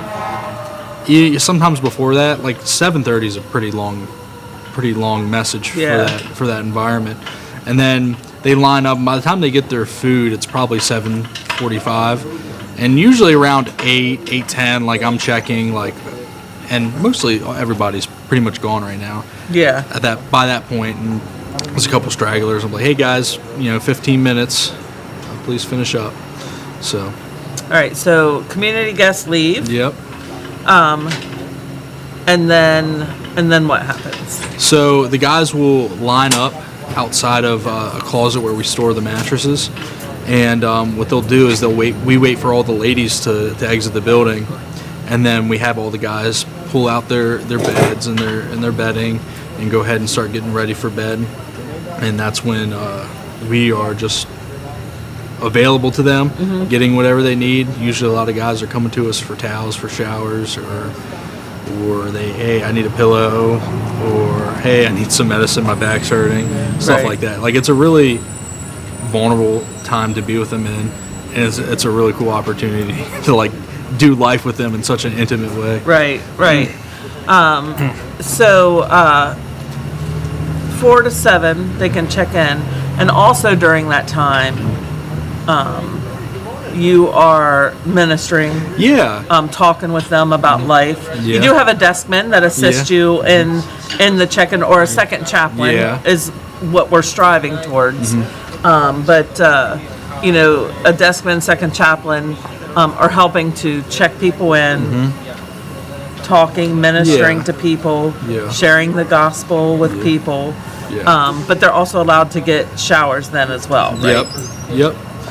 Yep. So pretty much the showers are open all day for everybody. Usually around 6:30. I stopped handing out towels just for the sake of like you're cutting it close to chapel at that point. Right. But yeah, I mean, you're walking around during that 4 to 7 period, just chatting with people. Hey, you here? How was your day? Yeah, I mean, it's a really cool opportunity to just invest in the people's lives who come through here and just hear them. Yeah. So.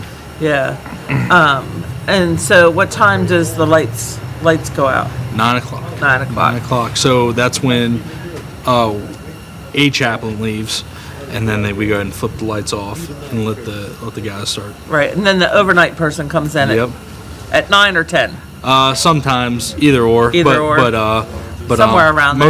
Mostly 10. Okay. Yeah. All right. So the shelter guests that stay with us, do you take their phones away? Are they allowed to keep their phones? Is there a rule on them watching phones when light goes out or anything like that? No, I don't have an issue with them watching or being on their phones. I just ask them not to be disruptive. Right. So like if a guest has their volume up really loud where like I can hear it from the office, then I might approach them about it. So that's typically how I go about it. Yeah. But you sometimes work during the day. And when you're here during the day, Raf and Carmel, they have their things that they're doing. Yeah. But that also then allows you time to sit again one-on-one with men in the shelter who are here during the day. Yeah. I saw, Malin got a great picture of you the other week, sitting with 3 guys, having Bibles open, sharing, God's word with these men. Yeah. What's that like for you? To when you're working during the day. It's so different because I guess in my own fault, like I can get caught up in the process of the evening, right? And during the day, it's a lot more loose and like, hey, you go and pursue. Not that I do that perfectly, right? But it's a lot more. I guess you'd have to be a lot more intentional during the day. Yeah. During that time, because in the evening, like the process is there, like you're naturally talking with people, so that's helpful for that. But during the day, it rests a lot more on me to go and initiate conversations. Because you're not looking, like at night, you're probably looking around, have I seen, John Doe is on here for a bed and he's not checked in with me. Yeah, oh, John Doe was sick last night. Let me see, look around. How's he doing, Yeah. So, just stuff like that. Okay. Is there anything that we require for people to stay here? No. An ID. First of all, but even then too, like a lot of people have their stuff missing or lost or whatever, and as long as they have like some sort of photo thing, and even then, like I won't let that stop somebody from getting a bed because they're coming to us for help. So I would say no in terms of like belongings, but you do have to be able to take care of yourself. You do have to be able to perform your daily activities of living. Because it's hard, right? And like that is like some of the most crushing things to do is say no to somebody who can't take care of themselves. Right. Because at the end of the day, like we're not a clinical facility. Right. We're not clinical and not trained at all in that way. Yeah. So it is important that people can get in and out of the shower by themselves, get on and off the toilet by themselves. Yep. And we do have mattresses. They're pretty thick mattresses, but they are on the floor. Yeah. So you have to be able to get down in the bed and then get up out of that bed by yourself. Yeah. But I have noticed, we do have some people with disabilities that stay here. Yeah. Paraplegics and different things, and I have seen in the past and heard stories about how the men help each other. Yes, they do. And not that someone couldn't do something on their own, but if some of the men, so there's that, So there's like a sense of community there. Yes. Right. Yeah. Like, which is really cool to see. Which you would think, because some of these guys they're tough guys, and you just wouldn't think of that caring nature Yeah. necessarily in a shelter Yeah. of men, but there is that Yeah. that care and concern for one another, and not always. I would maybe sometimes in an inappropriate way, as far as if I get him to depend on me, I can maybe use him to do a small crime or something along those lines, and take advantage of a weaker person. But more than not, it's just genuine care. Yeah, and even then too, like when people come in, right? There's a lot going on. It's not that we don't want to help or whatever, but there's just sometimes where it's like it's hard for us to get to those small things, and like I'll just ask a guest. I'm like, hey man, can you like help this guy? Like he's new here, he doesn't understand the rules probably fully, or like where the beds go and stuff. Can you just help him out? And kind of encouraging that sense of bond there too is pretty cool to see, and people will gladly do it. People love to help. And that's something. Yeah. So so there just shows you that we're all created in God's image. Yeah. Even though we have a sin nature innately, I think that's the Christ image that we're born with as well. Coming out, because there's no good in of ourselves. It's only by God that any of us have anything good to do with us. So I love seeing those humanity type things happening. When people see someone struggling and help, or I've heard stories of our men in the program. Someone needs something and they're like, oh, wait a minute, and they run upstairs and get the something to give to away, and that might be the only thing they have, as well. Yeah, it's really shocking how much this community is just willing to be able to like give, and how generous they are. You see that a lot. Guys are like come in there and be like, if he needs something, like I have an extra shirt, right? I guess because they know what it's like to be in need. They know that's something harder for and maybe they don't because the situations they're in, they don't hold on to things as tight. That's true too. Like a lot of us do. We put a lot of importance on things. But if you're living day to day, those things could disappear easily, and so you don't hold on to them as tight. Not that they don't care about their stuff, but and that's one of the cool parts too about working here. It's like I think it's easy to come in with this mindset is like I got something to teach these guys, right? They teach me a lot about myself. Right. Yes, absolutely. What's one thing that you would like people to know about the Hope Center?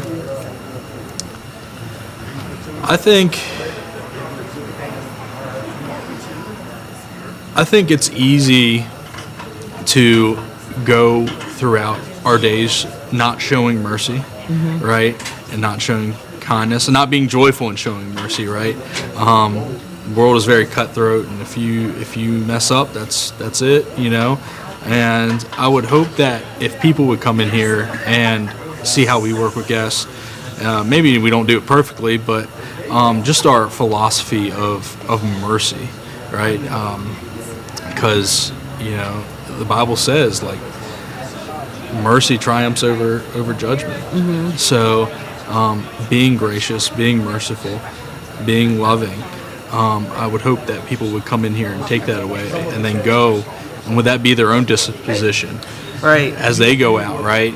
And hopefully it would all be like the whole sole purpose is to bring glory to God's name, because that's really what it's about, right? Through those moments of giving grace joyfully. I was pretty convicted when I was reading towards the end of Romans the other day, where it's like showing joy in giving mercy, right? Even in giving mercy, we can be just they could just rub us the wrong way. and I think of Jonah. Like I think I mentioned that earlier with Carmelo, but you think of Jonah, right? He was given a task to do, and he just complained the whole time. He tried to run, and then God got him turned around and restored his life. He pretty much was dead, right? Down at the bottom of the sea. Yeah. Great fish comes and then throws him up on the shore, and so God restored his life back to him, and so he goes, and he begrudgingly says, repent or be destroyed, and God saves a nation. Yeah. And they were horrible people. Like if you study the Ninevites, they were not kind people at all. They were horrific. And instead of rejoicing in the salvation of a people that they weren't destroyed, Jonah just sits under complains about not having shade. Yeah, not having shade, and then it dies, and he's upset about the fig tree or whatever that dies, the plant, but he's upset about the people that God showed mercy. I knew you were long suffering, and I knew you would repent of your judgment on them, right? Like how silly are we as people? Yeah, because it's so easy to be Jonah. Yeah, it's so easy. It is. That's our true that selfish nature, and what we think our self-righteousness. Yes. Like no, they deserve. And that's how we can be about homeless people. Yes. But they deserve this. But they deserve. But what do we all deserve? If not for Christ and for Jesus, we all deserve nothing, but because God loved us, how much more should we love others?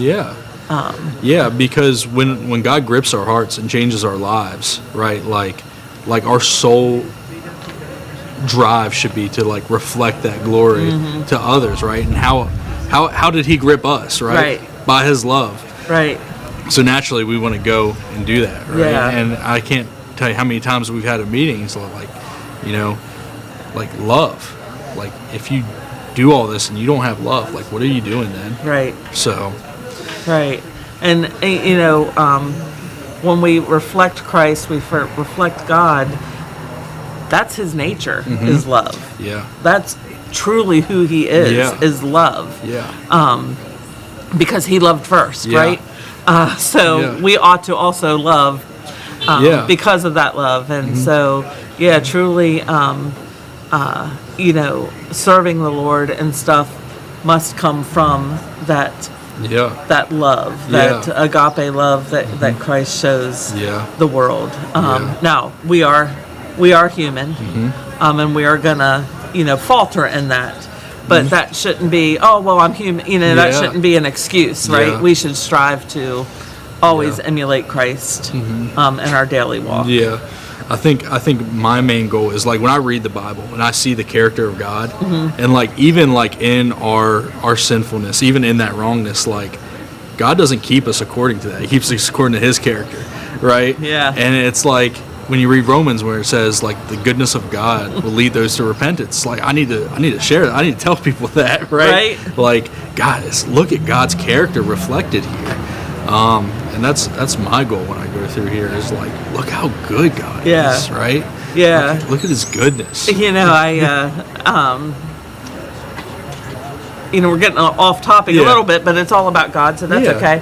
I had a Bible reading the other day, and it was, I think in the book of Matthew. I'm reading through the New Testament chronologically, so I'm not sure where I was at.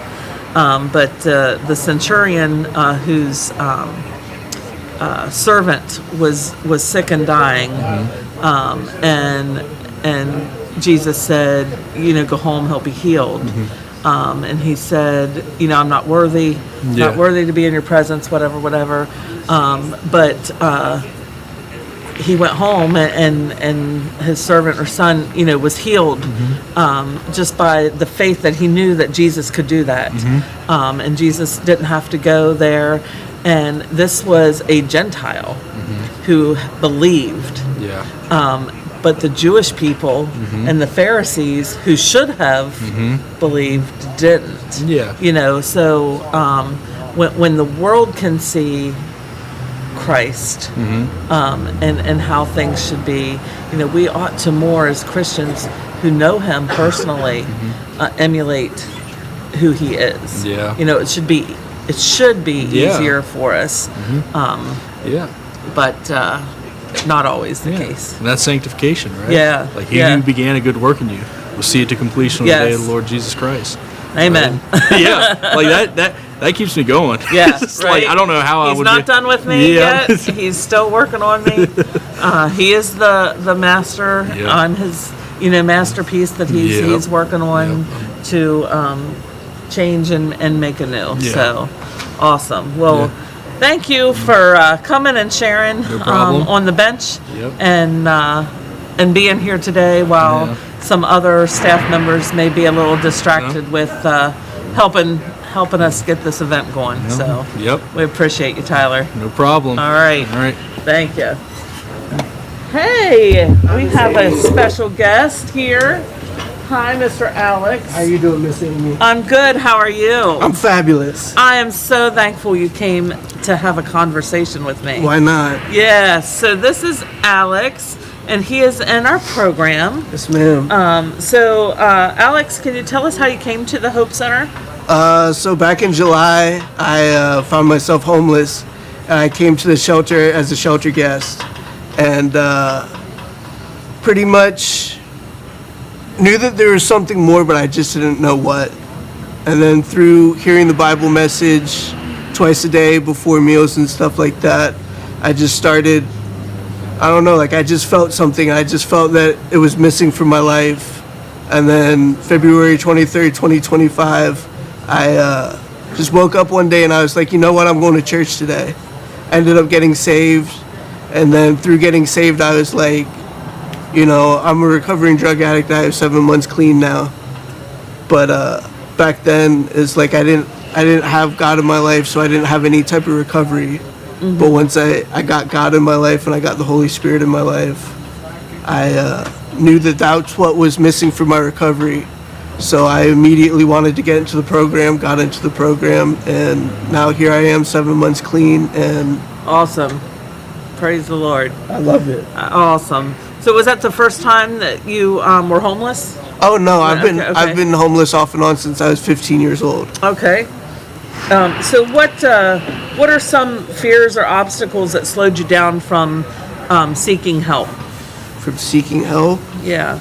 I thought that I knew it all. I thought that I had it. I thought I'm good. I can do it on my own, but that was far from the truth. It was far from the truth. And that's so true in a lot of different areas in our lives. We Yes, think, ma'am. oh no, I can do it on my own. I don't need, I can fix this before someone finds out, or I know what I need to do. I'll do it when I'm ready. But a lot of times that doesn't happen, does it? No, ma'am. No, ma'am. So do you know, can you pinpoint maybe some small things when you look back over your life that turned you down this kind of path of destruction that led to homelessness and drug addiction? Oh, probably, the first big thing was probably my parents splitting up when I was very young. I was the biggest mama's boy growing up, and my mom left and decided that she didn't want to be a mom anymore. So once that happened, I was pretty much, my dad was more worried about finding a new wife and finding a new mother for me, and I didn't want a new mother. I wanted my mother. You know what I mean? So that's when I started running away. That's when I started just not coming home. And my dad was of the mind of, oh, well, he's grown, he can do whatever he wants, even though I'm 15 years old, you know what I mean? He's like, oh, the boy can take care of himself. So just being out on the streets and just thinking that, I'm grown, I can do this, hanging out with the wrong people that were using drugs, people that were selling drugs. I mean, it's so easy to fall into that that lifestyle. And being vulnerable at 15. Yeah, most definitely. I think they say that the brain doesn't fully develop till you're like in your mid-20s almost, so here you are, a 15-year-old, very impressionable, really don't have the full concept of choices and things like that and consequences. I mean, yes, 15-year-olds know right from wrong and things, but when you're on the street and vulnerable, it can really sway how you're looking at things. Most definitely. So how has God transformed your life? Oh, God has done everything for me. God is carrying me more. I mean, if I didn't have God in my life right now, I'd be dead. Like, I honestly, truly believe that. I don't mean to sound dramatic or anything like that, but if I didn't have God in my life, I truly believe that I would be dead. God is like, He's the only reason that I have for waking up in the morning sometimes. Amen. Yes. And So what has the Hope Center done for you? oh, the Hope Center saved my life. Like, it really did. You guys believed in me when I didn't believe in me. You guys saw the good in me when I didn't see the good in me. You guys, I mean, you guys did everything for me. It's the only thing I can say. But also, I know that you guys are taught early on to find a church community. Oh. And you have done that. Yes, ma'am. What does your church community mean to you? Oh, my church community means everything to me. That's like that's like my family. Like, it really is. Like, they're more my family than my actual family. Like, there've been some struggles and there've been some times where I've questioned things, but I turn to them and I can lean on them. And I know I could call them 4 o'clock in the morning and they would pick up. I know that if I was struggling right now, they would drop everything that they're doing to come talk to me and to come calm me down and everything like that. I know that they want what's best for me, and I know that they're not just using me. Because, I mean, so many times when you're homeless and you're on the streets, you think that you have friends, but they're just using you. And to know actual true friendship now is a blessing. Yeah. Because I never knew that before. So what's one thing that you would want people to better understand about homelessness? I feel like everybody's about 2 bad decisions away from being homeless. And that's something that a lot of people don't understand. It can affect anybody. It can affect anybody. It can affect the rich, the poor, the middle class. I mean, it doesn't discriminate. It's, 2 bad decisions away from it, and you could be living on the streets. And and that's the thing too, is you don't even necessarily have to be poor or without a job or anything like that. I know rich people that are homeless, but they just, have the mental illness and they don't know how to make the right decisions and stuff like that. So It's just, it affects everybody. That's what I want everybody to know. And there's not that stigma that everybody thinks about it. Oh, every single homeless person is a drug addict. I know a lot of homeless people that aren't drug addicts. Right. You know what I mean? Yeah. It's like,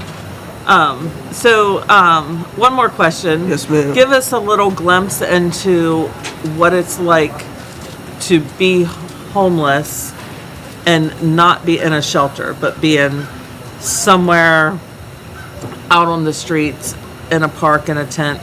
What's going through your mind as the sun goes down? Hopelessness. I mean, really, like, there's no feeling of being safe ever, you know what I mean? Like, you don't know if someone's gonna come try to rob you for your tent, for what you have, you know what I mean? You don't know, you never know what's gonna happen. Like, you literally never know what's gonna happen. I wouldn't wish it on my worst enemy.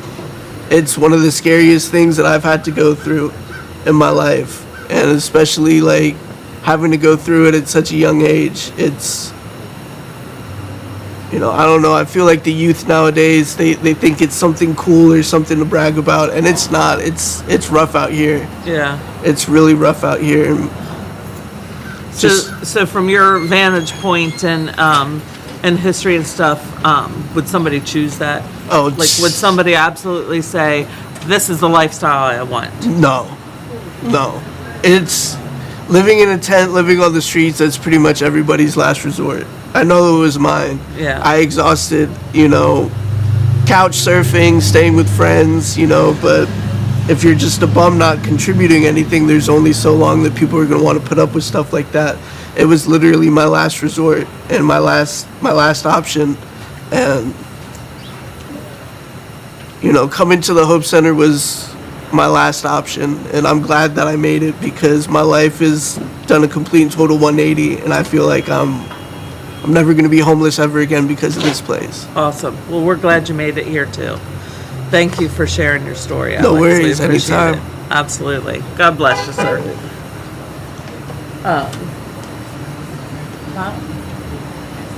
Okay.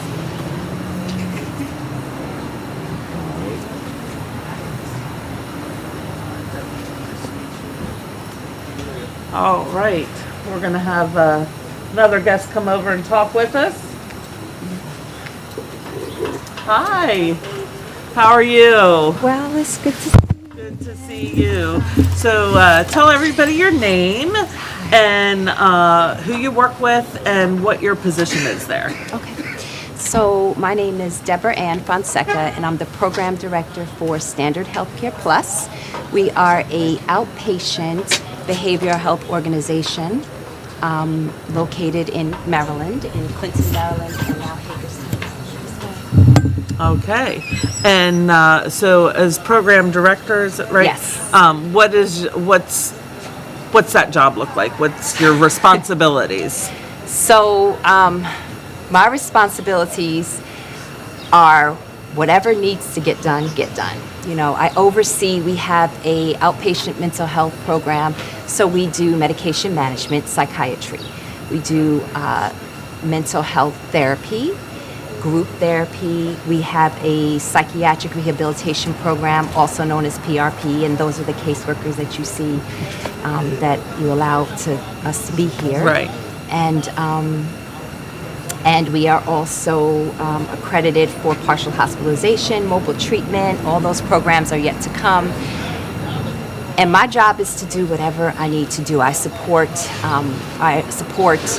our intake coordinators, our caseworkers, the supervisors, but I also support our clients. Our clients are my number one priority. Okay. And, I have caseworkers that they'll call me. They'll call me at 11 at night. I have a gentleman that I met last October, a year ago, and he was sleeping in the woods. And our CEO, Dr. Eric Yenchi, gave me a call, and he's like, they need a caseworker. Found him a caseworker. The next day, our caseworker went out. I speak to this gentleman several times a week sometimes. He has a home now. He went to a shelter. Now he has a home. And that's the most beautiful thing. Right. So. Yeah, when you see a life restored to, Absolutely. A healthy lifestyle, being in a home, maybe managing his medicines if he needed medicines and things like that. And, that's something I see that I think is so important with the community that we serve, because they're homeless and there is some mental illness or drug abuse or things. People don't necessarily have an understanding of what medicines they're on, what they're for, and how to take them.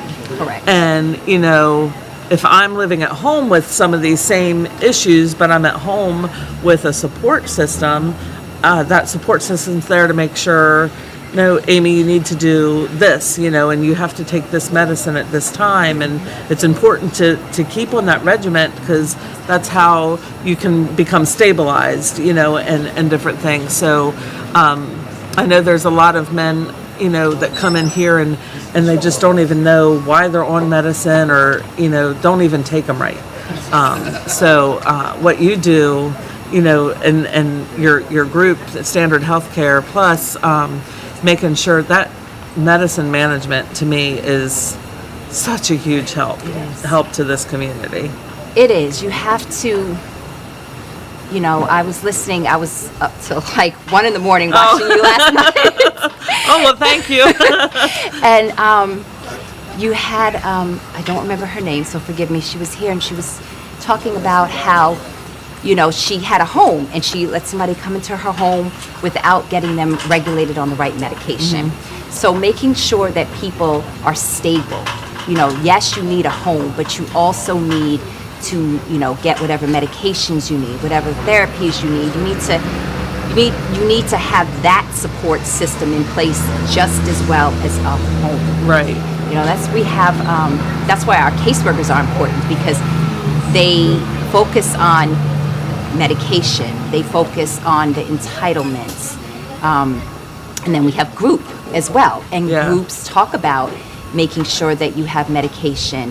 What medications are you on? We also often have some of our medication providers that come in and we have them come and they talk to the groups, because they talk about the different medications. What happens if you stop taking them is also very important. I know with a lot of mental health medicines, you can come extremely ill, physically ill, because of mismanaging your medicines or skipping a dose or mistaking those doses or whatever, or I'm here and I lost my medicine and now I'm a week out without having it after taking it for so long. Just coming cold turkey off of those things can really affect you physically and make you not well. Absolutely. Those side effects that way. So I love that. Again, that's a big part of what you. All the other things are important too. That group therapy, the education, and getting people stabilized is important. But that medicine management thing for me is such a a number one type thing. So. What is one thing that you would like people to have an understanding of the homeless community? What's one thing you'd like people to know? It's personal to me. I have a sister who is homeless. She's out there someplace. I have a missing persons report on her. She's out there. Last I saw her, she was in Maryland. I don't know if she's in DC, Virginia. I don't know where she is. But everybody that's homeless has a story. Everybody that's homeless is not dangerous. Everybody that's homeless is not on drugs. They're not alcoholics. They're people that either made a wrong choice or life gave them a bad deal. Okay? Sometimes it could be nobody's fault. You could be laid off from work very easily and miss some checks, and then you're homeless. You don't have any family, or you don't have the support, and you're homeless. We are all 1, 2, 3 paychecks away from being homeless. So it's very important that people understand that homelessness doesn't discriminate. It's not just my sister. Right. It's your sister, it's your brother, it's your child, it's your father, it's your grandfather.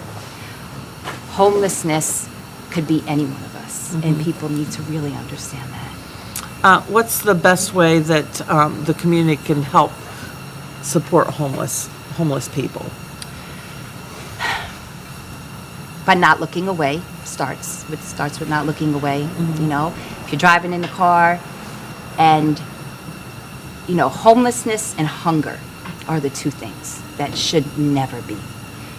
If you have to address it, you can't look the other way. Give them your chips, give them your sandwich, ask them, sit down, have a conversation with somebody. If you have time, sit down, talk to somebody. If you're walking past the same person every day, say hello. They may not hear you, they may never look up, but one day they may look up, and you may be the only person that day that has ever spoken to them, and that gives them hope. So I guess you just have to help any way you can, whatever situation that the Lord puts you in, just be there to accept it.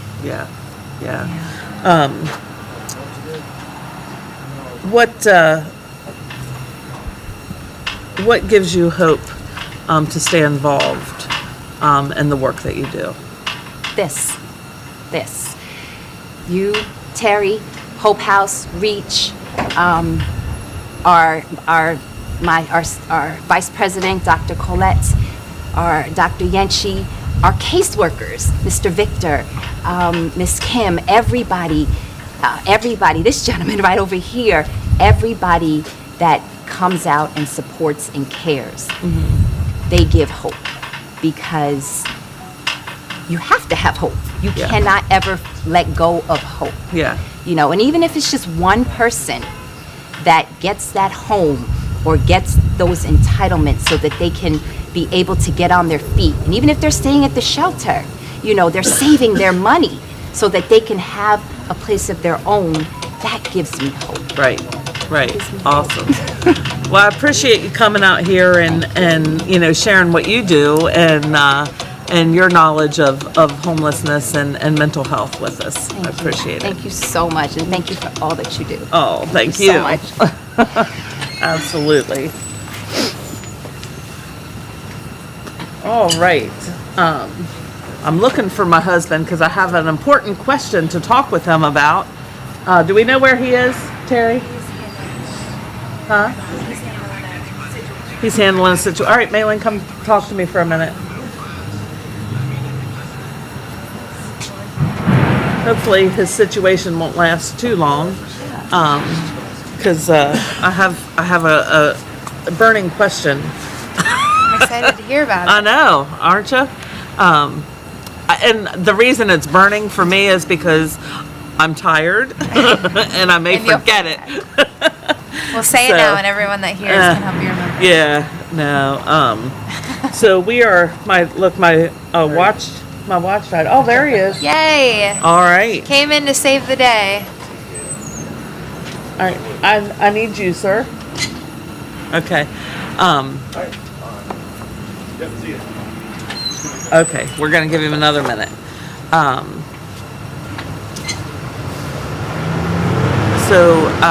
For today, we've had some more conversations with people and different things. Is there something that stands out about the conversations we've had today to you? I just appreciate hearing from the staff and hearing their hearts, and just the misconceptions that they had before working here, how they're seeing God move, and just like, because we're all seeing the same thing but at different angles, and so it's just really cool to hear how all those angles are making one big picture of how God is moving. Well, and because I think all those different angles is, number one, generational. We're all different ages. We've all had different life experience.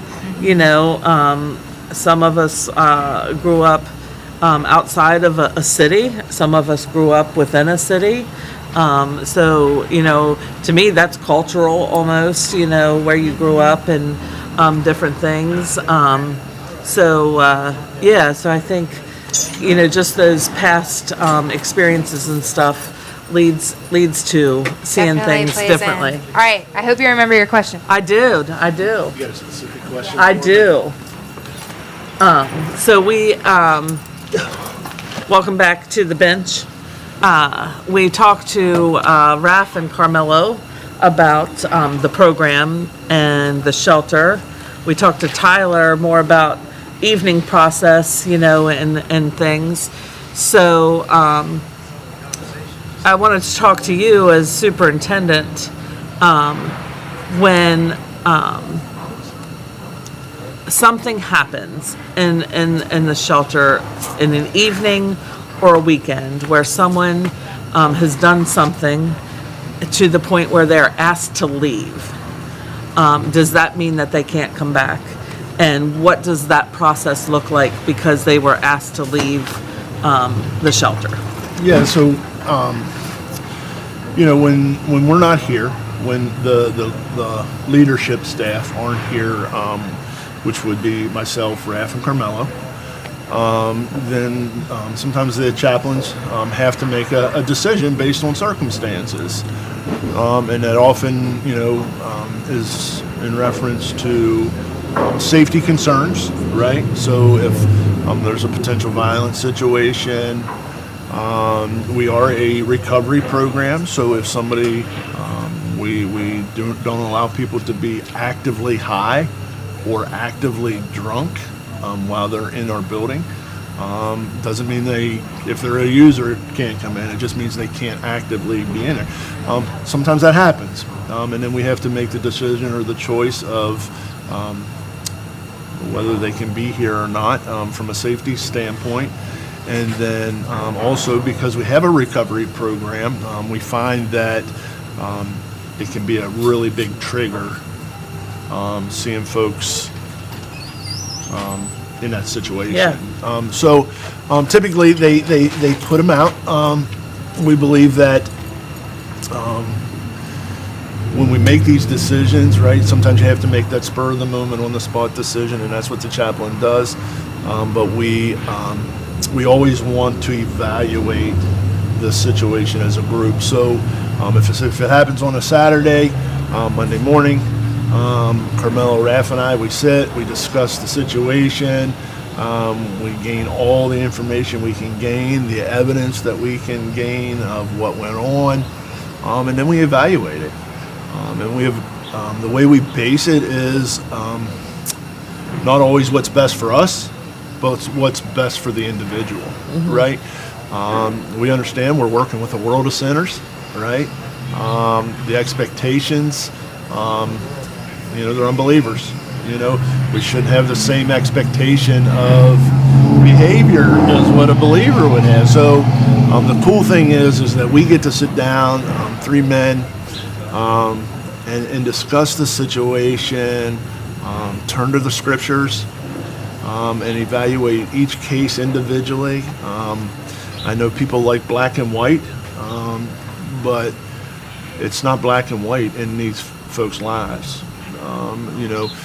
There's different things going on, and we try to take the whole picture. We try to take what's going on in their life, from the point of an addiction, a mental health condition, all of it. And then we ultimately seek what God would want us to do, how Jesus would want us to handle the situation, what the Scripture tells us to do. And I tell you, there's not all the times that we agree, but God has placed three of us here for a reason. I believe we're all founded on the Word of God, and we go with what the majority of us think is the correct answer. Our ultimate goal is not to be authoritarian, right, or legalistic, right. We understand people are facing battles, right, and I saw a quote one time that said, "The people who need grace the most are the people who don't deserve grace." So we look at it in that aspect, right? That we want to try to show grace, even when people spitefully use us, even when people call us, we put our pride aside, right? Which is tough as men, right? We get disrespected all the time, but we consciously put that aside because that's what the Scripture tells us to do. We look at each individual case, and then we make a decision based on that. And sometimes, unfortunately, we have to ask folks to step away from here for a period of time. Sometimes we're able to work it out and just talk to the folks and work it out, and they get to stay around. We do everything with conversation. We never just say, "You're out, don't come back."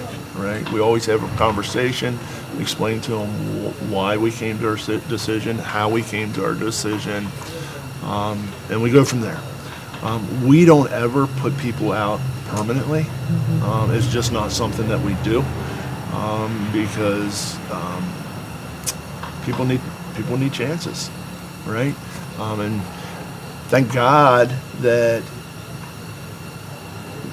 God didn't turn his back on me when I took all my chances. Right. You know what I mean? Because I failed time and still fail. Time and time again. And Christ shows me love and mercy, right? Not that I don't get punished every now and again or chastised, right? But he ultimately shows me grace, even through that chastisement. Right. And, you know, we want to model that same thing.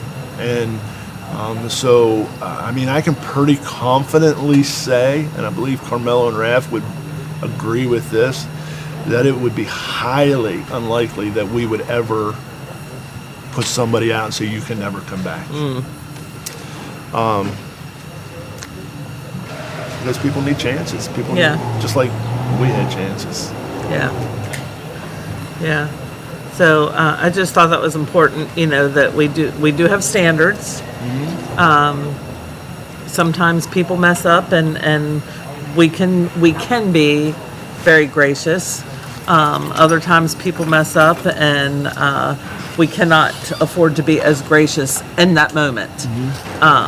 But I love that you guys always have a conversation with the individual or individuals that are involved in any type of disciplinary things before a final decision is made. And I think that shows them respect as an individual, as a person. It allows, like you said, they get to tell their story. You don't ever just take innuendos, what he said, she said. Like, you do investigate things, you do talk to people and try to figure out what actually happened. And I just think that shows a lot of just respect to people who don't typically get respect shown to them. Yeah, I mean, I think, you know, we often look at, you know, the one thing I think that all three of us complement each other on is that, or hold each other accountable, right? It's cool that that can happen, is that we often sit back and we look at what should happen or what, you know, from a worldview, right? Okay, this guy did this, right? Well, the world would say, okay, he needs to go, right? And we try not to look at it like the world looks at it, right? We try to look at it how God would look at it, and how Scripture has called us to look at it. And we're not perfect in it by any means. And you know, I say sometimes we have to put or not sometimes, but we have to put our pride aside, right? And sometimes we don't. And by, you know, God's grace and mercy, I'll speak for myself. He's put a couple men in my life that's able to help bring that together, right? So I truly believe that God brought Raph and Carmelo here for that reason. You know, iron sharpens iron, and so we can use each other and grow with each other. And you know, when I make that bad decision, Carmelo knows that he can say, "Hey, you need to think about that." Right. So, yeah. So like I said, I think the ultimate thing is just turn into the Word, and what does it say? Right. Because that's our model, you know. Yeah. It's not about us. Not about us. Not at all. It's about the Lord and His outcomes. Yeah, you can do that.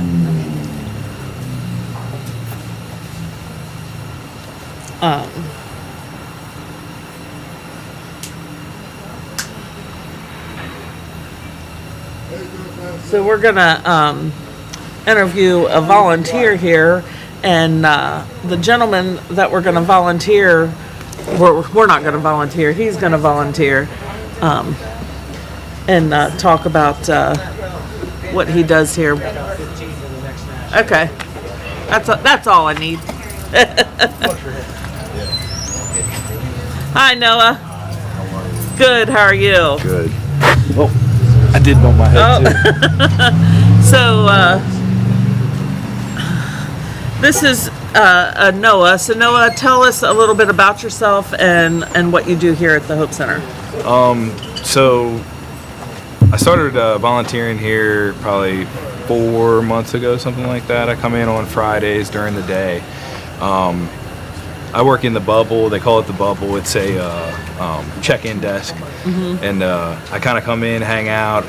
When people come by and ask for soap, towels, whatever it is they need, sometimes unlock bathrooms, do stuff like that. So yeah, I like to do that. And then just trying to take time and listen to people and talk to them. And really, that's probably the biggest thing that I enjoy is just kind of taking the time to get to know people a little bit, talk to them, kind of let them share their story and talk to them, share the gospel with them, and do things like that as the opportunity comes up. Right, right. That's so important. Is your job here difficult, would you say? I wouldn't say it's difficult at all. No. And the reason I ask that is, so we have you on Friday, and we have Mr. Frank on Wednesday. So we would love to have more volunteers Monday, Tuesday, Thursday, come in and do those type of things, sit in that check-in office and hand out those, necessity items and things like that. But really, we're looking for godly men who are able to share wisdom, the gospel, most importantly, right. And just be a listening ear for people. I find this community, I think that's what they crave most of all, is so. just someone to just sit and listen. Yeah, I think that a lot of people are just looking for someone to spend some time and just hear them out, just let them tell their story and kind of just love them. Yeah. And I think everybody needs that. We all need that, Absolutely. A lot of us have that though, and for other people it's harder to find somebody that's going to take the time and listen and Yeah. do those things. So what drew you to come volunteer at the Hope Center? It's kind of a long story. I just started to kind of have an encounter, in my own kind of walk with Jesus that I need to start doing more to be his hands and feet, especially in my own community, and just realizing that there are kind of people around here within reach that don't have the same opportunities that I have, don't have the same connections that I have, don't have the same privileges, and that, people are going through stuff and, they need help. And, so that kind of brought me here to kind of ask if I could do something to lend a hand in any way possible and sort of share my faith with other people and share, forgiveness and mercy with other people. And that's pretty much what brought me here. And I definitely found it.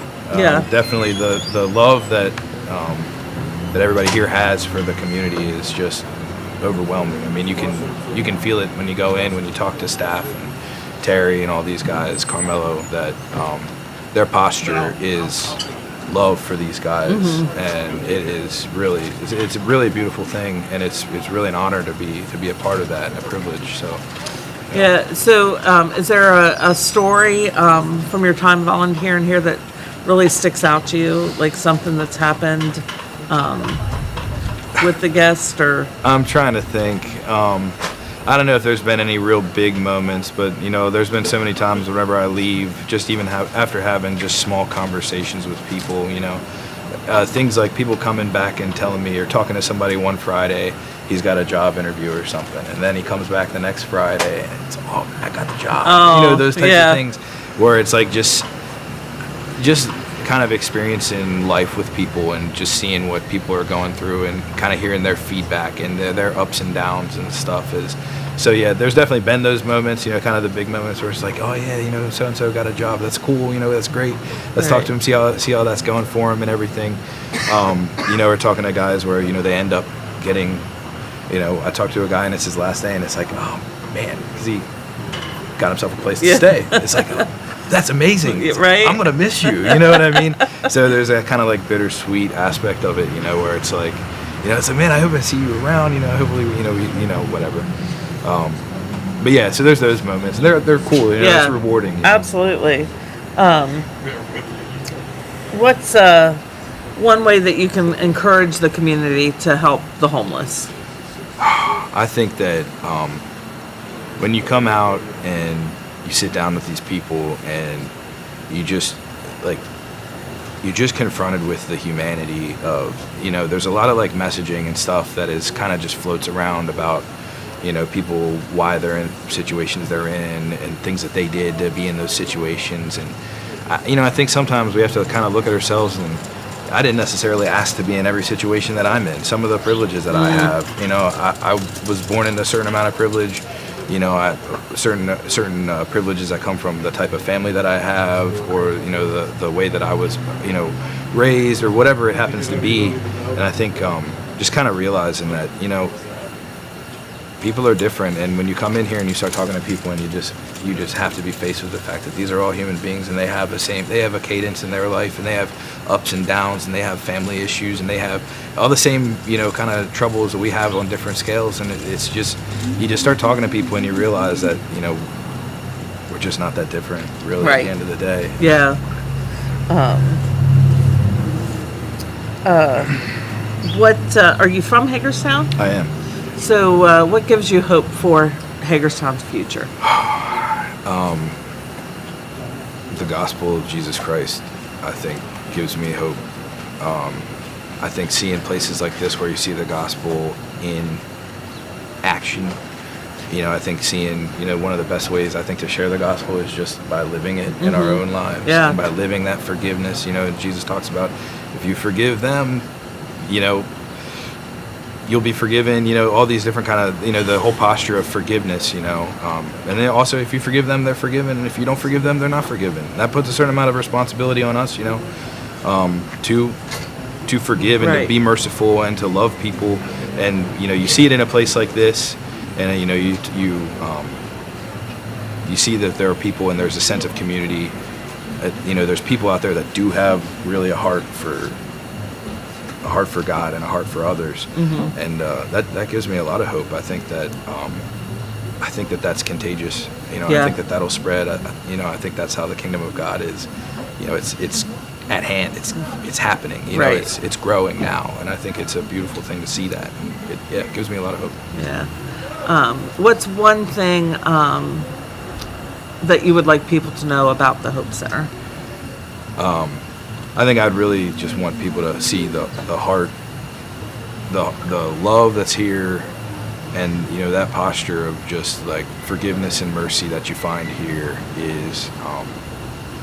It's hard not to be kind of inspired and humbled at the same time. That if you come out and you see it and you try to get involved with it, I really think that it's something that can really, we can all learn a lot from, and we can all kind of have that growth and everything.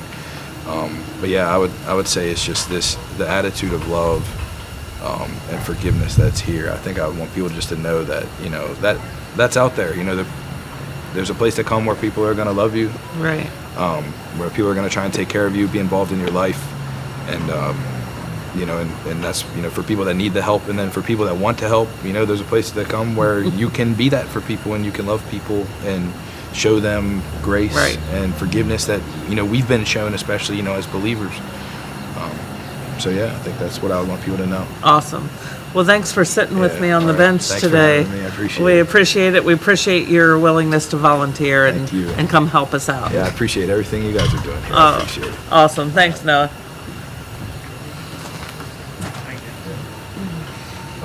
All right, so we have just a few minutes here, and then we're going to head to another national feed. I think, 12 o'clock. We're getting there. We're got 3 more hours? 3 more hours to go, and yes, it's tiring to sit on a bench for 24 hours, and to just be present. But it has been very blessed. It has blessed me to be able to sit here. Yes, it got cold, but I have a home to go to when this day is over. I have a nice warm bed to sleep in tonight. Just to hear stories, and again, how Jesus just loves us all. None of us are too far gone for him to reach. And he is, he's the way maker. And he is, he can work miracles, and he does it every day. He, is our only hope for a bright future. And I'm not talking, this side of eternity. There's two destinations beyond this earth, and that's heaven or hell, and we have choices to make, and if we didn't love people, we wouldn't share that news. We would just let people up to their own devices, but we feel we have truth and a way to an eternal glory, and that's Jesus Christ. So being here, talking with people, just seeing how the community can come together, even though we may not all agree on everything, and how to get to the end destination of it all, but we can work together to help people. Again, our main goal here at the Hope Center is to introduce people to Jesus Christ, but we do care about their physical beings, whether they have food to eat, whether they have clothes to wear, whether they have shelter. We can provide those physical things to an extent to people, and just get to love on them as Jesus took care of people as he ministered when he was on earth.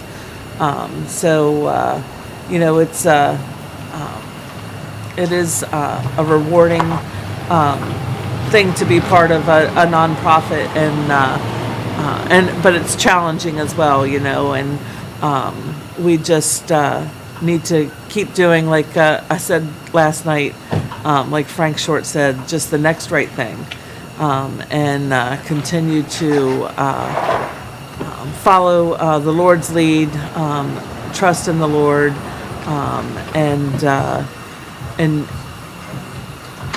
seek His will in our lives. So we're just excited to be here and have that opportunity to share with you what we're doing here, what some of the community partners are doing to help, so it's cool, having Alex sit here and tell us his story, to show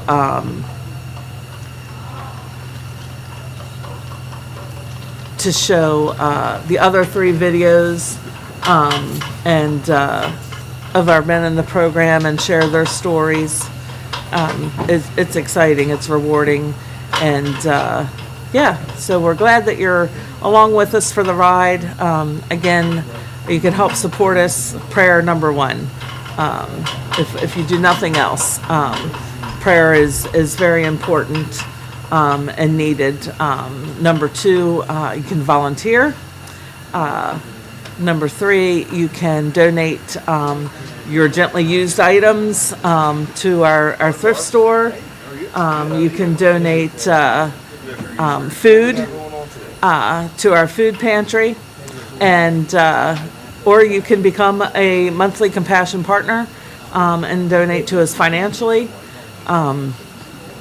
Like I said, we truly depend and rely on the generosity of our donors, of that financial support that you give us, because we couldn't do this without you. And so it's so important to have that help, to have that support, and we just ask that you give as you feel led. If you have questions, again, we're going to be taking this break here in just a second, and we just go ahead and ask the questions in the comments. Give us a like, share our live stream, and we'll see you back here after the live feed.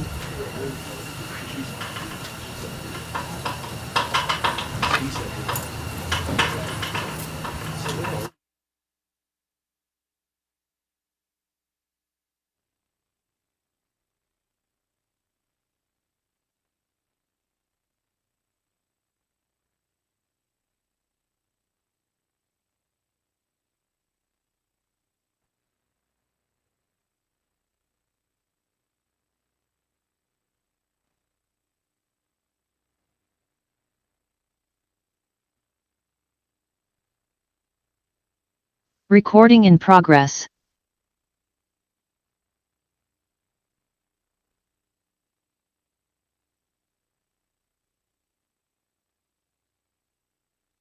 He's not on yet.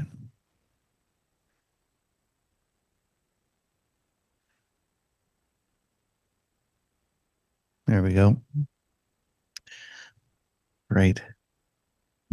Welcome, everybody, as we now hit hour 21 of Conversations on a Bench. And you all are incredible troopers, and know that the conversations are still going on, and how wonderful it is to be able to have meaningful and deep conversations around homelessness and addiction recovery and mental health challenges, to be able to share stories of effectiveness and testimony with people that have gone through your programs, and also to be able to talk about and with community leaders about the issues that you're dealing with. And it is on our national feed, very much a privilege to have Dr. Howard Koh from Harvard University with us. Many of you remember Dr. Koh from being with us at the annual conference, and how great it was, Howard, to have you there. And I just want to say welcome, and thanks for taking the time for this conversation. Thanks so much, Tom. Always great to see you, and great honor to be on this webcast. Thank you. Great. Well, one of the things we haven't explored as much is really the initiative on health and homelessness that you lead as part of the T.H. Chan School of Public Health there at Harvard. And I want you to maybe share a little bit about how that vision and your passion for health and homelessness and the connection and integration, kind of how that was born and what it really looks like, because some of our folks will have not heard about this, and I think it would be both interesting and important for them as they look at how they connect these things as well. Well, thank you so much, Tom.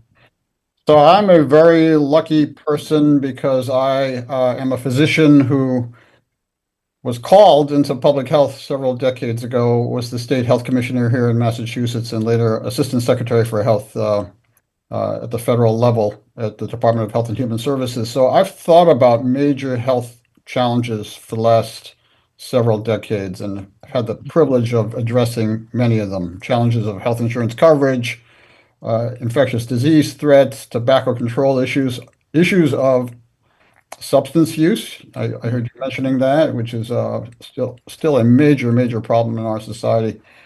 But through the years, Tom, the challenge of homelessness have haunted me because it's so visible, it's so unacceptable. Right now, the numbers are rising. And you would think that with a crisis like this, that we'd have a unified national response, and we just don't. And particularly in academia, we try to rise up and address the toughest issues through research and education and convenings. But there's very little representation from academia in terms of the medical and public health schools. So now about 6 years ago, we started this initiative on health and homelessness at our school, the Harvard Chan School of Public Health, to try to bring people together, to inspire leaders to step up and try to address this field with courage and compassion, the way all of you do. And the only way to solve this crisis is to have partners like Citygate, have it be interdisciplinary, bring everybody to the table, and bring all resources to bear to ease suffering. So when I came and spoke at your wonderful national conference last May in Phoenix, I was just so impressed by the commitment and dedication of your network. And I was amazed I hadn't heard much about your group before, and that's nobody's fault. It's just a reflection of how fragmented the response is. So we are trying to build collaborations with groups like yours, Tom, and we're off to a great start. And I think you heard from my great colleague, Dr. Kate Long, a couple hours ago, who's a wonderful colleague of ours. So, Tom, being on this webcast with you is another example of how, if we work together, hopefully we can build our commitment and make a difference for people in need.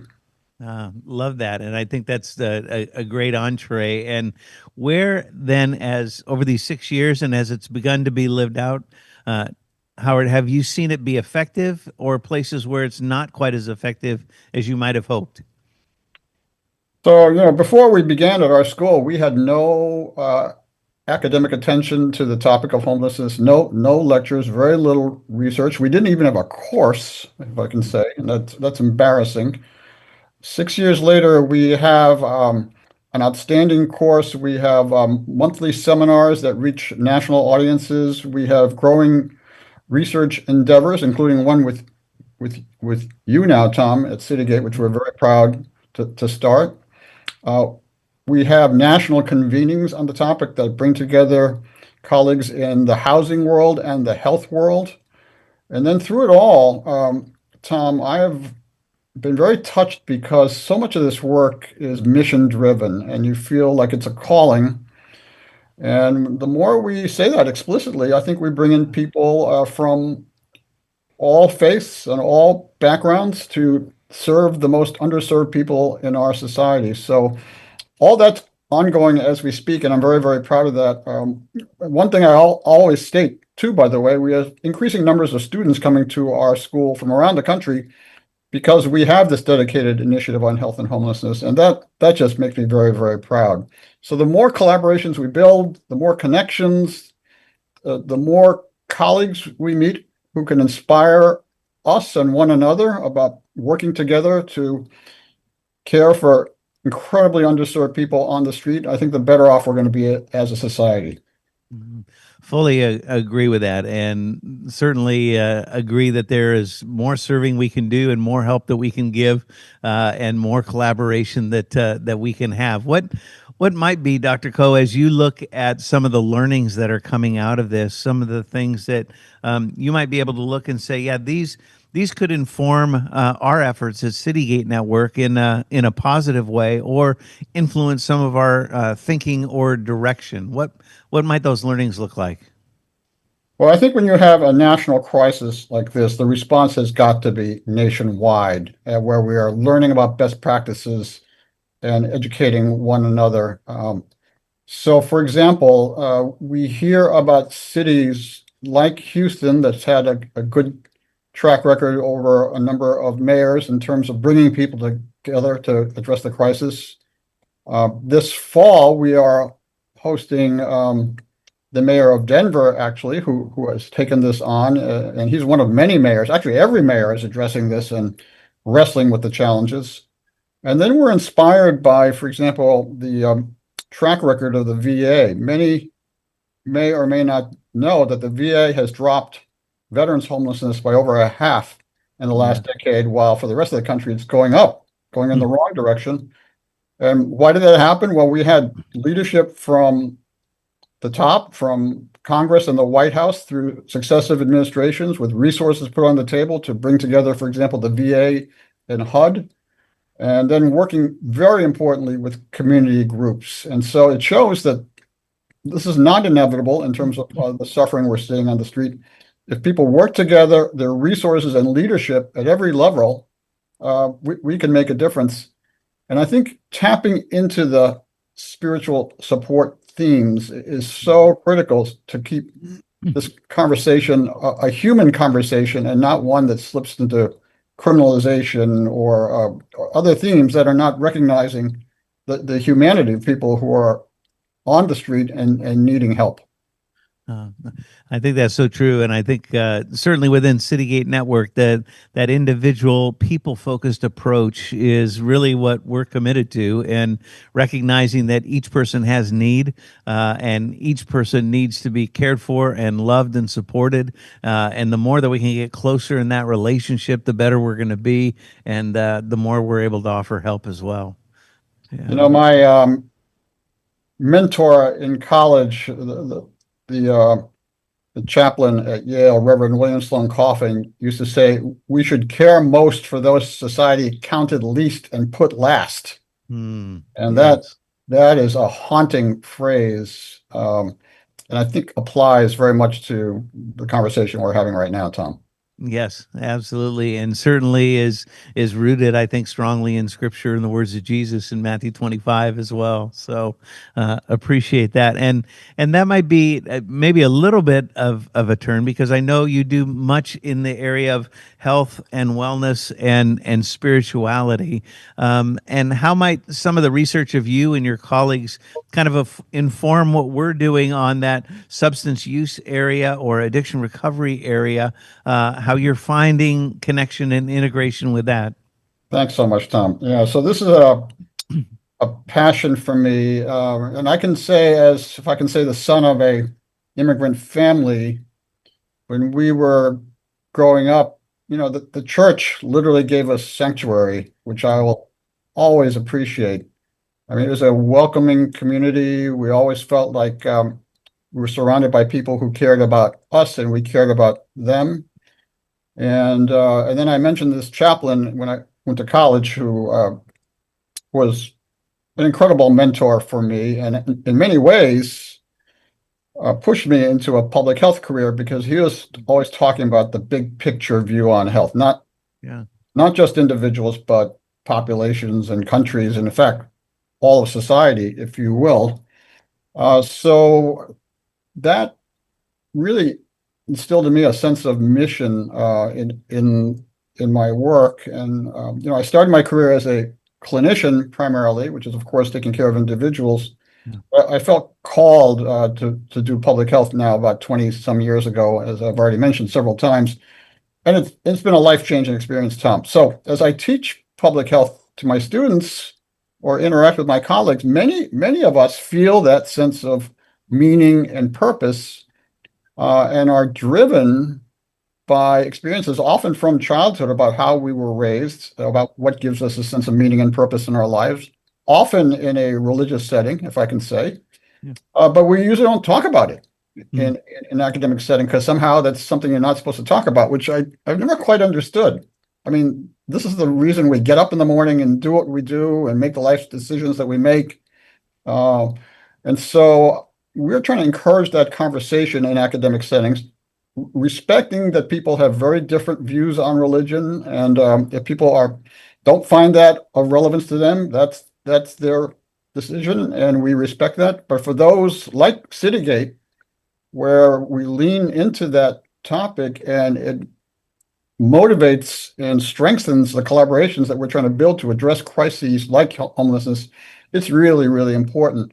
You're getting me at a very good moment because I think I can say this. We're wrapping up a research article, which I hope is going to be published very, very soon, that shows that, and what I'm about to say is obvious to all of you, is that when you look at programs like AA or 12-step programs, those are spiritual programs. They're talking about connection to something bigger than yourself, and themes that are spiritual but not referred to as such. And so I've been struck by that in my work as a state health commissioner and as a U.S. Assistant Secretary, saying this is the spiritual side of health, which is just as important as the physical side of health. And why aren't we talking about that more? So that intersection, Tom, is a motivating one for me in my academic work. And I have the honor of working with some incredibly dedicated and brilliant colleagues at Harvard University on an initiative on health, spirituality, and religion. So that intersects with this work with all of you as well. Love that, and would love to see that article or make it available to our network. That'd be great. Okay, it's got to be accepted first, so okay. Pray for me. we'll wait till it's peer reviewed and then pass it on. Oops, I can't hear you now. Oops, I can't hear you now. Okay. Oh, there you are. There we go. Great.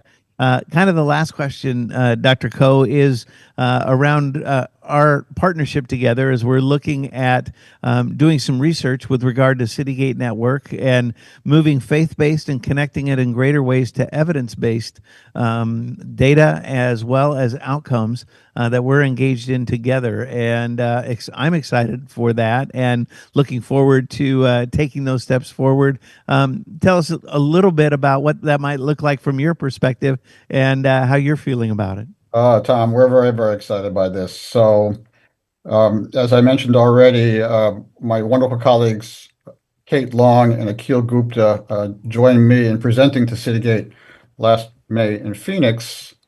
And we all mentioned that we were just getting to know each other, despite the fact Citygate has had a history that goes back decades, right? And you're an astonishing national organization that's connected and trying to work together, which is never easy.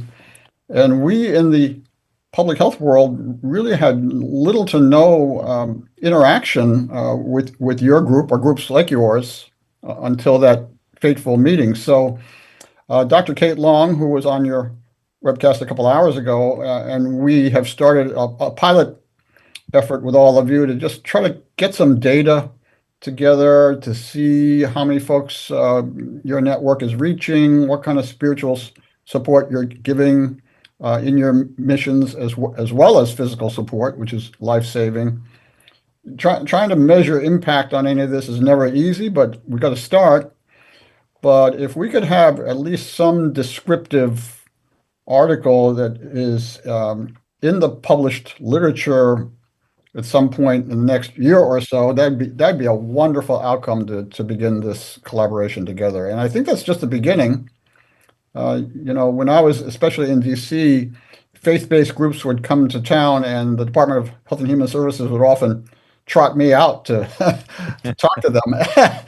And after a while, I used to open up by saying, "You may think I'm a doctor, but I'm actually a frustrated minister," and everybody would roar, Because I just love people who are motivated by the sense of meaning and purpose and calling, like all of you. So that's why we're here. And Tom, I know that's just a first baby step, but it's long overdue, and we're looking forward to working closely with you and your colleagues, and led by Kate, who is a very wonderful and promising young investigator. That's great. Well, we just want to say thanks so much for taking the time for this conversation on a bench, and also for having spent time with us in the past, and hopefully more in the future as we continue to move forward, knowing that I think the support that you bring and the perspective can help share the story of Citygate Network, certainly the importance of what we do, and the outcomes and how that truly does impact and save lives. So we're grateful for that. Thank you, Tom. Great honor. Great. Well, blessings. Thanks again. Good to be together, Dr. Coe. All the best. Thank you so much. Yes. Bye-bye.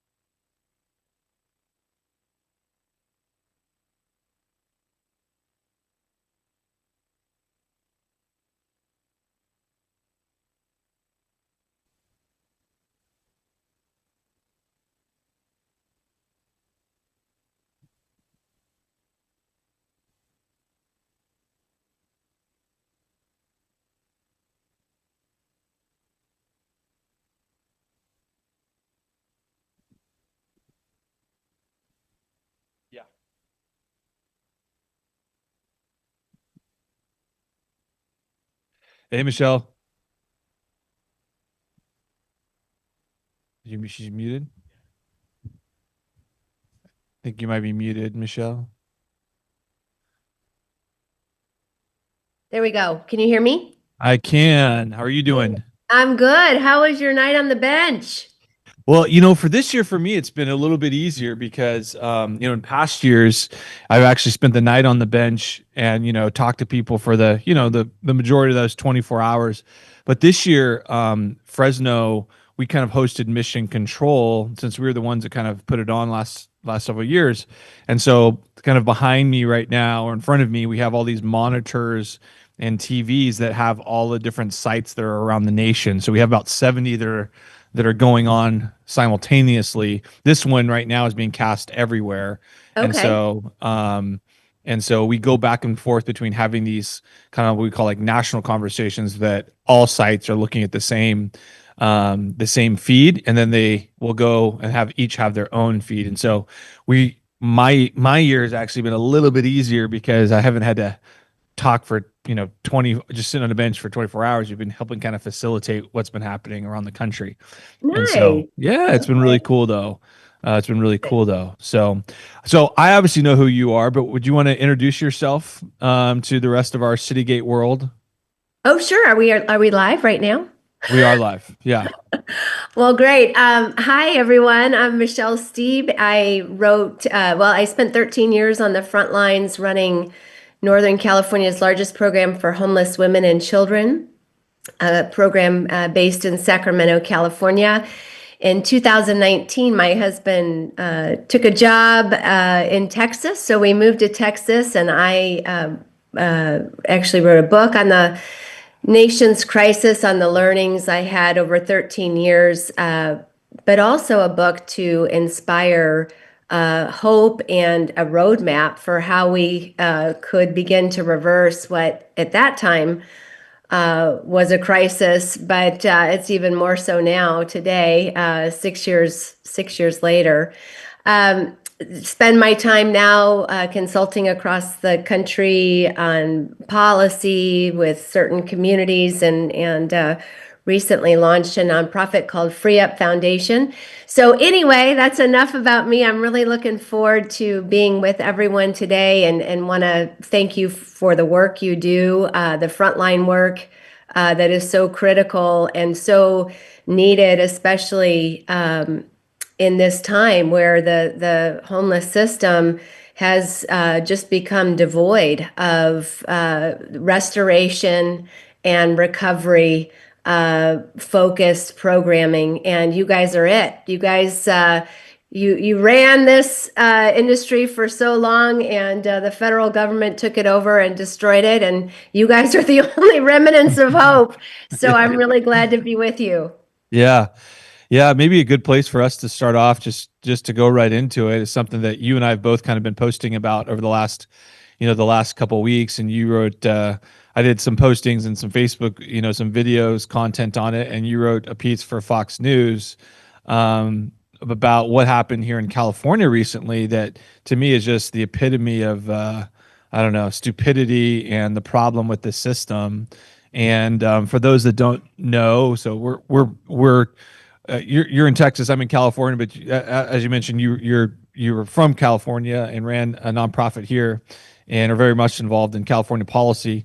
And our governor here, the state legislature, both in the Assembly and the Senate, unanimously, I believe it was unanimously, passed AB 255, which would have not mandated, but just allowed cities to spend up to 10% of their budget on basically sober and addiction recovery services. So 10% of their homeless budget on sober living and addiction and recovery services. And even though it was, I believe, unanimous in the Assembly and in the Senate, state Senate, the governor vetoed it. And to me, I just, it's just one of those things. It's like, how could you veto something like that was not even mandated, just allowed, just provided the authority for a city to make its own choice with a very small fraction of the overall budget, right? Yeah. And just so frustrating. It is incredibly frustrating, and I would take it maybe one step further and describe it as evil, because what it really does is handcuff, as you pointed out, local communities who, have been under this housing first mandate. Let me step back and say, I think everyone here knows in 2013, the federal government implemented a one-size-fits-all approach to homelessness, which was really, as it played out, housing only, right? It funneled all the money that they contribute to homelessness today, about $4 billion, And instead of funding mental health treatment and drug and alcohol treatment and employment training and housing, different forms of housing, it said we're going to take all that money and put it into permanent housing subsidies, right? Housing vouchers, in essence. California was the only state in the nation to follow suit and embedded it into state statute. The result at the federal level is homelessness is up almost 35%, but in California, which did it in 2016, it's up 40%. And so what this mandate has done, and what his veto has done, is continue to handcuff local communities to a policy that has clearly failed, not just their communities, but more importantly, the homeless. We are at the highest point in California's history. About 80% of that population is struggling with addiction and or mental illness, many other issues as well. And it just really is such an evil veto. I can't describe it any other way. Yeah, and I've often wondered, like, what's the story behind the story? Why did every other politician agree on something that's otherwise, has been controversial, and yet they all agreed? And then what's the story behind the story? And I think in some ways, what I think is happening is HUD is changing at the federal level, and they're going to start funding services for recovery and addiction and mental illness and wraparound services.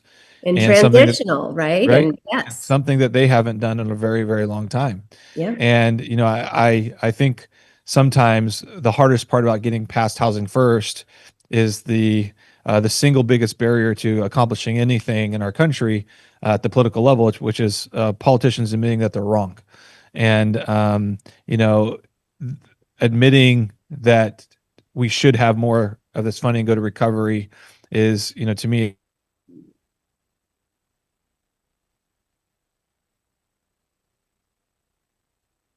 and the story is, even though it was a small amount, they just didn't want to give an inch to say, no, we were wrong about this whole housing first thing. Right. Which it's also crazy to me, because when you look at some of the pockets in California that have actually trended better over the last year, like LA went down, basically even, didn't go up, at least if you believe the pit count. But the reason that these cities, I believe, actually had some level of improvement is because they're actually not just housing first anymore. LA invested a lot of money in shelter. Now, they'll still say that they're housing first, but they still invested a lot of money in shelter and crisis centers and places that had some of that. And so it's funny to me that as much as they claim they're housing first, the parts that I think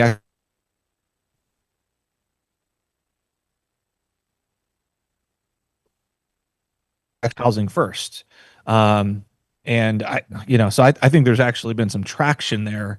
That's why I think you've seen more willingness among the different politicians to veer away from all funding being strictly housing first funding. Yeah, and you're seeing it with in San Jose with Matt Mahan, right? Who's clearly said this has, as a one size fits all approach, it hasn't worked. We need to fund different alternatives. We need to move people out of encampments, but we need to create capacity for them, right? This Gavin, right after the Supreme Court decision, the Grants Pass decision, Gavin, all of a sudden said, "Oh my gosh, we've got to clear encampments off of state land." And what he didn't say is there's no place for people to go because they're all waiting in line for permanent housing that isn't being built in California at the rate at which it needs to be built. So it's really he's been such a failure in, starting with his time as mayor of San Francisco, and certainly the veto last week to not give people the opportunity to have a place where they can recover and heal and moving them around while they wait for permanent housing is just a travesty. So you're in Texas now. And while Texas has some pockets that I think are doing well, San Antonio, when you look at, say, the population side in relation to the homeless count, I would say to me is like one of the better cities. Houston was doing okay for a long time, but now is starting to see their numbers like go up. But what are the things what are differences that you see in Texas versus California? Well, the biggest difference is our number. Statewide, we've got about 29,000. Again, if you believe the pit count, one of Right. the major flaws, there's so many flaws with the pit count, though it is a decent benchmark over time. But one of the major flaws with it is that it excludes about 50 to 60% of homeless families. Yep. That's something that I talk a lot about and did while I was in California in particular, because my program was for homeless women and children, and a lot of them didn't qualify according to HUD to be homeless enough to receive services, right? Yep. So, number one is we have a much lower count of homelessness. We also don't have the Housing First mandate that California, adopted. And yes, I would say overall we're pretty steady state. I mean, a little bit of growth, but in places and pockets like Austin, as you pointed out, now Houston, even San Antonio is seeing a decent a clip upwards. Dallas is, kind of holding its own, but it's by no means are these regions models, and in particular Houston, which as we both know, was long held up to be this model. It's really very clear that that they've got a lot of underlying issues. That Housing First, they are a big Housing First community. They've got a lot of underlying issues that Housing First hasn't been able to solve for them. Yeah, and it sounds like they're shifting away from that narrative. They're shifting away from that narrative To some a degree, bit. yes.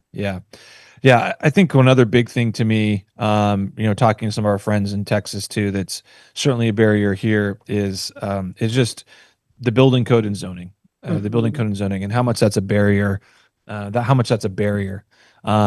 And I was meeting with Steve Hilton, who we both know, Yes. who's running for governor here, and I was talking to him about, hey, one of the ways that you could quickly just open up a lot of spaces for shelter is just with hotel sites, right? But in order for a hotel to move to a shelter, even if even if everything is perfect, even if it's pristine, right?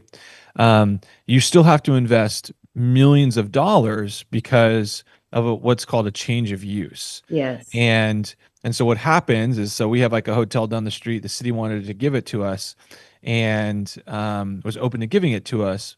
But in order for us just to take it over and have somebody stay there for longer than 29 days, we had to bring that building up to all these new codes, right? So the building built 20 years ago or something like that, or 30 years ago, I'd have to bring it up to all California's new codes. So, having the right lights and having the solar and having, the right electronic appliances and the right drywall and something that should have cost tens of thousands or maybe hundreds of thousands of dollars in upgrades went to costing millions and millions of dollars in upgrades, even though you weren't necessarily having to change, like do major changes to the physical, appearance of the property.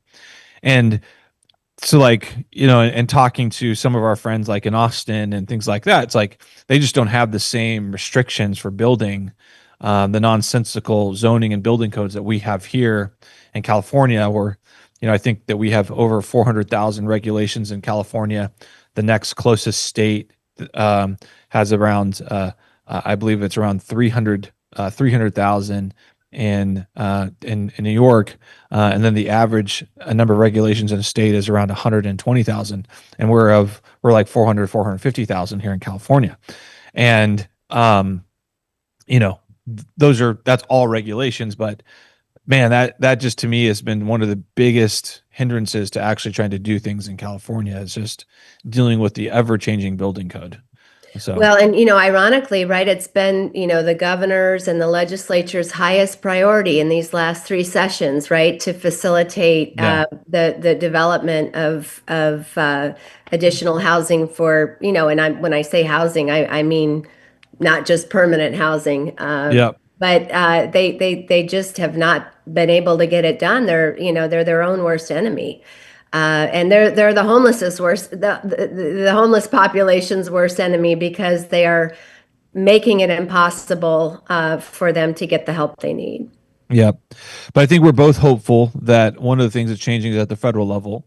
And I think Yes. we're both hopeful that what's going to be coming out of HUD and the federal government was going to be, probably the biggest shift in homeless policy in the last, probably 2 decades at least, coming out of Washington, D.C. And so I think for us in the Citygate Network, we're excited about what that can mean and what that could look like. So.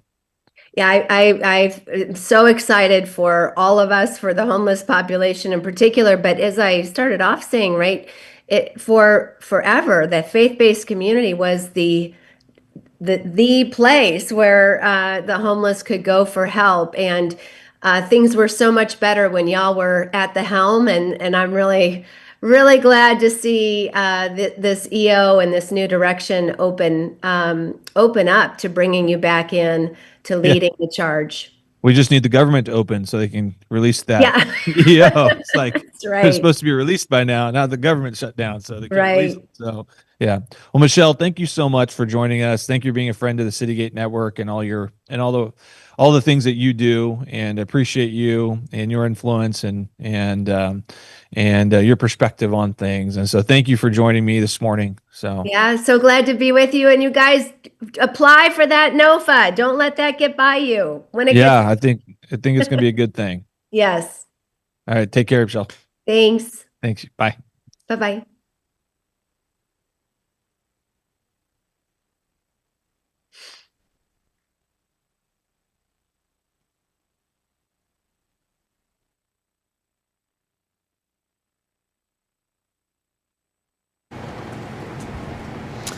All right, so we are at what, 12:30? Yeah. Something like that. How are you feeling? It's been a long night and day. We've been here since, 8 o'clock? 9 o'clock 9 Eastern o'clock. time Yeah, yesterday morning. So we're into the 30 couple hours awake. I don't know. Long time. We have just 2.5 hours to go. It's been good though. It has been good. I was sharing before the national feed. What a blessing it is just to work here, to be a part of the ministry, it's a blessing to have Citygate put on this event and making it a corporate type event with over 70 rescue missions, all of us doing streaming at the same time. I know some rescue missions were talking to each other and zooming in with each other. Being my first time doing this, I just kind of wanted to keep it as simple as possible. I do want to give a shout out to Steve and Tim and Raph for all their help behind the scenes with the technical stuff, because we wouldn't have been able to do it at all without them. We'll let the motorcycle go.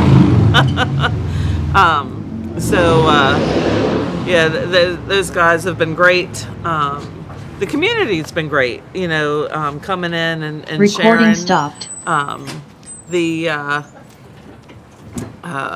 community partners have been great, coming out and speaking with me, some, just at 11 o'clock at night,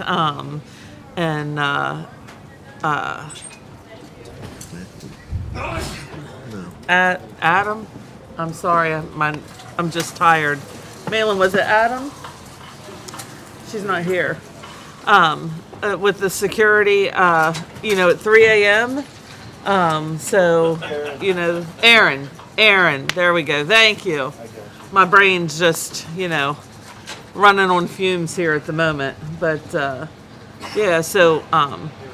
I think that means a lot. It means a lot to me to have them step up and do that. Of course, the staff all pitching together to be here to support us, to help with security, volunteering their time overnight, for Michelle stepping up and making sure things are covered inside, while some of us are outside. We truly are a good team. We work well together. We pitch in and support each other, and that's important. I think that's how God wants us to work. Yeah. So I'm kind of excited to see how well the store did today. That parking lot has been it's been really full. Hopping with vehicles coming in and out over there. So that's our store. Our store, yes, our thrift store. Yeah, that's exciting. So, give me some recap of your thoughts over the past 20 whatever hours. Yeah, I mean, it's very impactful for me to hear, all the different angles, the different takes, we saw, I think early yesterday, we saw two young men sitting here who humbled themselves out, right? Who, they don't want this life. Yeah. Or this lifestyle. Yeah. And there's, there's some barriers, and, it gets you thinking. Yeah. And just. And speaking of those young men, Raph, this is homework assignment for you, but for David and Neil, we're making sure they're getting their IDs and, following up that they're connected to the right resources, because that's what you do. You help those guests in the shelter find the resources that they need, get the, and I think they're newer to the shelter, so they're not necessarily in that extension program. But, if we can help them in the 30 days that they're here and they don't need that, that's what we would prefer. So it's made so over the thing that I heard recurring by multiple different people, community partners, just individuals, people who use our shelter services, that homelessness and drug addiction don't necessarily go hand in hand. Right. That homelessness is a different face than what a lot of us perceive, just out of not knowing, not being educated. So that's why this event was important, to educate those of truly what homelessness is, who's facing homelessness. And again, we're not saying that drug addiction doesn't lead to that, but a lot of those that you see on the street doing these things aren't the ones that utilize shelter because they have places to go. A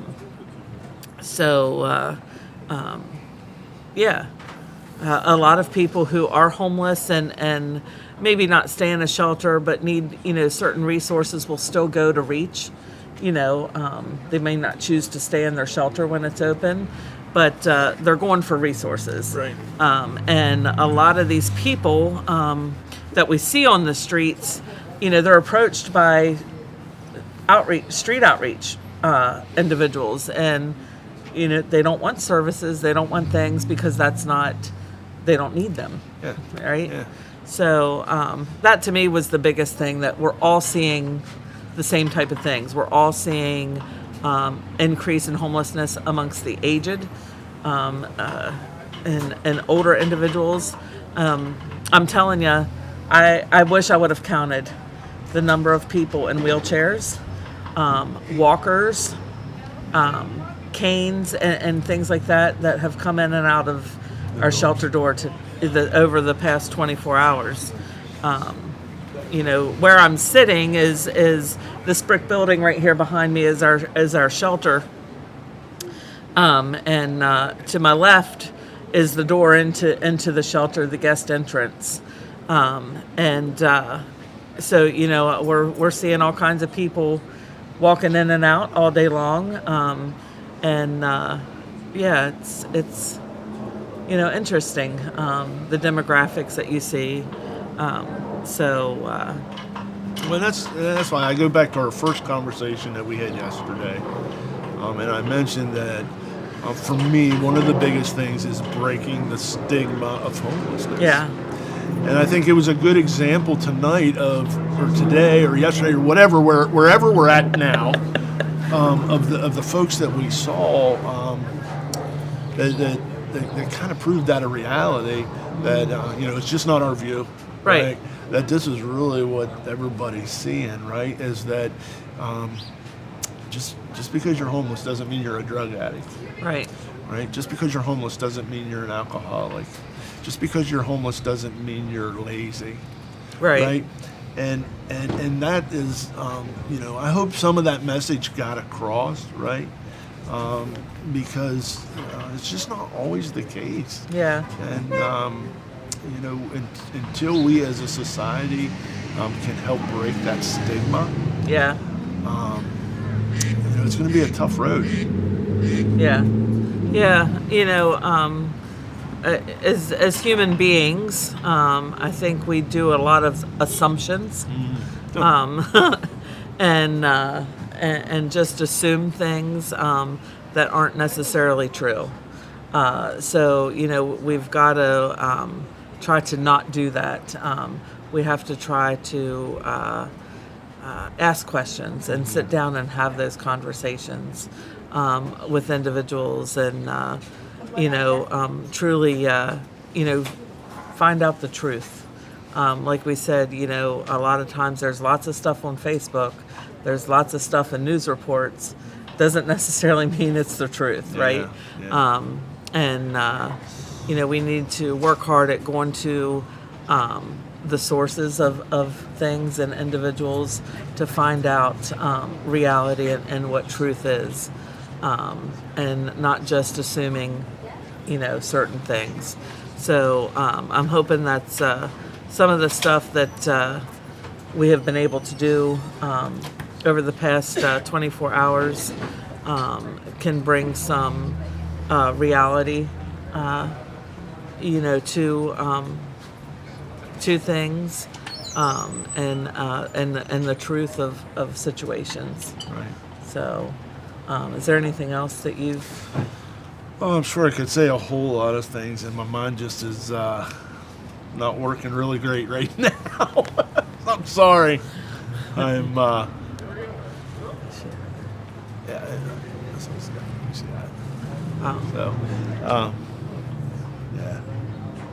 I don't know.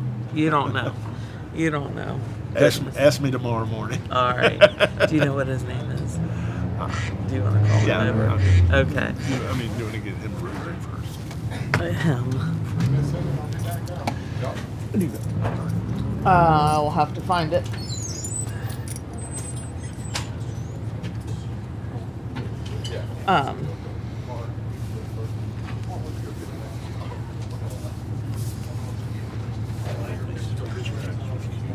No. That's the questions I get. Well, I don't have that one. It's not there. Come on over. Give this back to Steve. Is that yours? Huh? Yeah. Give it. So my name's Amy, and what is your name? I'm Mark from QCI. Mark from QCI, and so Mark, tell us a little bit about QCI and what happens there? So QCI is a behavioral health service. We like to provide services to patients from all angles, not just the mental health aspect. Okay. So just any kind of medical type of thing, or is it? Sure. So we have therapists, we have doctors, we have community support, we have nurses Okay. that see all of the clients. Awesome. And what does someone have to do to be seen at QCI? We're right over here on 201 North Burhans. Right. They just come So in. very close. If you just come in, there's an intake specialist, and they'll help you through the whole process. Okay. And so, I've heard a lot about mental health care and different things, and that, appointments are very hard to get. Is it hard to get appointments at your... I don't believe so. Okay. You can come right in, and we can get you scheduled, within the week. Awesome. Or so. I Awesome. mean, I shouldn't say. That's Yes, typical, but typical. within a reasonable amount of time, not months down the road. Yes, ma'am. So we're not looking at January, February for an appointment. Correct.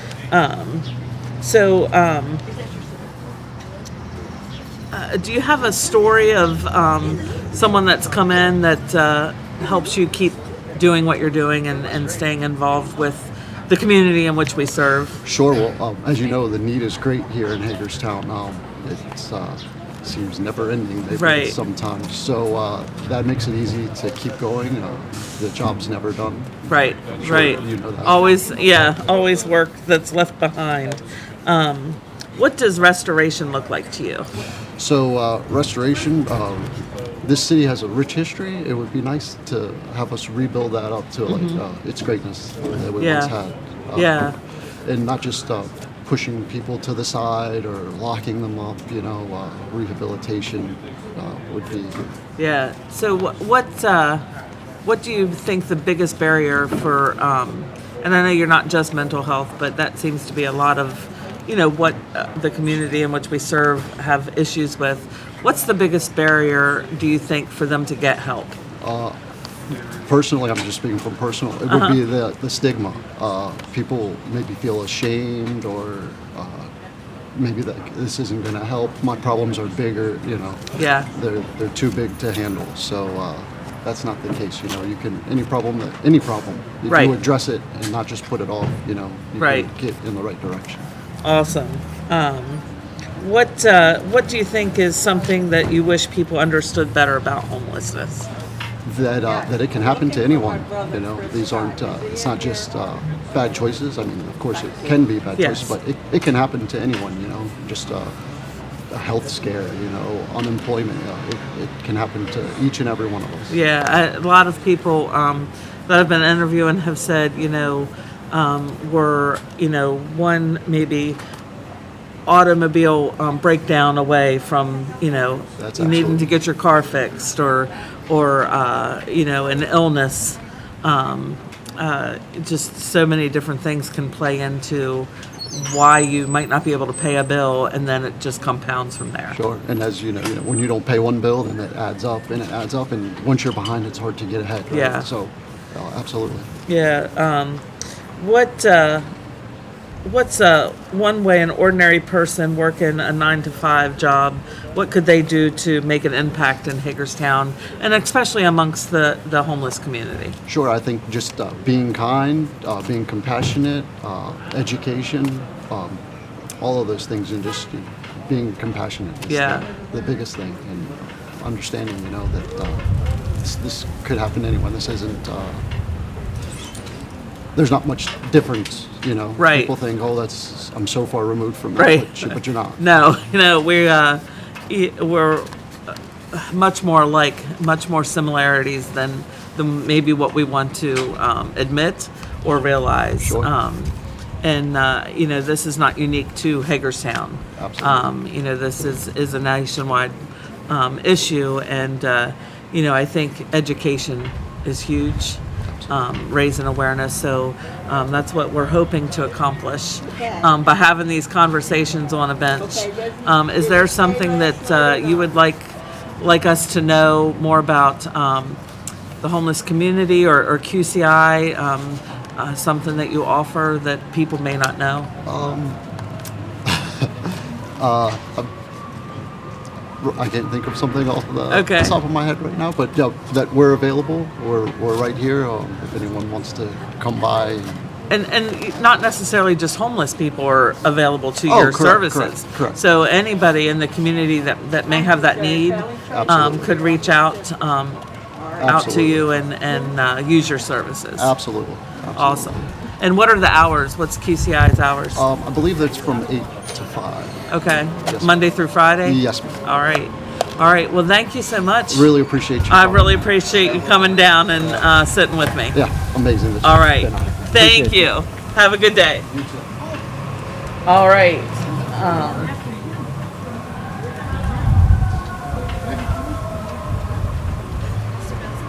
Mr. Bill's gonna come speak with me. Yay! Yeah, we have low-lying items here. That's all right. Can I borrow this, or do you have Absolutely. answers on there? No. Okay. No. Right here? Yeah. Pastor Bill. Yes. So, Pastor Bill, and you're from Buck Valley. I am. And so tell the community, in case they don't realize, where Buck Valley is. Buck Valley is in Woffordburg, Pennsylvania, just outside of Hancock, Maryland, about 45 minutes from here. Yeah.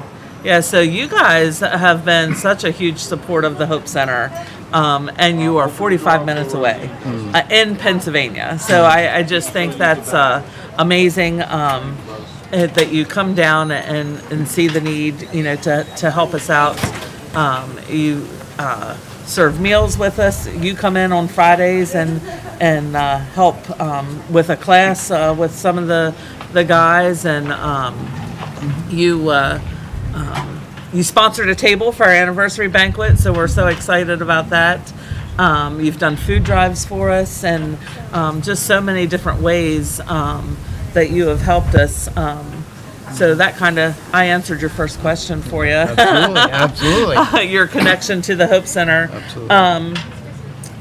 How would you counsel someone to help someone finding themselves in homelessness without enabling them? I would certainly look for opportunities to get them either some sort of work or even a service project somewhere, because I found that if we can get individuals to do some of these things, it really affects all their mental health and things like Right. that. It really affects the way that they view themselves. Yeah. Really. So I would really counsel them to get involved in some way. Yeah, like a sense of purpose. A sense of purpose, yes. Yeah. Yeah. And that's huge for anybody. Yeah, Really. for human beings. Yeah. What do you see a difference between mental illness and drug addiction? I think it's in a lot of cases they go hand in hand, but there is certainly a difference in each one of those things, Right. in that both of them can carry stigmas and things like that that are really hard to overcome. Yeah. In a lot of circles. Yeah.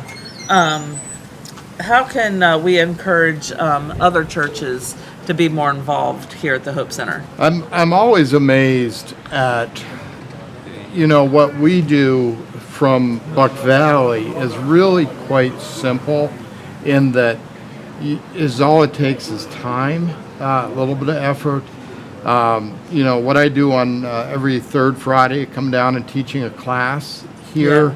I wish more pastors would get involved in Yes. that realm of things, just because I think it allows you to see a whole different side of ministry that isn't available sometimes in just your local church. Right. And I think it makes you a more well-rounded pastor.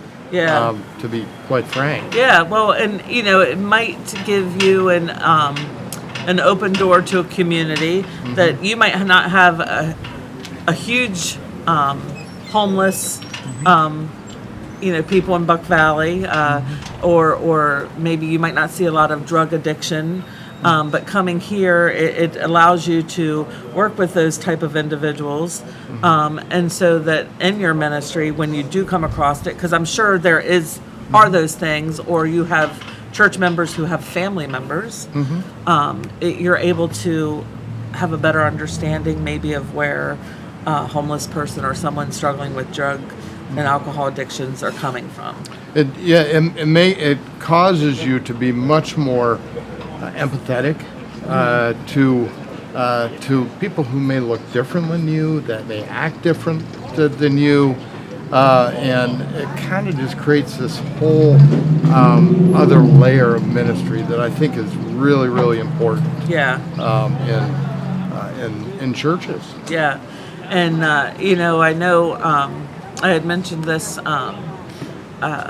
last night. The social services that are out there and things aren't necessarily for the government to do.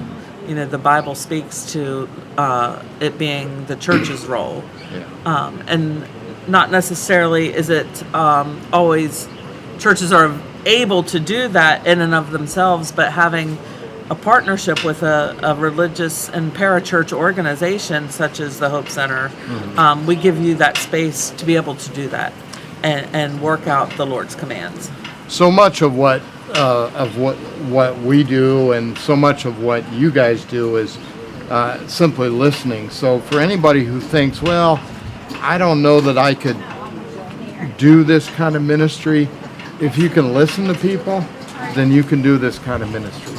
If you can give a smile to somebody, then you can do this kind of ministry. It really is important, and there's you can share the love of Jesus Christ just by doing those things. So I'm going to ask you this question. It wasn't on the card. So at our church, and our church comes in once a month to serve a meal, and we had a guest speaker one time, and him and his family just come in and do that service once a month. And he approached Terry and I and said, I feel like the people that are coming for the meal service has changed over the years. It's not the same type of group of people. Have you found that too? And have you adjusted like how you do your service each month when you come in? I don't know that there's in terms of doing the service, one thing that I understand, because you're dealing with a fairly transient population, I tend to stick to a simple salvation message every time, because you may not get that opportunity again. Right. And that's kind of the way I view the ministry in terms of preaching, that you may only get one shot with somebody. Right. And so it's very important that you kind of just lay it out there and stick to the salvation story, each gospel message, each time.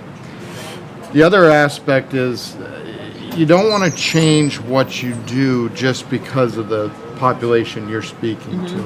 I mean, the gospel story doesn't change. Right. Whether it's in Buck Valley Christian Church or it's here at Hope Center, the gospel message is the same. So you want to be very consistent and in that approach to what. It's easy to get caught up in the, do they understand? Do they not understand? But you can't get caught up in that. You just be consistent, give the gospel message, and let God do the work. Yeah, and the gospel message is pretty simple. It is. Right? It's not even necessarily the Holy Spirit's doing that calling. So no matter if we think that they don't understand or not, if the Lord's doing the work, they're gonna have an understanding. God just simply calls us to plant seeds. And water the plants, and He's the one who does the work. So if we're faithful in that mission to just plant seeds, God will do the work. He's just an amazing God like that.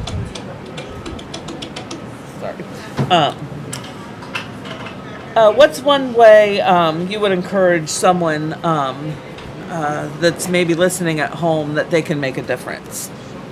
Number one, pray. Pray for your local shelter. Pray for your local mission. And number two, get involved. Volunteer. Make a meal. Interact. On a monthly basis when Buck Valley Christian Church comes down here and shares. A big part of what we do is the interactive piece. Anybody can make a meal. Right. But go beyond just making a meal. Interact with the people. Interact with each person here. Listen to their stories.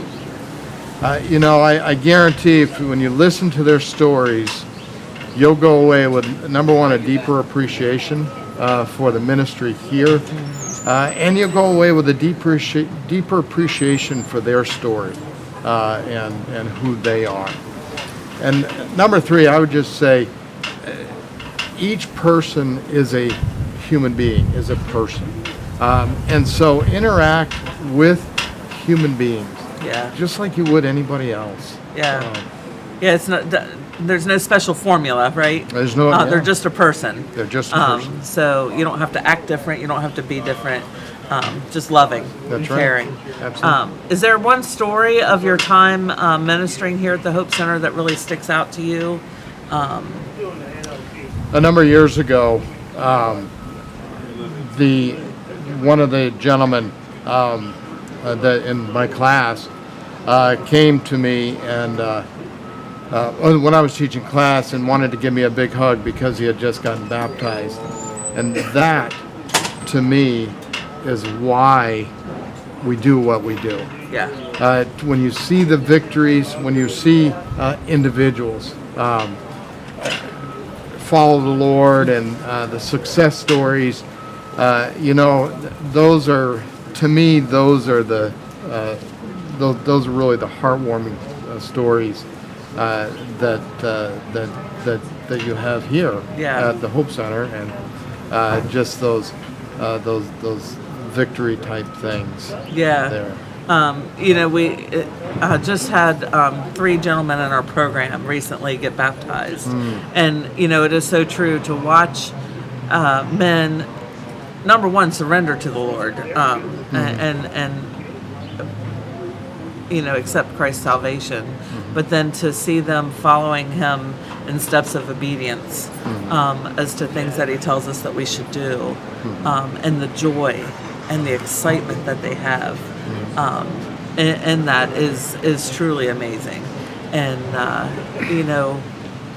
we want to share that with others. We don't want to hold all that excitement and stuff and blessings to ourselves. So we do want churches and all to join in with that, because it's so when one person turns their life over to the Lord, the angels are celebrating. Absolutely.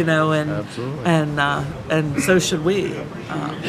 And oftentimes in a ministry like this, we may not know the full ramifications until we get to glory someday. Right. And, I can't think of a better response in heaven than to get to heaven someday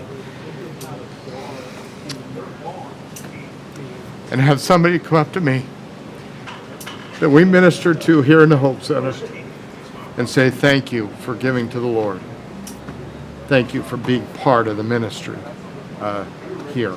And what an honor that you can give that then to the Lord, and say, this is for you, Jesus, my Savior. I did this so you can get the honor and glory. Amen. And those things are real. These things will happen, and it's building those relationships is so important. And just the more you're in Scripture and you read about even Jesus' short ministry, 3 years, so we only get a small glimpse at his life. just watching how he interacts with people, and reading that, and seeing how he responds to those who curse him, but to those who are in need, and just the kindness and the compassion that he gives them. And that's what we're called to do. We're called to be like Christ. Oh, absolutely. And we're not God the judge, but we're like Christ the servant. And that's what we're called to emulate. So much of the Christian life is just walking alongside. We're called to be ambassadors for Jesus Christ, and so much of what we do is just being that ambassador.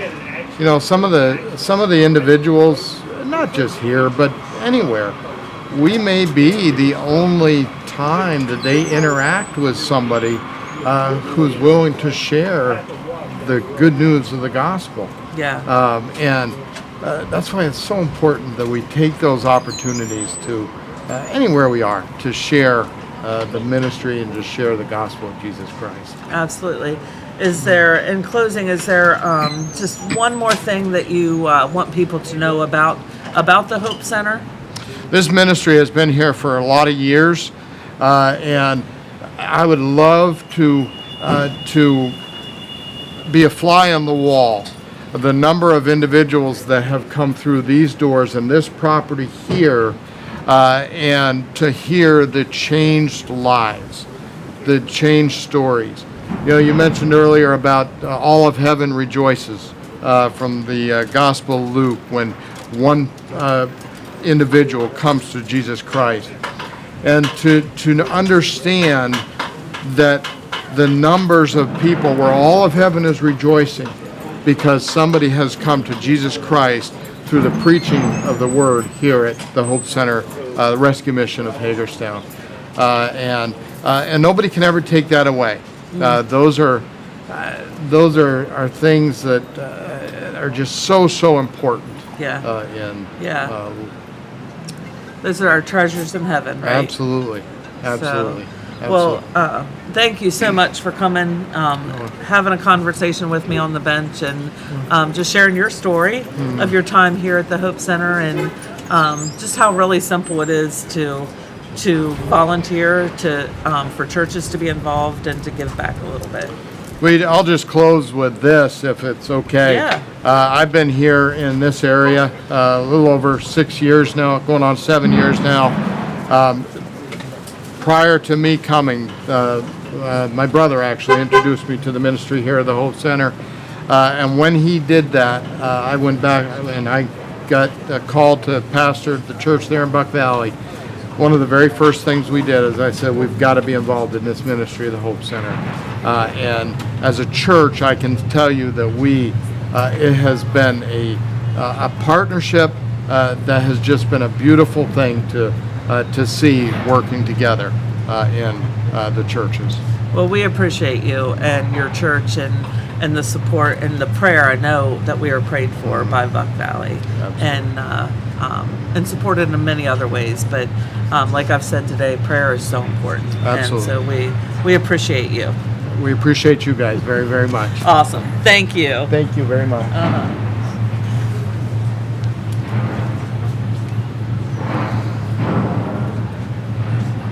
All righty.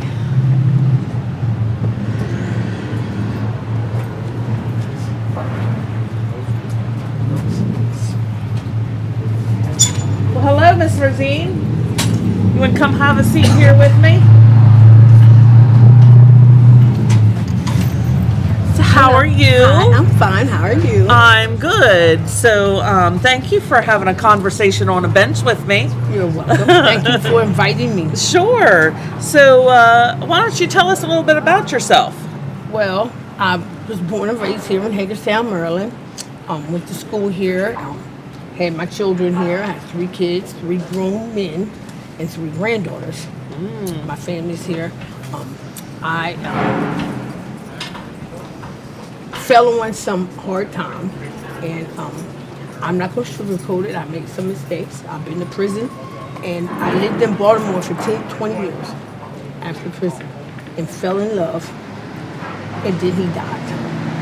And so I came back home, and that grief has sent me back to my drug of choice for a stint. But now I've come out of it. Wonderful. And I'm ready to be in recovery and live my life. Yeah. That's what he would want. So to help in this drug, in my relapse, I became homeless.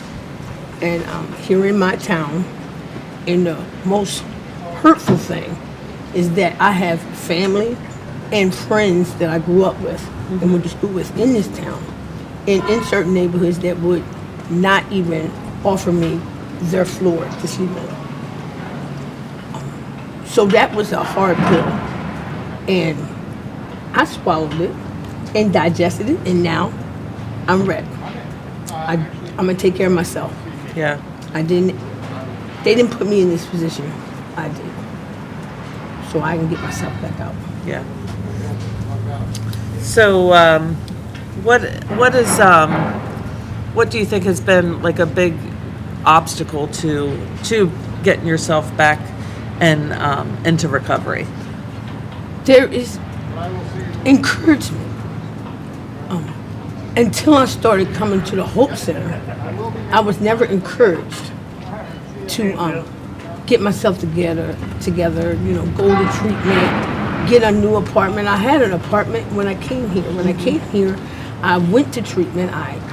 In my grief, I did have my own apartment, but I had never lived by myself before in my life.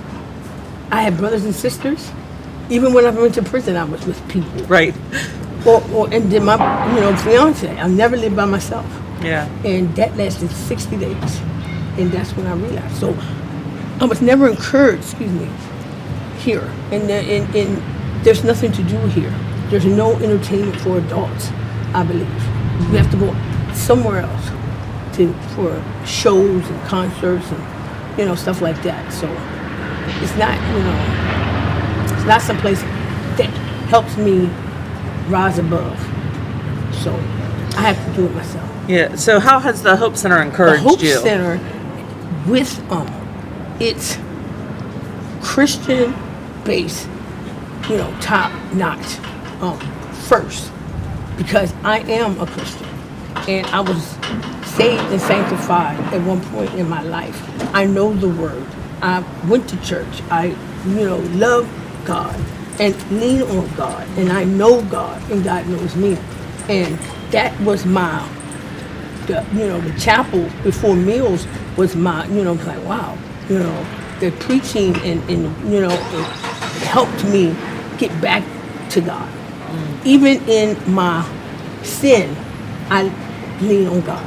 Yeah. I call on Him to help me. Yeah. You know what I mean? And so He's been my rock. He's been my fortress. And He's kept me alive and kept a hand on me, and I feel it. I acknowledge it. Yeah. And so the Hope Center fills in for women, because this is a men's shelter. Yes. And for women, it is welcoming for meals and to hang out, for shelter, using the bathroom, getting clothes, the vouchers for clothes, everything that they kind of, except for sleeping here and breakfast, I get everything the men get. Yeah. Yeah, we want to help as much of the community as we're able to, and so we do offer those assistance to the women too. There's not enough services for women who are homeless in this town. It's a men grab, but the Hope Center saw that and filled in where other shelters, didn't offer, were lacking, and saw there's so many women out here. Yeah, yeah. There's a lot of need, unfortunately. So anyway, the Hope Center is somewhere. It's like home. It's like being home. Even there's no TV. No. But it's like hanging out. I get to know the guys. We have a rapport. We get along sometimes. Sometimes we don't, like brothers and sisters. Right. You know what I mean? And I'm like a sister, and I'm here every day, and sometimes all day.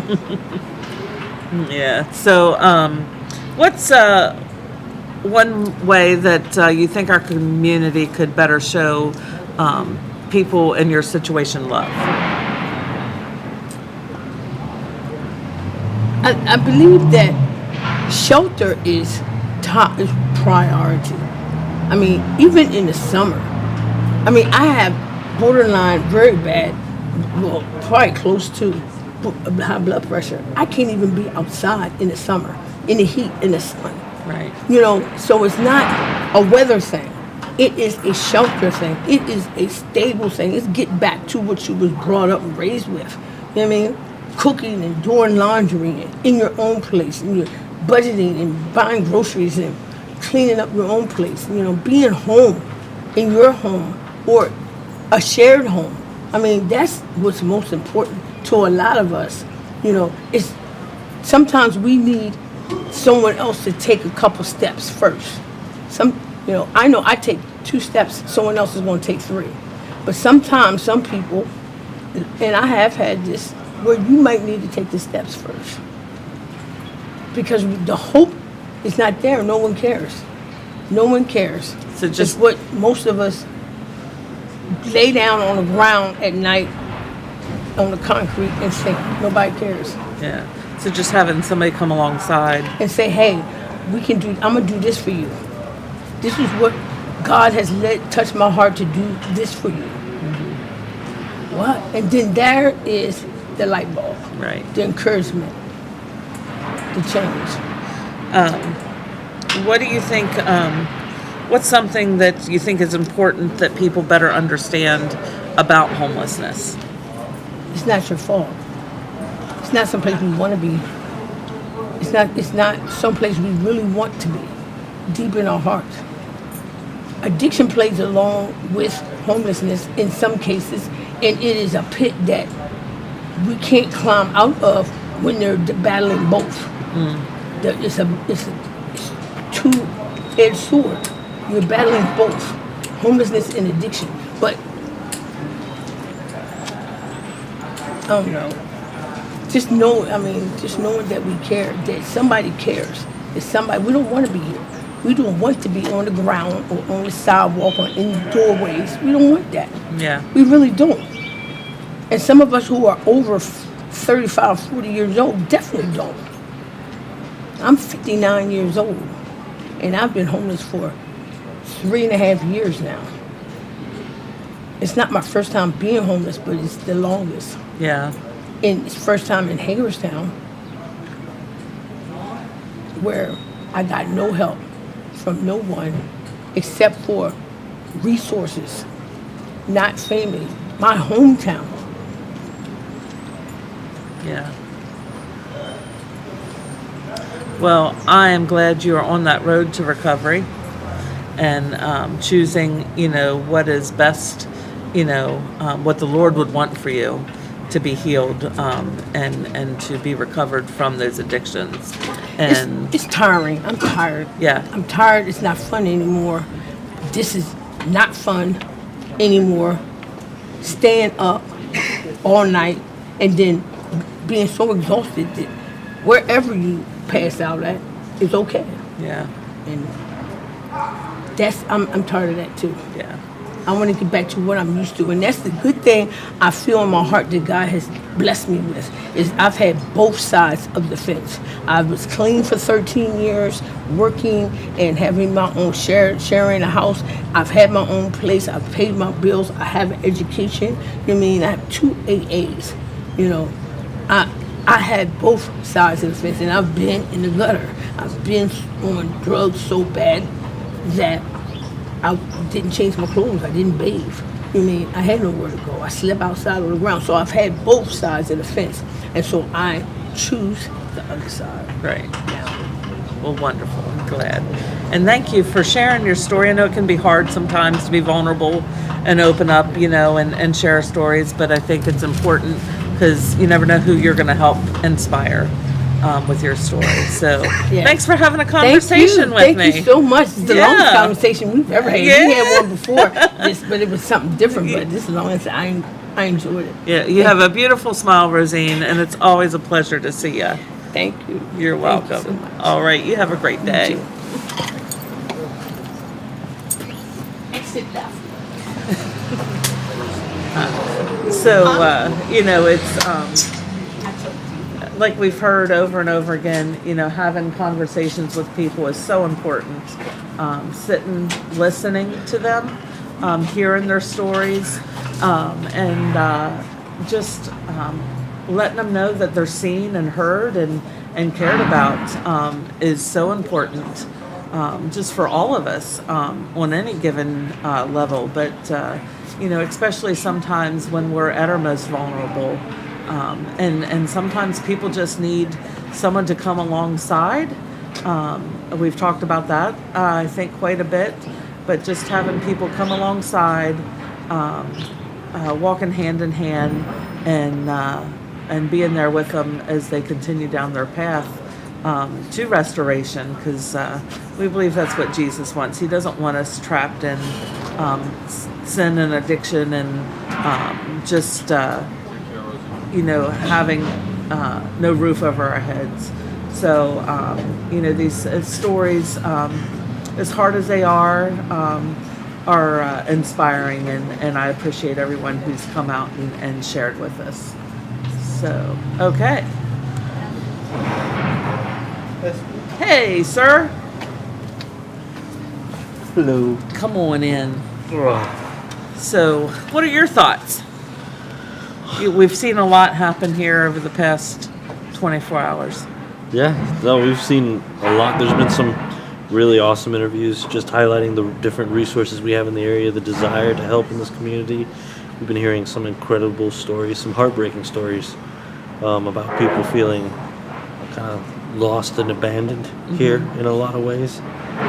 Even just hearing Rosine just there talking about how this is her hometown and the only help she's getting is from these resources. Yeah. And feeling in a very real way that's got to feel very lonely. Yeah. Yeah. Yeah. And overlooked, neglected, but I love Pastor Bill's heart, and just how simple serving this community truly can be.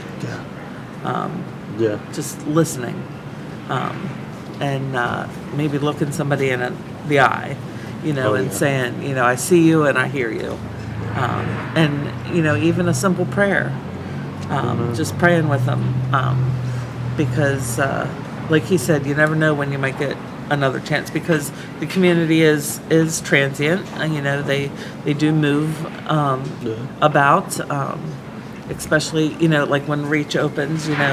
Some of our guests will go over there, and that's okay. We're not in competition. There's not enough beds to go around anyway. So but you just never know when you might get to see someone again. Absolutely. So taking those opportunities as they come to share the gospel is so important as well. I think you hit the nail on the head too. Just the idea of listening. Yeah. Being compassionate enough to sit with somebody in a moment and hear what's going on in their lives. A lot of times people are just looking for that and they don't get that. You know what I mean? Right. They feel like there's nobody to listen to them, there's nobody to care, but having the churches that come through every evening to serve meals, and sometimes you come in and you'll see them sitting with the guests, you'll see them talking with the guests as they're engaging with them, and just moments like that is really encouraging. That's my favorite when I hear, excuse me, that churches are not just serving the meals, not just giving the word, but then fellowshipping, with the community, with our shelter guests, with the those that just come in for a meal. I think that's the best way to show Jesus Christ. Absolutely. I need a drink. Get yourself one. I'm drying up here. No. Oh, man. Yeah, so where are we at? 1:30. Yeah. Hour and a half. I think we're gonna make it. Finally, we're almost there. I think we're gonna make it. You've been amazing here. I don't know how you did it. I fell asleep at some point somewhere. Well, it's okay. But that's all God, truly, because I'm telling you, I am not. I like my sleep. I feel you. Like I've said a couple times, I struggle with the time change, especially that spring forward when you lose the hour. But but I do think I think this has been important. I think it's important for our community. We hear so often, well, I didn't know, and so this is the opportunity for people to know, to find out some things about what's going on with the homeless community in Hagerstown, what resources are available to them. There again, we're going to make sure that we have that street guide up on our webpage. It might take a day or two because staff has been up for 24 hours. But we'll make sure we get that resource guide attached to the website so that you may have a loved one who is in need of some services, and it's not just for homeless people. It is truly we call it a street guide, but there's lots of resources on there for different things. Absolutely. Like Jess said, they do homeless prevention, and so that's important, work to keep people housed is so important because, like Rosine said, homelessness is one side of a sword, and then coupled with, some people have those addictions. So it's like a two-edged sword, and it's even harder to get that help and be able to get out of that pit that you're in. But I think it can be done. I think people can have that drive in and of themselves, but truly, if they lean on Jesus, He can give them the strength and the power to do it as well. So, that's so important. I tell the guys that come in with the extension program too, because we'll sit down and we'll talk about budget. Right. And I look at them just very honestly. I'm like, okay, what money are we spending on habits we shouldn't be spending money on? Because I remember, I think it was Kevin Scott, when he was sitting here, he was talking about how it was a job just to pay for the habit. Yeah. You know what I mean? Yeah. And I'm looking at these guys and forget, like, not just drugs and alcohol, but even, like, the guys who are buying cigarettes. Yeah. Like, $300 a month just on cigarettes when they have no income coming in. Right. How are they doing this? You know what I mean? Yeah, I think Kevin said, like, his drug habit was, like, $40 a day or $40 a hit or something like that, and I'm thinking that's crazy, but if we all think about it, I'm sure there's some ways there, but but especially though if you're homeless, where are the opportunities to save and live within your means? And again, there's choices that need to be made. And I think was saying, she had this one family, and the rent they were paying didn't equal their paychecks, and it didn't coincide with what they made, and so they had to look for another place for them to live that was more within the means of what they're making a week, because it didn't match at all. So, if they kept going, they would, find themselves without being housed. So, absolutely. So I think that's great that you do that with the guys. Look for those habits that aren't good habits, that don't uplift and help them, and see if we can't, break some of those habits.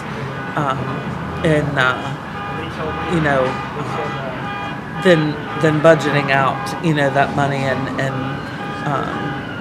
and I think it was Jess too, said, she works with people who've never had bank accounts. Yeah.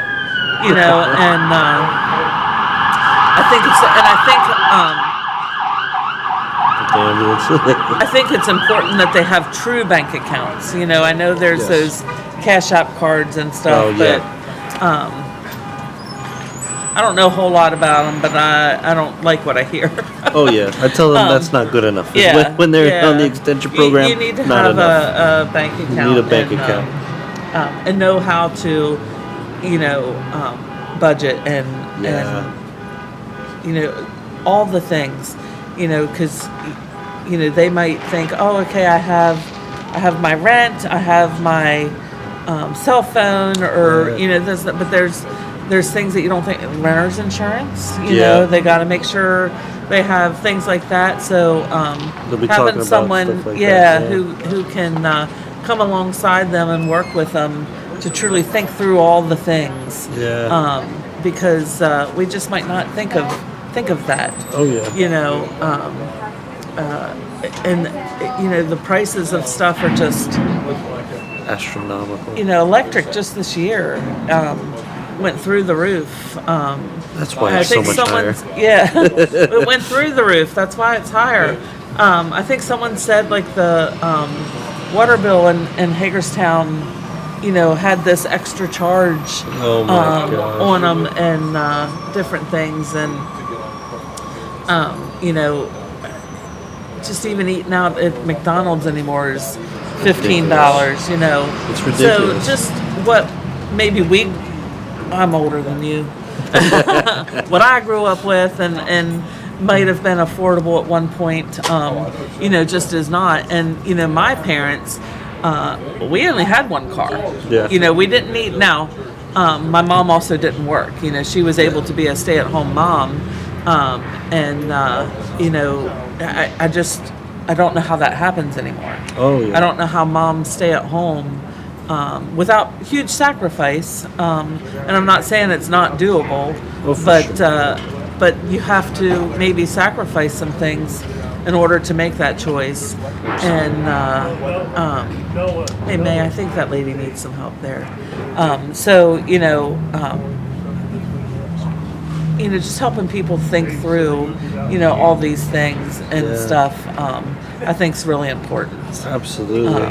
And so I'm glad that you do that with the men, and that you're able to, not only necessarily maybe budget, but make sure they have the IDs, maybe some resume help or something with them as they're looking.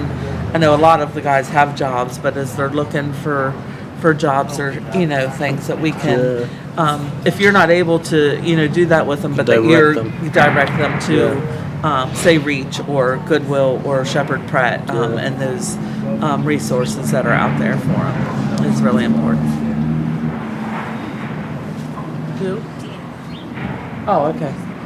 All right, so we're gonna switch you out. Okay. Unless you have anything else you want to add. I just want to make one more point. If that's Okay. all right. That I think, so talking about budgeting, I realized how different financial literacy is from home to home. Yes. Right? So like growing up, like my parents had immigrant parents. They didn't learn anything about finances from their parents. Right. Right? And so many people here either you'll see that they didn't learn from their parents' financial literacy because they didn't know. Right. They're doing things for the first time, or maybe finances is something that everybody avoids in the home.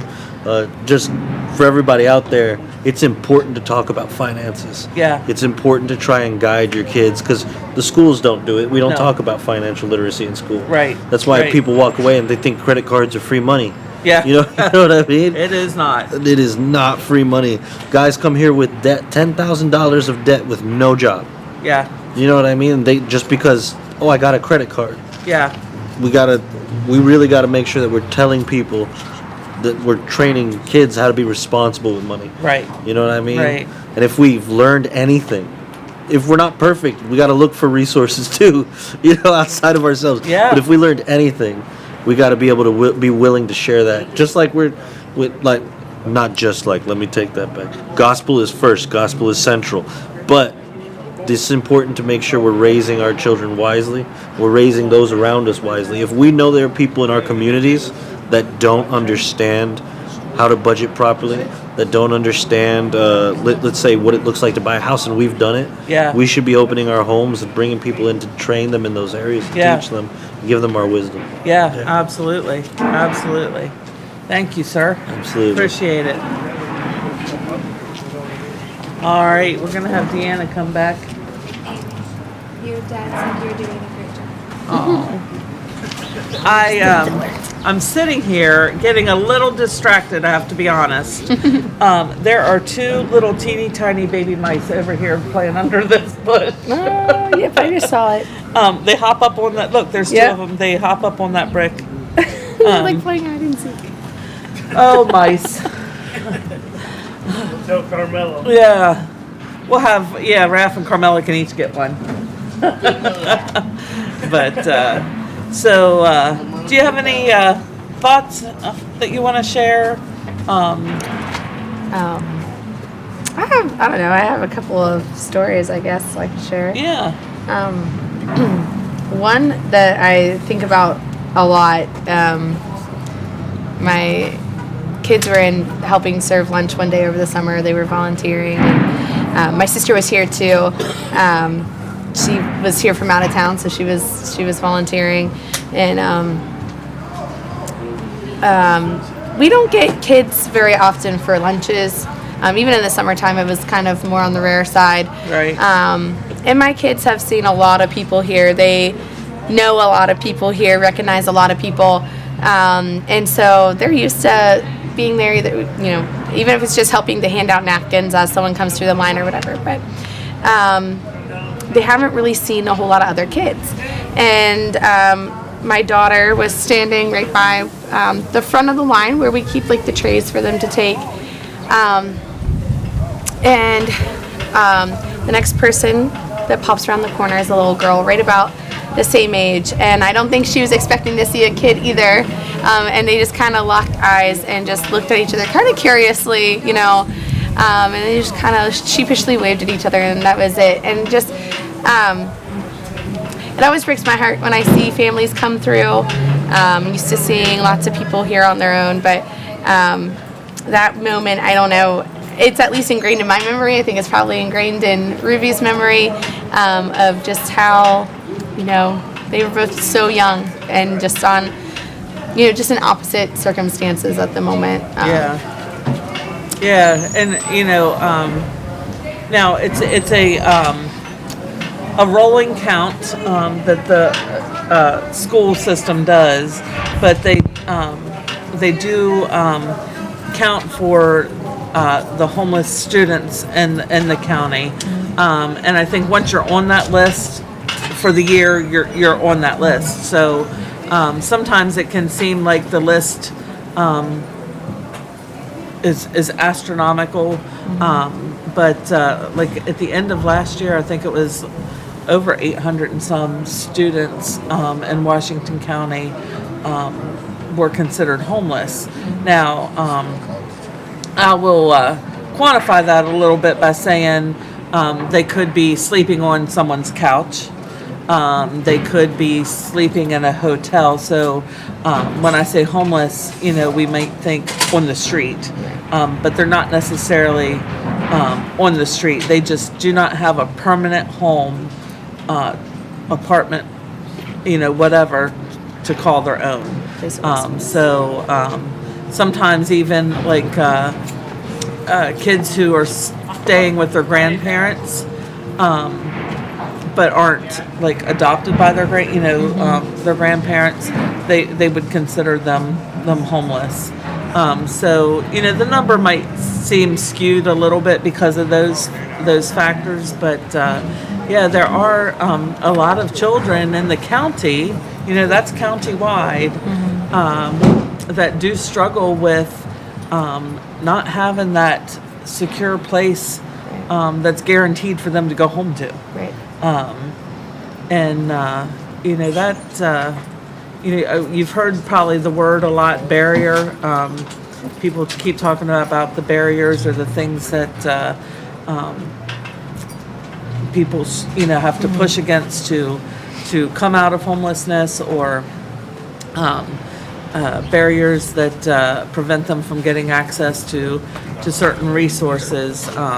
So, for those kids, that's a barrier for them to just, school's difficult. And it's even more difficult, I think, now than, when I was in school. You add that on top of it. That can be a struggle for some kids. Yeah, absolutely. I think bringing your children to places like the Hope Center and serving alongside them, showing what it means to serve. That way, you make sure they're safe. Yeah. You're not just letting your kids go do whatever, run amok, any old where. Yeah. But that you're there to protect them. Yeah. And keep them safe, because there's things that happen around. You just want to make sure what they see, what they don't see. It's not been a huge issue, I don't think, here. And when you have had your kids here with you, it's been very secure. You keep a good eye. And so, but like seeing, like Ruby seeing that little girl, she can maybe be kind, it would help her to be kinder and understanding, even if she ran across something like that in school. Yeah. And a little girl said that I'm homeless, like she has an understanding, and maybe would just be the friend that little girl needs, I was seeing Miles' heart, and I think they all have that heart, but Miles especially, just like he talks about it a lot, and wanting to help people who are poor and needy, and fussing his dad when he doesn't give the panhandler money, which is Garrett had to explain to him that's not the way to help people. We go into the rescue mission with Pappy and Gigi to help people. That's the safer and better way to do that. But he does. I think he truly cares and has a heart. And if you would know Miles, he is sometimes a little unsure of himself. But when you see him serve that soda or that napkin, he's not afraid. And he's not shy and doesn't back away from that. He's right out there, like, I'm going to do this and I'm going to help, these people. And he looks at them and, he'll ask them, what do you want? And different things like that. So that's exciting to me to watch. I think it's so important too, especially if you're already an established volunteer here, to bring your kids or your grandkids to help you serve a meal or to drop off donations or whatever, because it's teaching them service. It's teaching them to think outside of themselves. It's so easy, especially as a teenager, a young adult. It's so easy to just think about yourselves and what you want and your desires. But to show them how to serve and to be selfless and to truly be the hands and feet of Jesus. And so that's something that I pray for my children, that, they don't grow up to hate service because mom and dad always do it, but that they grow up to love it and have that heart and that desire. Even if it's not here, just in general, showing Christ's love everywhere they go. Yeah. Well, like Raph shared, he grew up serving with his mom and dad in church. And going out on the street into homeless communities in New York City. That to him is probably second nature. To me, taking an 8-year-old into the New York City to work with the like that to me is scary, because it's an unknown, right? And so that's, again, what this video and this time on the bench is. We want to break down that the fear of the unknown and shed light onto who people are and what they are, and that it's okay. These things are okay. Right. These things are okay to do. Again, you don't just let your kids go run. Right. You keep a protectful eye, because things can happen. But they can happen anywhere. Yeah, right. You can see things anywhere. I mean, my goodness, you turn a commercial on TV and kids are seeing things they probably shouldn't be seeing. Right. So, Yeah, so I think it's always good to teach kids how to love others who are different than us, and how to serve others. And again, those especially who are different than us. Right. It's easy to serve people that look and think and act like you. But sometimes we find it intimidating to serve people who don't necessarily look or think or act like us. But I think that's just because it's an unknown, and people are people. And just because someone doesn't have a home doesn't mean they're any more scarier than someone who does. Absolutely. And they're just a person. And we've seen and talked to Rosine. She's just a lady who had made some bad choices in her life, and has found herself now without a home, but she has feelings. She has dreams, and she doesn't want to stay in the situation she's in. She would like someone, because she's lonely, to come alongside her and take her hand and help guide her and take steps with her. And I think that's too where like church discipleship comes in. Maybe she's not tied in with a local church, but if someone came and volunteered, that that's what we're supposed to do as Christians, is to disciple others. And maybe it just takes an older woman of faith to kind of come alongside her and help her take those first steps, even if it's like, hey, I've got a laptop, what forms do you need to fill out to get this service, and just helping her take that step, helping her to move, and being a friend and someone there to have wisdom, right, and to point her to Christ, but who can really just be a friend. First and foremost. Absolutely. Do we have a...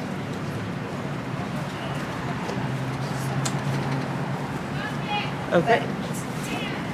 Hold on 1 second, here I come. Oh, okay. All right.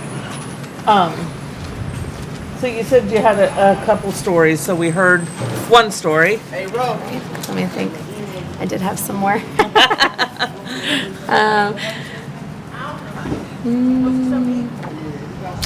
I think I want to kind of brag on the program men for a minute. So I've been here full time for a year now. I've been here in other capacities, volunteering and part time and stuff like that before that. But so since I've been in my full time position, I've been able to work more closely with the program guys, and it's amazing to see the transformation that God has made in their lives. Obviously there's a few specific ones that I work more closely with, but I don't know. It's just amazing. Sometimes I've been saved since I was 5, and I think sometimes I take for granted my salvation, because it's like almost like I've just always had it, And I grew up in church and had family and other support who loved me, and so seeing a radical change in someone's life through salvation, I guess I haven't always witnessed firsthand. And so seeing that with these guys, seeing how they've come in broken and just almost at their lowest, and seeing how God has raised them back up, through salvation and through discipleship and the program and everything. It's amazing. Yeah. It's really, really amazing. Yeah. I think a lot of us here on staff have said, not that all the groups of men that come through the program aren't special. We love them all, and we root for them all to do well and succeed. But we do have a group of guys that really seem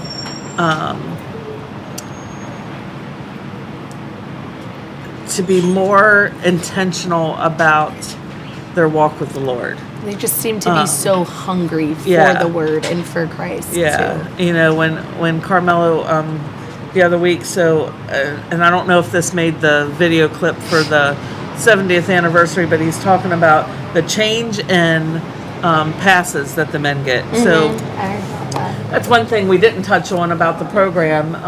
At different levels, the men get different types of passes, whether it be just a day pass or a weekend pass or things like that.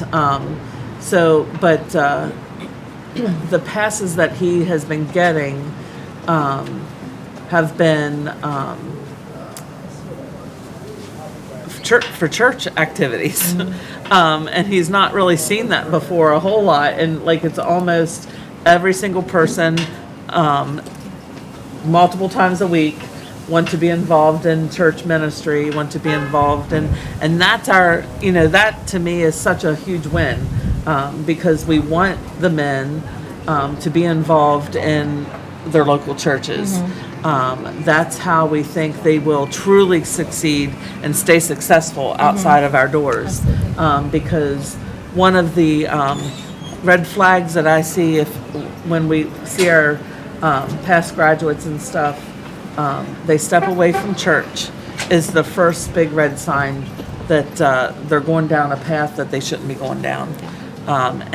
So to see them get this involved this early too in the program, sometimes is exciting. Yeah. It's exciting. So absolutely, and we all need community and accountability, which I think it ultimately, we get from our local churches, our church body, and so if they're involved in that, then they're going to have more people, feeding positivity into their life and kind of checking in on them. Yeah, absolutely. So we're going to switch you out. We have another community partner here with us. So come on over, Chip. And I'm going to borrow the card. How are you doing? I'm good. All right. Did she give you a minute to take a peek? Before we get into these, tell us a little bit about yourself. My name is Chip. I'm from this town. Grew up hating it. I'm literally from this neighborhood. I battled with addiction most of my life. I've got 6 years clean. I've stayed here when I was trying to stay clean. I've stayed at Reach. Once I got clean, I stayed away for a little bit of downtown, of all the crazy stuff, and then I was raising kids, and I didn't want to hate Hagerstown anymore. So I wanted to try and help it. So I went back to my roots, and I started coming back. I started volunteering. COVID lockdown happened, and I started volunteering at Reach. And then after that, they offered me a job because I was there all the time. I was doing stuff, and I've been there as a paid employee for at least a couple years. I lost track of it, but I don't even know. I'm not good at this whole thing. That's all right.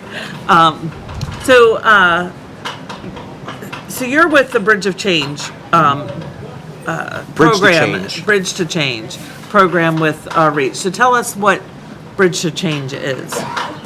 Bridge to Change is an opportunity for people who are expressing they want to change. A lot of people say it, talk is cheap, but we give a lot of people an opportunity to make a little bit of money and not squander it and try and make some good choices in their life. And we get tons of people who it was all talk, but then we run across people who mean it, who really want out of this. And we're able to keep them close, keep an eye on them, mentor them.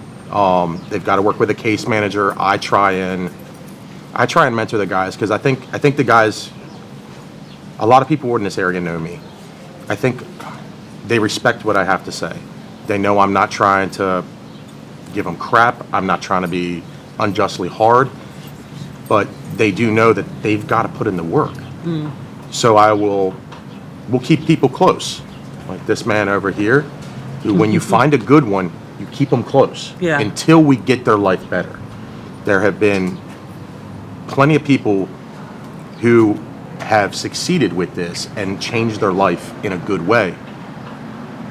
And it's not us, it's them. We're giving them the opportunity. We're letting them show who they really are. Yeah, but I think you coming alongside them, like you keep saying, keeping them close, you coming alongside them and being there, it's almost like a kid learning to ride a bike without their training wheels. Yeah. And the mom or dad is right there, running right alongside, maybe for the first little bit. Yeah. You have the hand on the, seat, Yeah.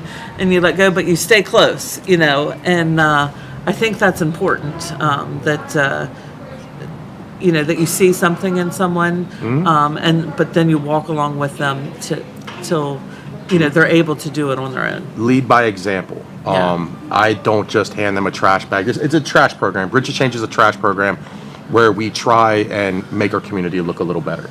They go around, we pick up trash, and people see us. People wave at us, and they're like, "Hey, thank you," this and that. And the most important part of the job is you're looking the part. You're holding the bag, you're holding the picker, you're not stepping over trash, and you're friendly with everybody.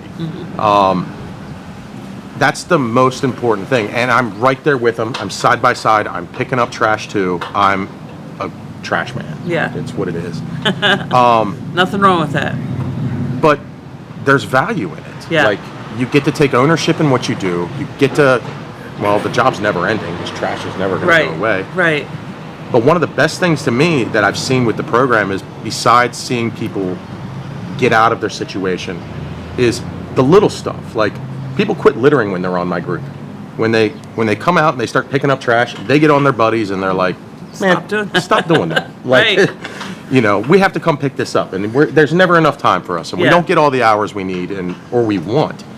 And so the accountability, some of the best stuff that I've seen is when we pull somebody in and we try and make them feel needed. We give them whatever they need, whatever I can find with all the resources that I've gathered. I try and hook people up with all sorts of stuff, clothes, shoes, everything like that. But you give them somebody to talk to. They're not alone anymore. A lot of these people have spent so much time alone, so much time guarded, that they're like, I can't trust anybody. I'm not going to open up to anybody. They're closed off. And they start coming out and they start smiling a little bit, and then they start being proud of what they're doing a little bit, and then they can show that kindness to somebody else who's closed off. Right. And they're like, hey, I knew you last year. You've changed a lot. What's going on? And you're like, nothing really. I'm still in this community. I'm still homeless, a lot of them. Right. And it's like their mind is changing. They're starting to see there's hope. Yeah. Like the name of your program, there's hope. You can keep going. Yeah. That's so important. So you said you're from this area and you were homeless.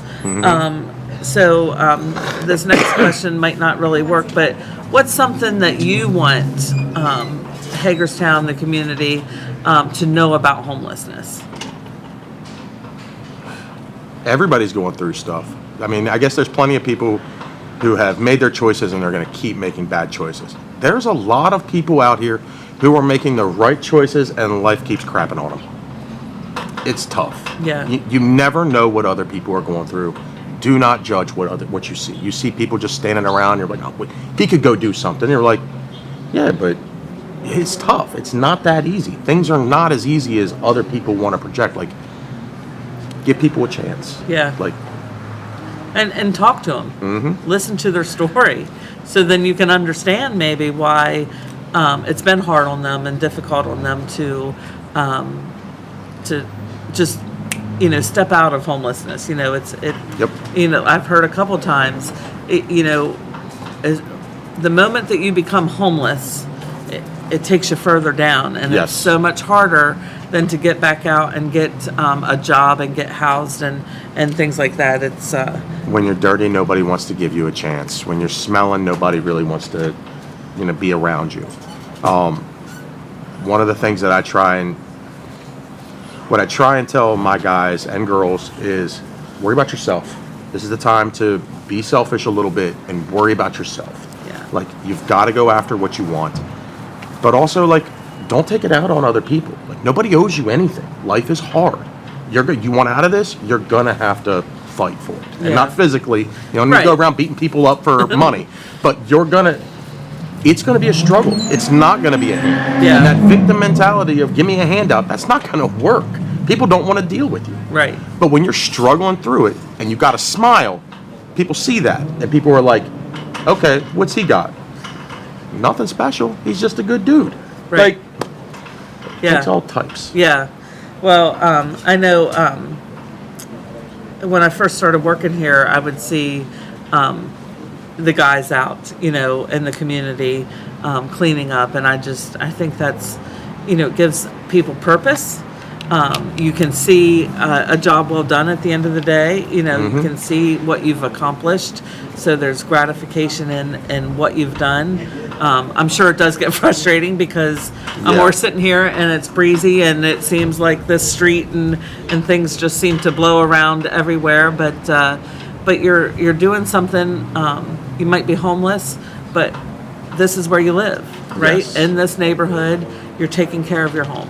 Yes, and that's a value that everybody needs. Yeah. We all need that. You got to make your bed, and metaphorically. Yeah. Like, this is your community. Don't sit there and hate on it. Do something about it. Like, Yeah. what are you really going to do about it? And that's kind of what got me into this, is because I was complaining about a lot, and I have kids, and it's like, why am I complaining? Like, yeah, Hagerstown isn't the best. Were you just going to write it off? This is our home. Yeah. Like, don't turn your back on it. Actively try and do something different. Yeah, Bridge to Change, right? That's a great name. If you want change in your neighborhood, what are you going to do to help make that happen? Be the change you want to see in the world. Yeah. And it's not my program.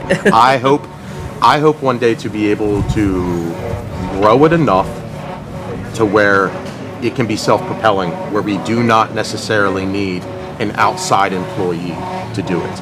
And I've expressed this to my bosses, people in the community, that we make leaders out of this. Yeah. And we can keep this going. It's not about me. This isn't my program. Like, I'm just a dude, you know what I mean? I'm just a guy. Yeah. And whoever takes my position is just going to be a guy or a girl too. Like, keep the program. The program is what's good. We're reaching people. We got people on my group people will come up to me and they'll be like, why'd you put him on there? Can't believe you did that. And you're like, no, give him a chance. Give him a chance. He can mess it up or he can flourish. It's up to him. Yeah. Or her. Yeah. Just giving those people the opportunity. Yes. Yeah. What's one thing people watching could do to make a difference? Just not judge as much.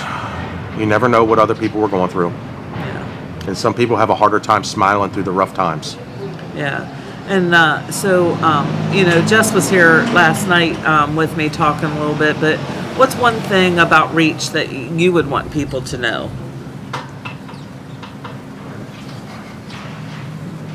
It's just like you.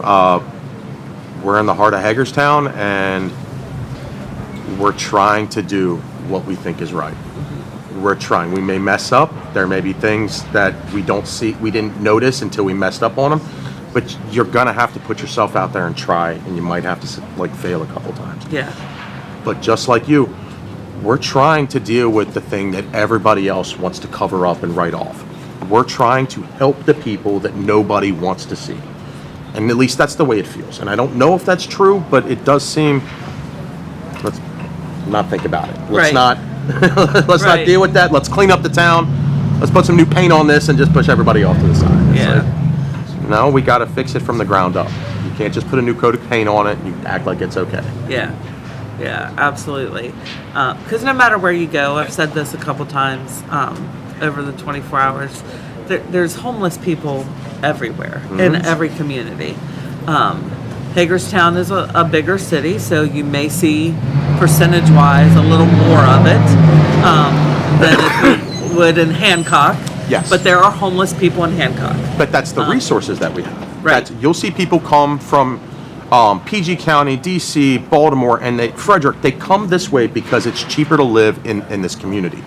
And then you'll also see people from West Virginia, Waynesboro, and all this, and they come here because there's no resources there. Yeah. I know you know that. Yeah. What are you doing out in Martinsburg? You're like, nothing. You're like, that's right. So you come to Hagerstown because we have a shelter. You can get a roof over your head.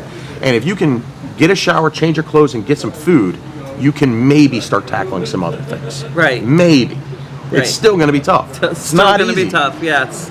Yes, because we know there's not enough resources to go around. A lot of our resources here in Washington County are for Washington County residents. Yes. So, people can't, they assume I'll just go there. They Yep. have resources. Come here to find out. Yep. You're not a resident. You're not a resident. There's nothing we can do to help you. But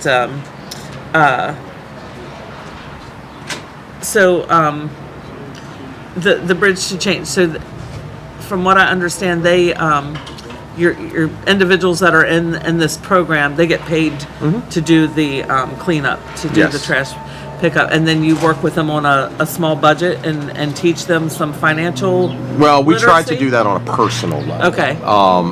The financial literacy thing is, and this is not personal, it's almost a joke, it's almost laughable. When you get people and they're like, okay, you get a little, but you get $2. Are you going to open a bank account? And you're like, no. Like, that money's not going to be there tomorrow. In most situations, like, it's not. Right. But we try and put it in their ear, like, so we have people in the group who they smoke and they never have cigarettes, and we try and talk to them and be like, we're done giving you cigarettes. We're done. We gave you money. You should be making the right choices. Now, do they have to? No, they can keep making the same choices. As long as they act right with me and they represent Reach and they represent the community in a good way, they can come out with me.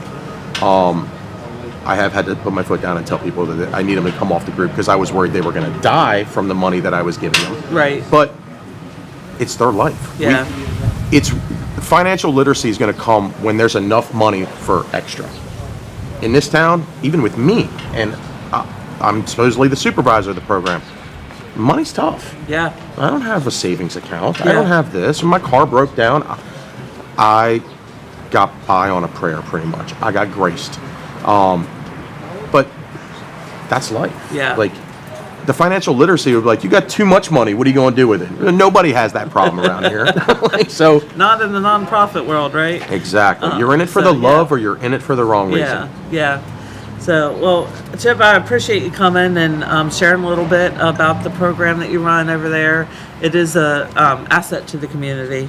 And what you're doing is making a difference in lives. And so I appreciate you and the work that you do. Thank you. No problem. All right. I enjoy it. Yeah. Is this it for me? And this is it. Okay. This is it. You're good. All right. This is we're neighbors, and so it's nice to have some good neighbors. It is, and I like to brainstorm. I like to come and brainstorm with you sometime how we can grow this in a good way. Yeah. Because I always get word that they don't want us here and all this and that. It makes us. How do I put this? I want to grow our programs, and that doesn't mean I want more homeless to deal with. That means I want more people to be able to deal with the problem we already have. Yeah. And it should never be shrinking, it should be growing, because we have tons of people who just have a hard time living. Let's say you get them like a job. They still have mental health, they still have addiction, they still have things that they need to worry about. And yeah, the job is never done. So we have tons of people who just need more people looking after them. We need to grow their community. Yeah, absolutely. I think that's how our we stay door's together. always open. Thank you very much. Thank you, sir. Have a great afternoon. Got somebody who wants to talk to you. All right. Or haven't talked to him. Not your job. Oh, yeah, talk to him. Yep. A little over 30 minutes to the last. 30 minutes to the last live. Does someone want to come talk with me?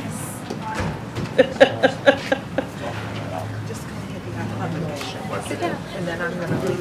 Sit down. This is my beautiful sister, Kelly.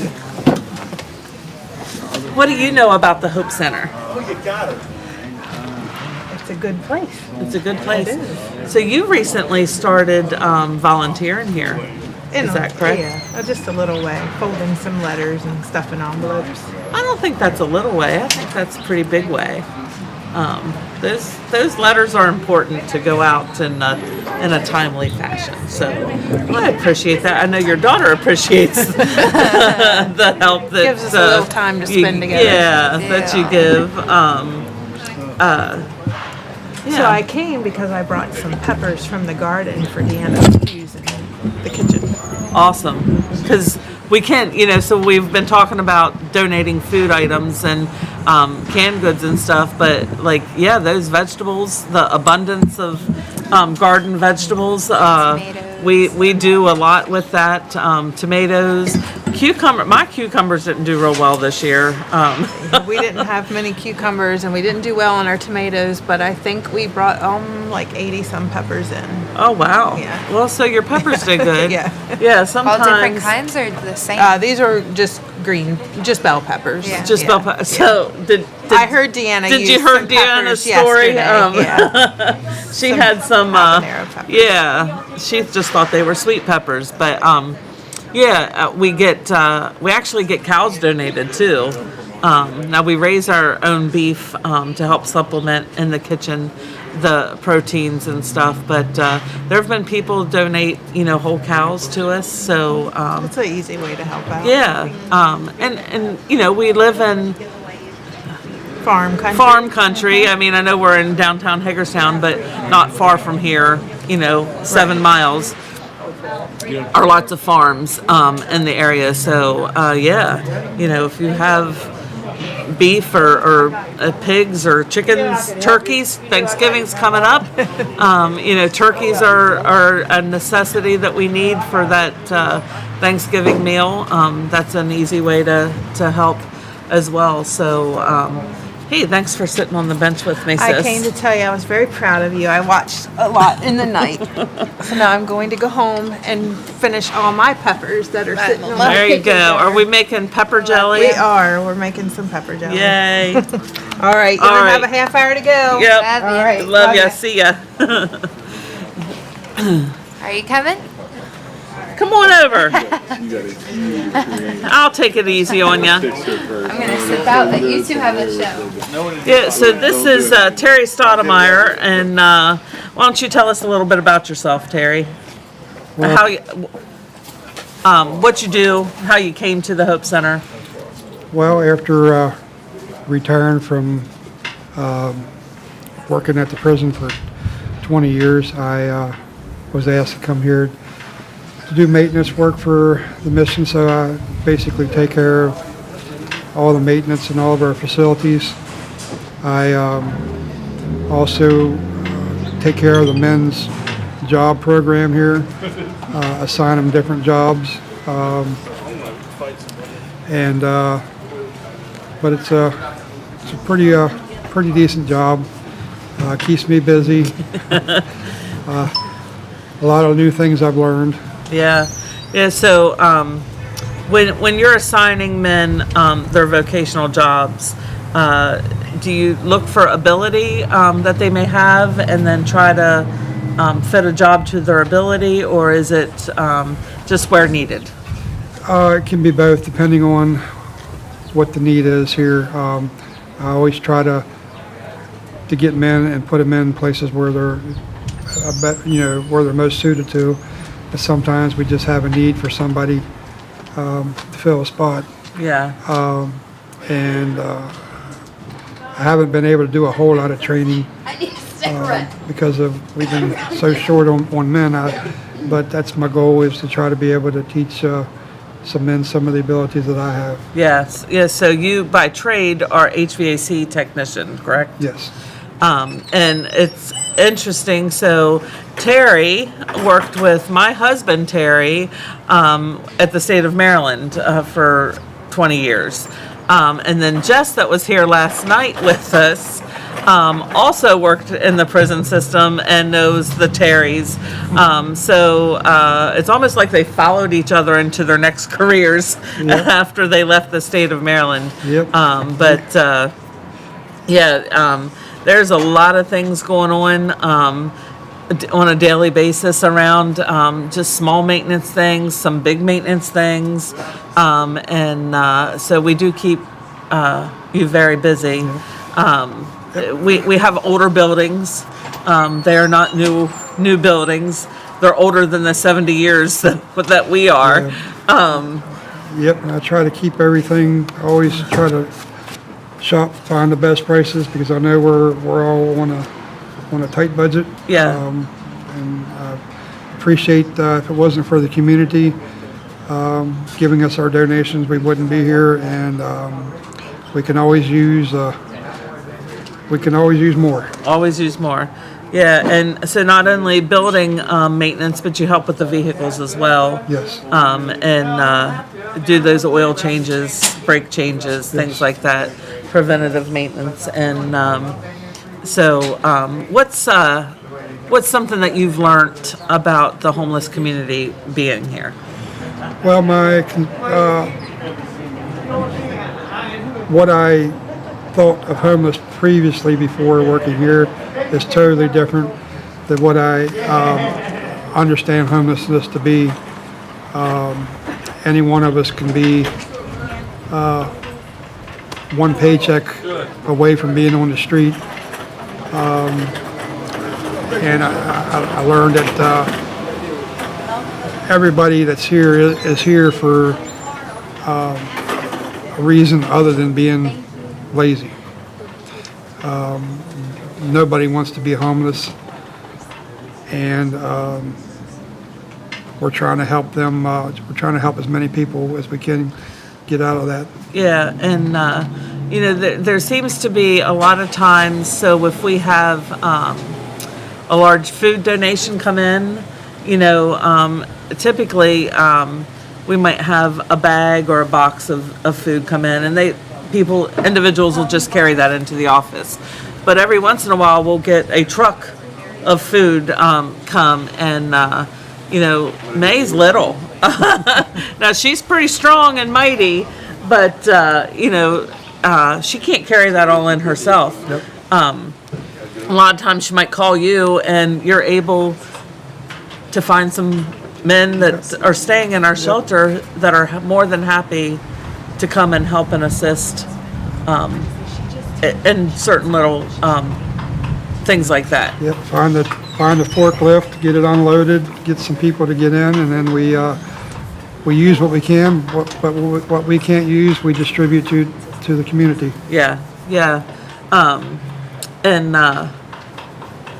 This keeps happening to me here later in the day. I have a thought and it disappears quickly. Well, food. You've been through a lot here. Yes. Food donations, men. Oh, other tasks. As I've even, like just sitting here today, I've seen one gentleman come out a couple times with a broom and a dustpan. He's not in our program, so obviously he's just in the shelter, and he's sweeping up some trash and stuff that's in our parking lot. And then I've seen another gentleman like carrying out trash bags. It's Yeah, we try to get the men that stay here or use our services. We like to try to get them to help out. Take a little bit of pride in the area, and it makes it easier on us when we can have somebody pick up trash, sweep up some things. Yeah. Do they clean the shelter bathroom? Yes, we take turns with that. Yes, they generally take turns with that. And also mopping the floors, and just like I said, it's not everybody, but a lot of guys help us out. Yeah. It's been my experience. Sometimes you just simply have to ask. Quite a few will just, yes. How can I help? Yep. There are those that are just like, no, I'm not doing that, for whatever reason. But I feel like we do have a good group of men that stay here. Yes. They're seeing something, or very important. Seeing the value, and something to assist and help out in different ways. Yep. So, what's one thing you want people to know about the Hope Center? Well, like I said, we are 100% community funded. If you can spare some extra change, clothing, food, anything that we can sell in our store, that would be greatly appreciated. We work 24/7 to try to help our community out. Yep. Absolutely. Well, thank you, sir. Yes, ma'am. I appreciate your help, your conversation. So, no comments? Aw. No more comments.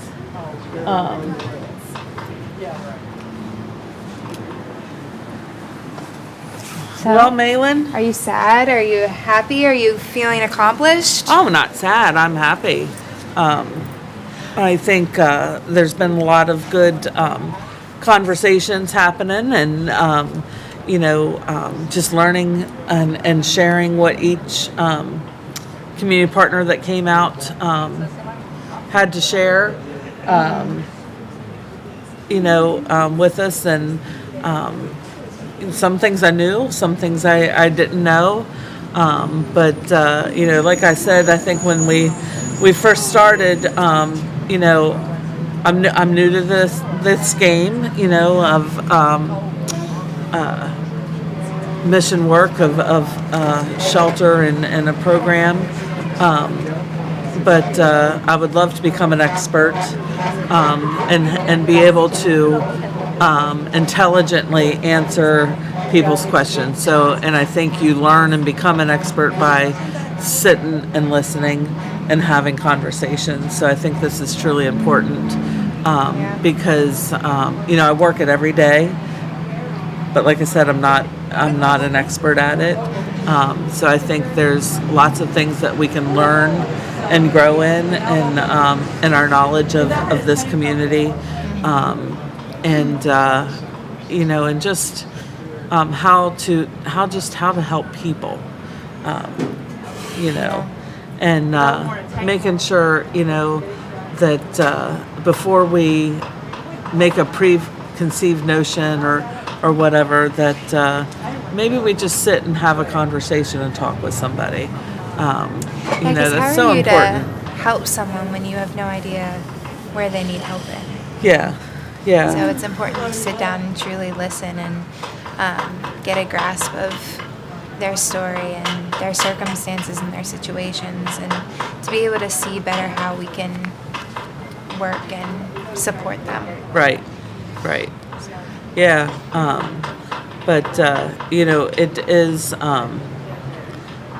just the kindness of people that have been walking by and waving, "Hey, Miss Amy,"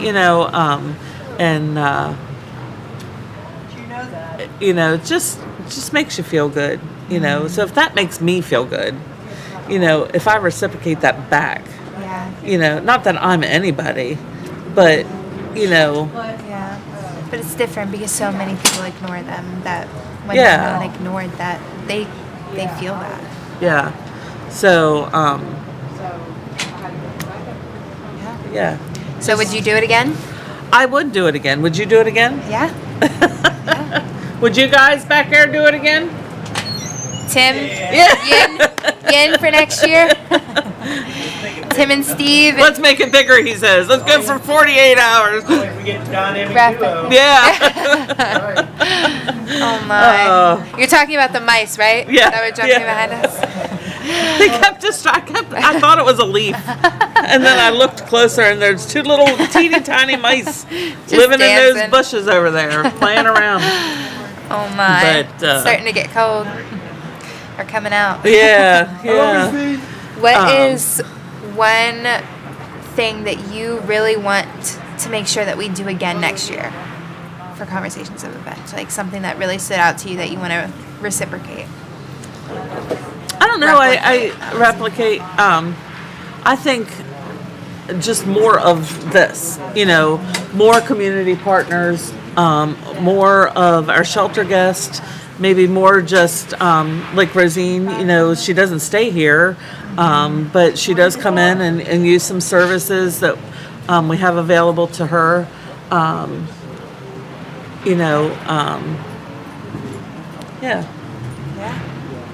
More conversation. What is something that you'd like to improve for next year? I don't know. I think I would like to see if when I found out about this back in May or June, I did well with a couple people saying, put this on your calendar now. But I didn't do as good a job with that with necessarily like the mayor or city council, the police chief. We did put it on our homeless coalition email thing. The name of it's leaving my head again. End of the time, but maybe having some conversations with those folks as well, and proving I don't know. I think that's good. I think it went. I mean, we pushed it, on our social media. Maybe getting more staff to like and share. Just maybe trying to reach a broader audience. I think we did pretty good. I think we had quite a few, pop in and out as they can. 24 hours, nobody's going to watch the whole 24 hours. Unless you're my mother, she probably was on for 24 hours. Just trying to reach more. Yeah. We also have the opportunity to be able to zoom in with other ministries across the nation. Would that be something next year? Yeah. You're interested in? Like I said, this is our first year doing it. Let's keep it as basic as possible until we have an understanding of what it's actually like. And then, we can go from there. Sky's the limit, right? There we go. I'll come over here and sit with you too. Yeah. So Join this is one of our tech guys, Steve. Tim, are you coming over? Come on over. He's got to maintain. He's got to maintain. But we appreciate you guys so much. And We didn't see so much the behind the scenes, but how do you think it ran? You feel like it was smooth? You felt comfortable? Were there some So, kinks? something like this is very complicated. There's a lot of moving parts, right? So we asked the national guys, and they said there were 69 different facilities that were all taking part at the same time. That's a big deal. Yeah. That's a big deal. And my understanding is this is their first year doing it on this scale. Yes. So on the whole, I thought it went pretty well. Yeah. I thought it went pretty well. And I appreciate we appreciate the offer or the ability to come and do this with you. 'Cause Yeah. It's a really unique event. Yeah. And really interested to see how it was going to turn out. And I think it turned out pretty well. Yeah, honestly I did. agree. There's some things, there's always things that you can do better. Mhm. There's certainly a few things that I'd like to do differently. Yeah. From a technical standpoint. Yeah, but now on the that whole- you know what, Yes. like what they're looking for, Exactly. we were relying on those who have done this before, right, to give us direction. Again, to me, when Citygate was talking about the technical aspect of it, I'm just like, okay, I can hold That's my out of my iPhone. area of expertise. Yeah, I can hold my iPhone in front of me and hit record. Sure. But that's about as far as I go. Well, and that's actually one of the unique aspects of this event. There's a couple of them. One was that as we looked through, because while we were back there, we would look through everybody else's stream, on Zoom, and we could see all the different setups that they did, and a huge range of technologies from probably somebody's phone all the way up to 3 camera shoots with professional gear. There's a huge range. Yeah. Everyone basically just brought what they had and Made it work. and made it work and, Yeah. and did a good job. You Yeah. know? And the other thing that I thought was really cool and very different was the instructions from the national folks said they wanted this to be real. Yes. Let the camera run. We had throughout the night, we saw some that were completely empty that just let the camera run. Right. It was very real. There were several with people asleep, and sleeping back. It is what it is. Yeah. And I thought that was a very unique and cool aspect of that. They wanted it raw. They wanted the experience. Right. They wanted it truthful. And, Yes. And I thought they did a really good job. Yeah, absolutely. Yeah. Next year we'll be set for our own YouTube page. Yes. Yeah. Right, yeah, I think you got enough to go hours live. now, yeah. So that's a small thing. We're still able to figure it out, get it out on YouTube. We emailed out the link. We had people see that email and sign in through YouTube and watch us. So not a big deal. I don't think there was any major issues. We had a few technical things in the beginning, but worked those out quickly and I some of these things we ran into, you weren't going to run into them till the day of the show. Right. Yeah. They just weren't going to happen. Yeah. Right? Yep. So Absolutely. thank God, we had the backup equipment to handle stuff, and Tim and I have a lot of experience doing live shows, so we know you'd never just bring one piece of gear. Right. And we had our old lighting from the TV studio that we used that was here to record Echoes of Hope and Just Kids and all those things that the Hope Center used to do back in the day. So we were able to use some of that lighting to shine all night long. So that's pretty cool. Absolutely. A little bit of nostalgia there. Yeah. I think, and it's kind of fitting with our 70th anniversary, next weekend, using some of those items still in great working condition. Still working. It's hard to beat a dead short in a piece of glass. Yeah. Still works after all these years. Still works after all these years. And you all were so flexible, and we're very thankful for that. We gave you commercials day of, and you made it work. We gave you interviews, and you figured that out. And so we're just very appreciative of you coming on board. And you guys were fantastic to work with. Absolutely fantastic to work well, with. Thank you. Amy is a champ. And you really need people you like working with when you're going to do it for 24 hours. in the cold. Yeah. In the cold. Yeah. We should have taken a picture of all the guys in the production trailer, with blankets. Yeah, if there's one thing I would change, I'd say we do it in maybe August. September. August would still be too hot. Yeah. Yes. August That'd be would the go opposite September. problem. Yeah. We'd be all melting we could on the do floor. late September.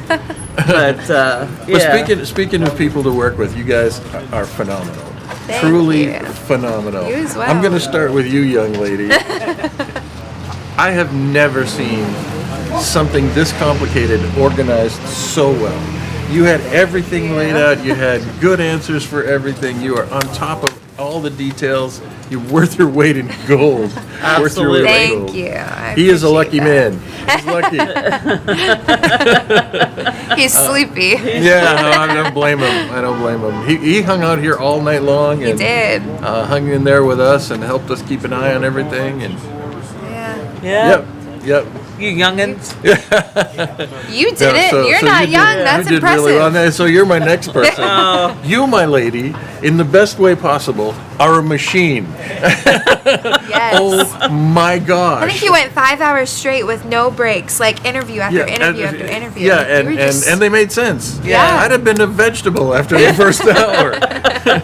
It was awesome. You had great questions. You had great interactions with people, and you were there on that bench the whole time. The whole it was time, absolutely amazing. Yeah. Absolutely Well, amazing. Congratulations. I felt it was important to be on the bench when we advertise, and not to say the other ones, like you said, it was just an empty bench. Different people have different things, abilities, whatever. I thought I'd be a lot worse shape here at the end of Wait this till than tomorrow. Right. Yeah. I might be a zombie. Glad it's on a Friday, so you have the weekend to recover. Right on, I wanted to be authentic and be 24 hours on a bench. But I do enjoy hearing people's stories, and I do like communicating and talking to people and finding things out. So, even though I don't like to be on camera, You did you know, very I don't well. like to give You did very speeches well. and things like that. But I'm passionate about the work that we do here at the Hope Center. And I just want to share that with others. I think what we do is important. I think what we do has value. Again, it's kingdom work. It's for the It is. Lord. It is. It's for eternity. It's to store up those treasures in heaven. And so with that passion and drive, I just want to share that with as many people as possible. So that made it easy, with those things in mind. For you. For me. For me, yes. No, seriously, seriously. I think, so we talked about the unique way this whole program was set up, that it allowed a freedom for each facility to do it their way. Yeah. Right, to do it their way. And that's the same thing you guys do here at the Hope Center. There's a lot of ways to do this. You do it your way, and it's an amazing way. We saw it right here with this interaction. You had a personal connection with these people. You cared about them as individuals. That's what makes this place special. And every person I've met that works here and has the same story. Yeah. And people come out of here and they're like, hey, and it's amazing the relationships that you guys have built. Yeah. Fantastic. I do have to say, we have a good staff. We have a good team who truly do care about people. That's not just, what do you call that? Superficial? Something. It's called something talk. Just to fluff. Yeah. Just to build people's egos or whatever. They truly do. We call care. it blowing smoke. Where I They come from, truly they do call it care. blowing smoke. And so I hope that comes across as well to those who viewed that. The staff that are here that do make a living working here, that people's donations go towards those paychecks as well. But it's because they are dedicated to this service, and we couldn't do it without them. And they are not getting rich by any stretch of the means, but they do it again, like my husband said, it's not about the income, it's about the outcome. And Very nice. I do have to say the staff that are here because they want to be here. I don't think you could do this job well if you didn't. Yeah. If God hadn't put that seed in your heart for this work, I don't think that they'd be as good at it as they are. Yeah. And a friend of mine asked me a long time ago when we were talking about, my future and which direction to go. He asked me, so I'm going to ask you one question. I said, what breaks your heart? That's what God's given you to do. Yeah. Absolutely. Yeah. So, I guess thank you again. We're 3 minutes out. 3 minutes out from the national the last feed. national feed. So you made it. We all survived. So the national feed's going to go. There's going to be a corporate prayer, but then they're going to cut out, I think, with 5 minutes left on the clock for us to pray as a team. So sweet. So one of you get to close us out in prayer. I just want to say, too, I know we've said it, but I feel like we can't say it enough. We're so thankful for you guys coming and being so sacrificial and willing to stay out all night with us and bear the cold and just, like I said, being flexible and being caring. And it takes a special heart to do all of this. It doesn't go unnoticed, and we're very grateful. Well, Absolutely. Thank you very much. Absolutely. Yeah. For Tim and I, it's never just a business. It's part ministry for us as well. Yeah. This is what breaks our hearts. Yeah. Yes. We appreciate it. All right, so I'm going to go back behind the camera. All where I right, belong, sir. And we'll be ready for this feed. We already got big plans for next year. There you Let's go. go. We're making See notes. what we do next year. Making notes. This is your last time on the bench. 68, we're coming for you.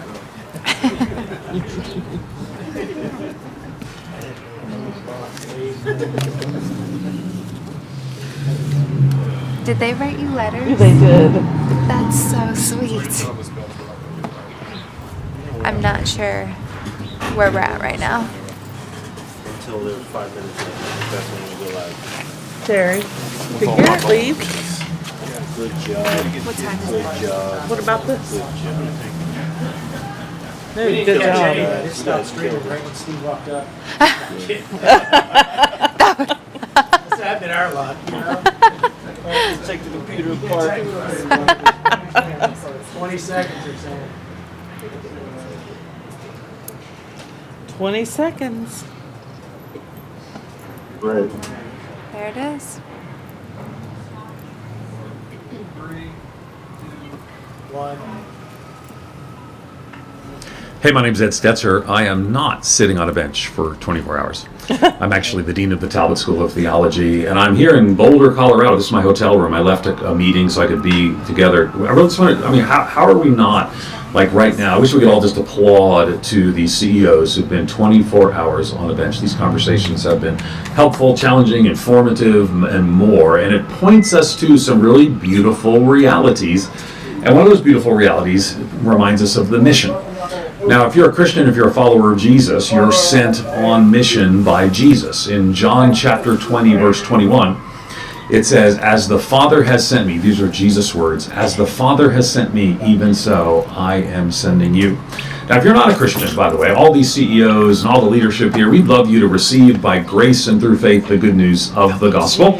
But if you are a Christian, then you're sent on mission by Jesus. And we've seen the mission expressed beautifully in the last 24 hours.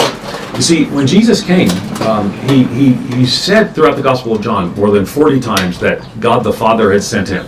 I've been sent by the Father, for the Father sent me for this. And then at the end of the Gospel of John, he utters those words that I quoted, "As the Father has sent me, even so I am sending you." So that's to all Christians. All Christians are sent on mission by Jesus, to join Jesus on his mission in the world. So what did Jesus come doing? Well, we can actually see, like just in the Gospel of Luke, it's Luke chapter 4, verses 18 and following, Jesus says, the Spirit of the read from a scroll, there's a whole backstory there about what's going on, but it says, the Spirit of the Lord is upon me, he's anointed me to preach good news. And then he talks about the poor and the captive. And, well, you know, Jesus came proclaiming the gospel. Jesus came serving the hurting. We see this. Jesus came serving the hurting. Well, that's what we've been seeing this conversation about the last 24 hours, right? I imagine those CEOs sitting on a bench, they're hurting themselves. But what a ministry to these Citygate Network, these missions around the country. They're serving the hurting in Jesus' name. And if you're a partner, if you're a follower of Jesus who's not yet a partner, man, one of the ways we get to do that is to in the way of Jesus, serve those who are without. Those who are struggling, those who need some help, a path to be walked together with somebody, right? So Jesus came serving the hurting. Now, what you see throughout these last 24 hours, too, is Jesus came, same Jesus in Luke chapter 4, who's talking about the poor and serving the hurting, he came serving. Jesus also came saving the lost.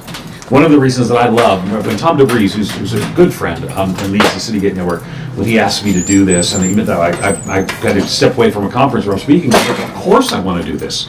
Because the Citygate Network has modeled for us this, well, sharing of the good news of the gospel, right? So Jesus came serving the hurting, he came saving the lost. That's not my words, that's Jesus' words, Luke 19:10. The Son of Man came to seek and save the lost. So if you're a follower of Jesus and you're sent on mission, well, sometimes you do. We're all called to live sent. Sometimes these CEOs are doing it on a bench. They're living out God's call for them and inviting you to join with them. And we can join in different ways, right? Some of us give, some of us volunteer and serve, some of us staff. By the way, let me also say, too, this has been a significant burden on staff across these missions in the city gate networks. But all that to say is that if we have this call of Jesus, as the Father has sent me, even so send I you, then we want to partner with Jesus in his mission. Now, you can't do everything.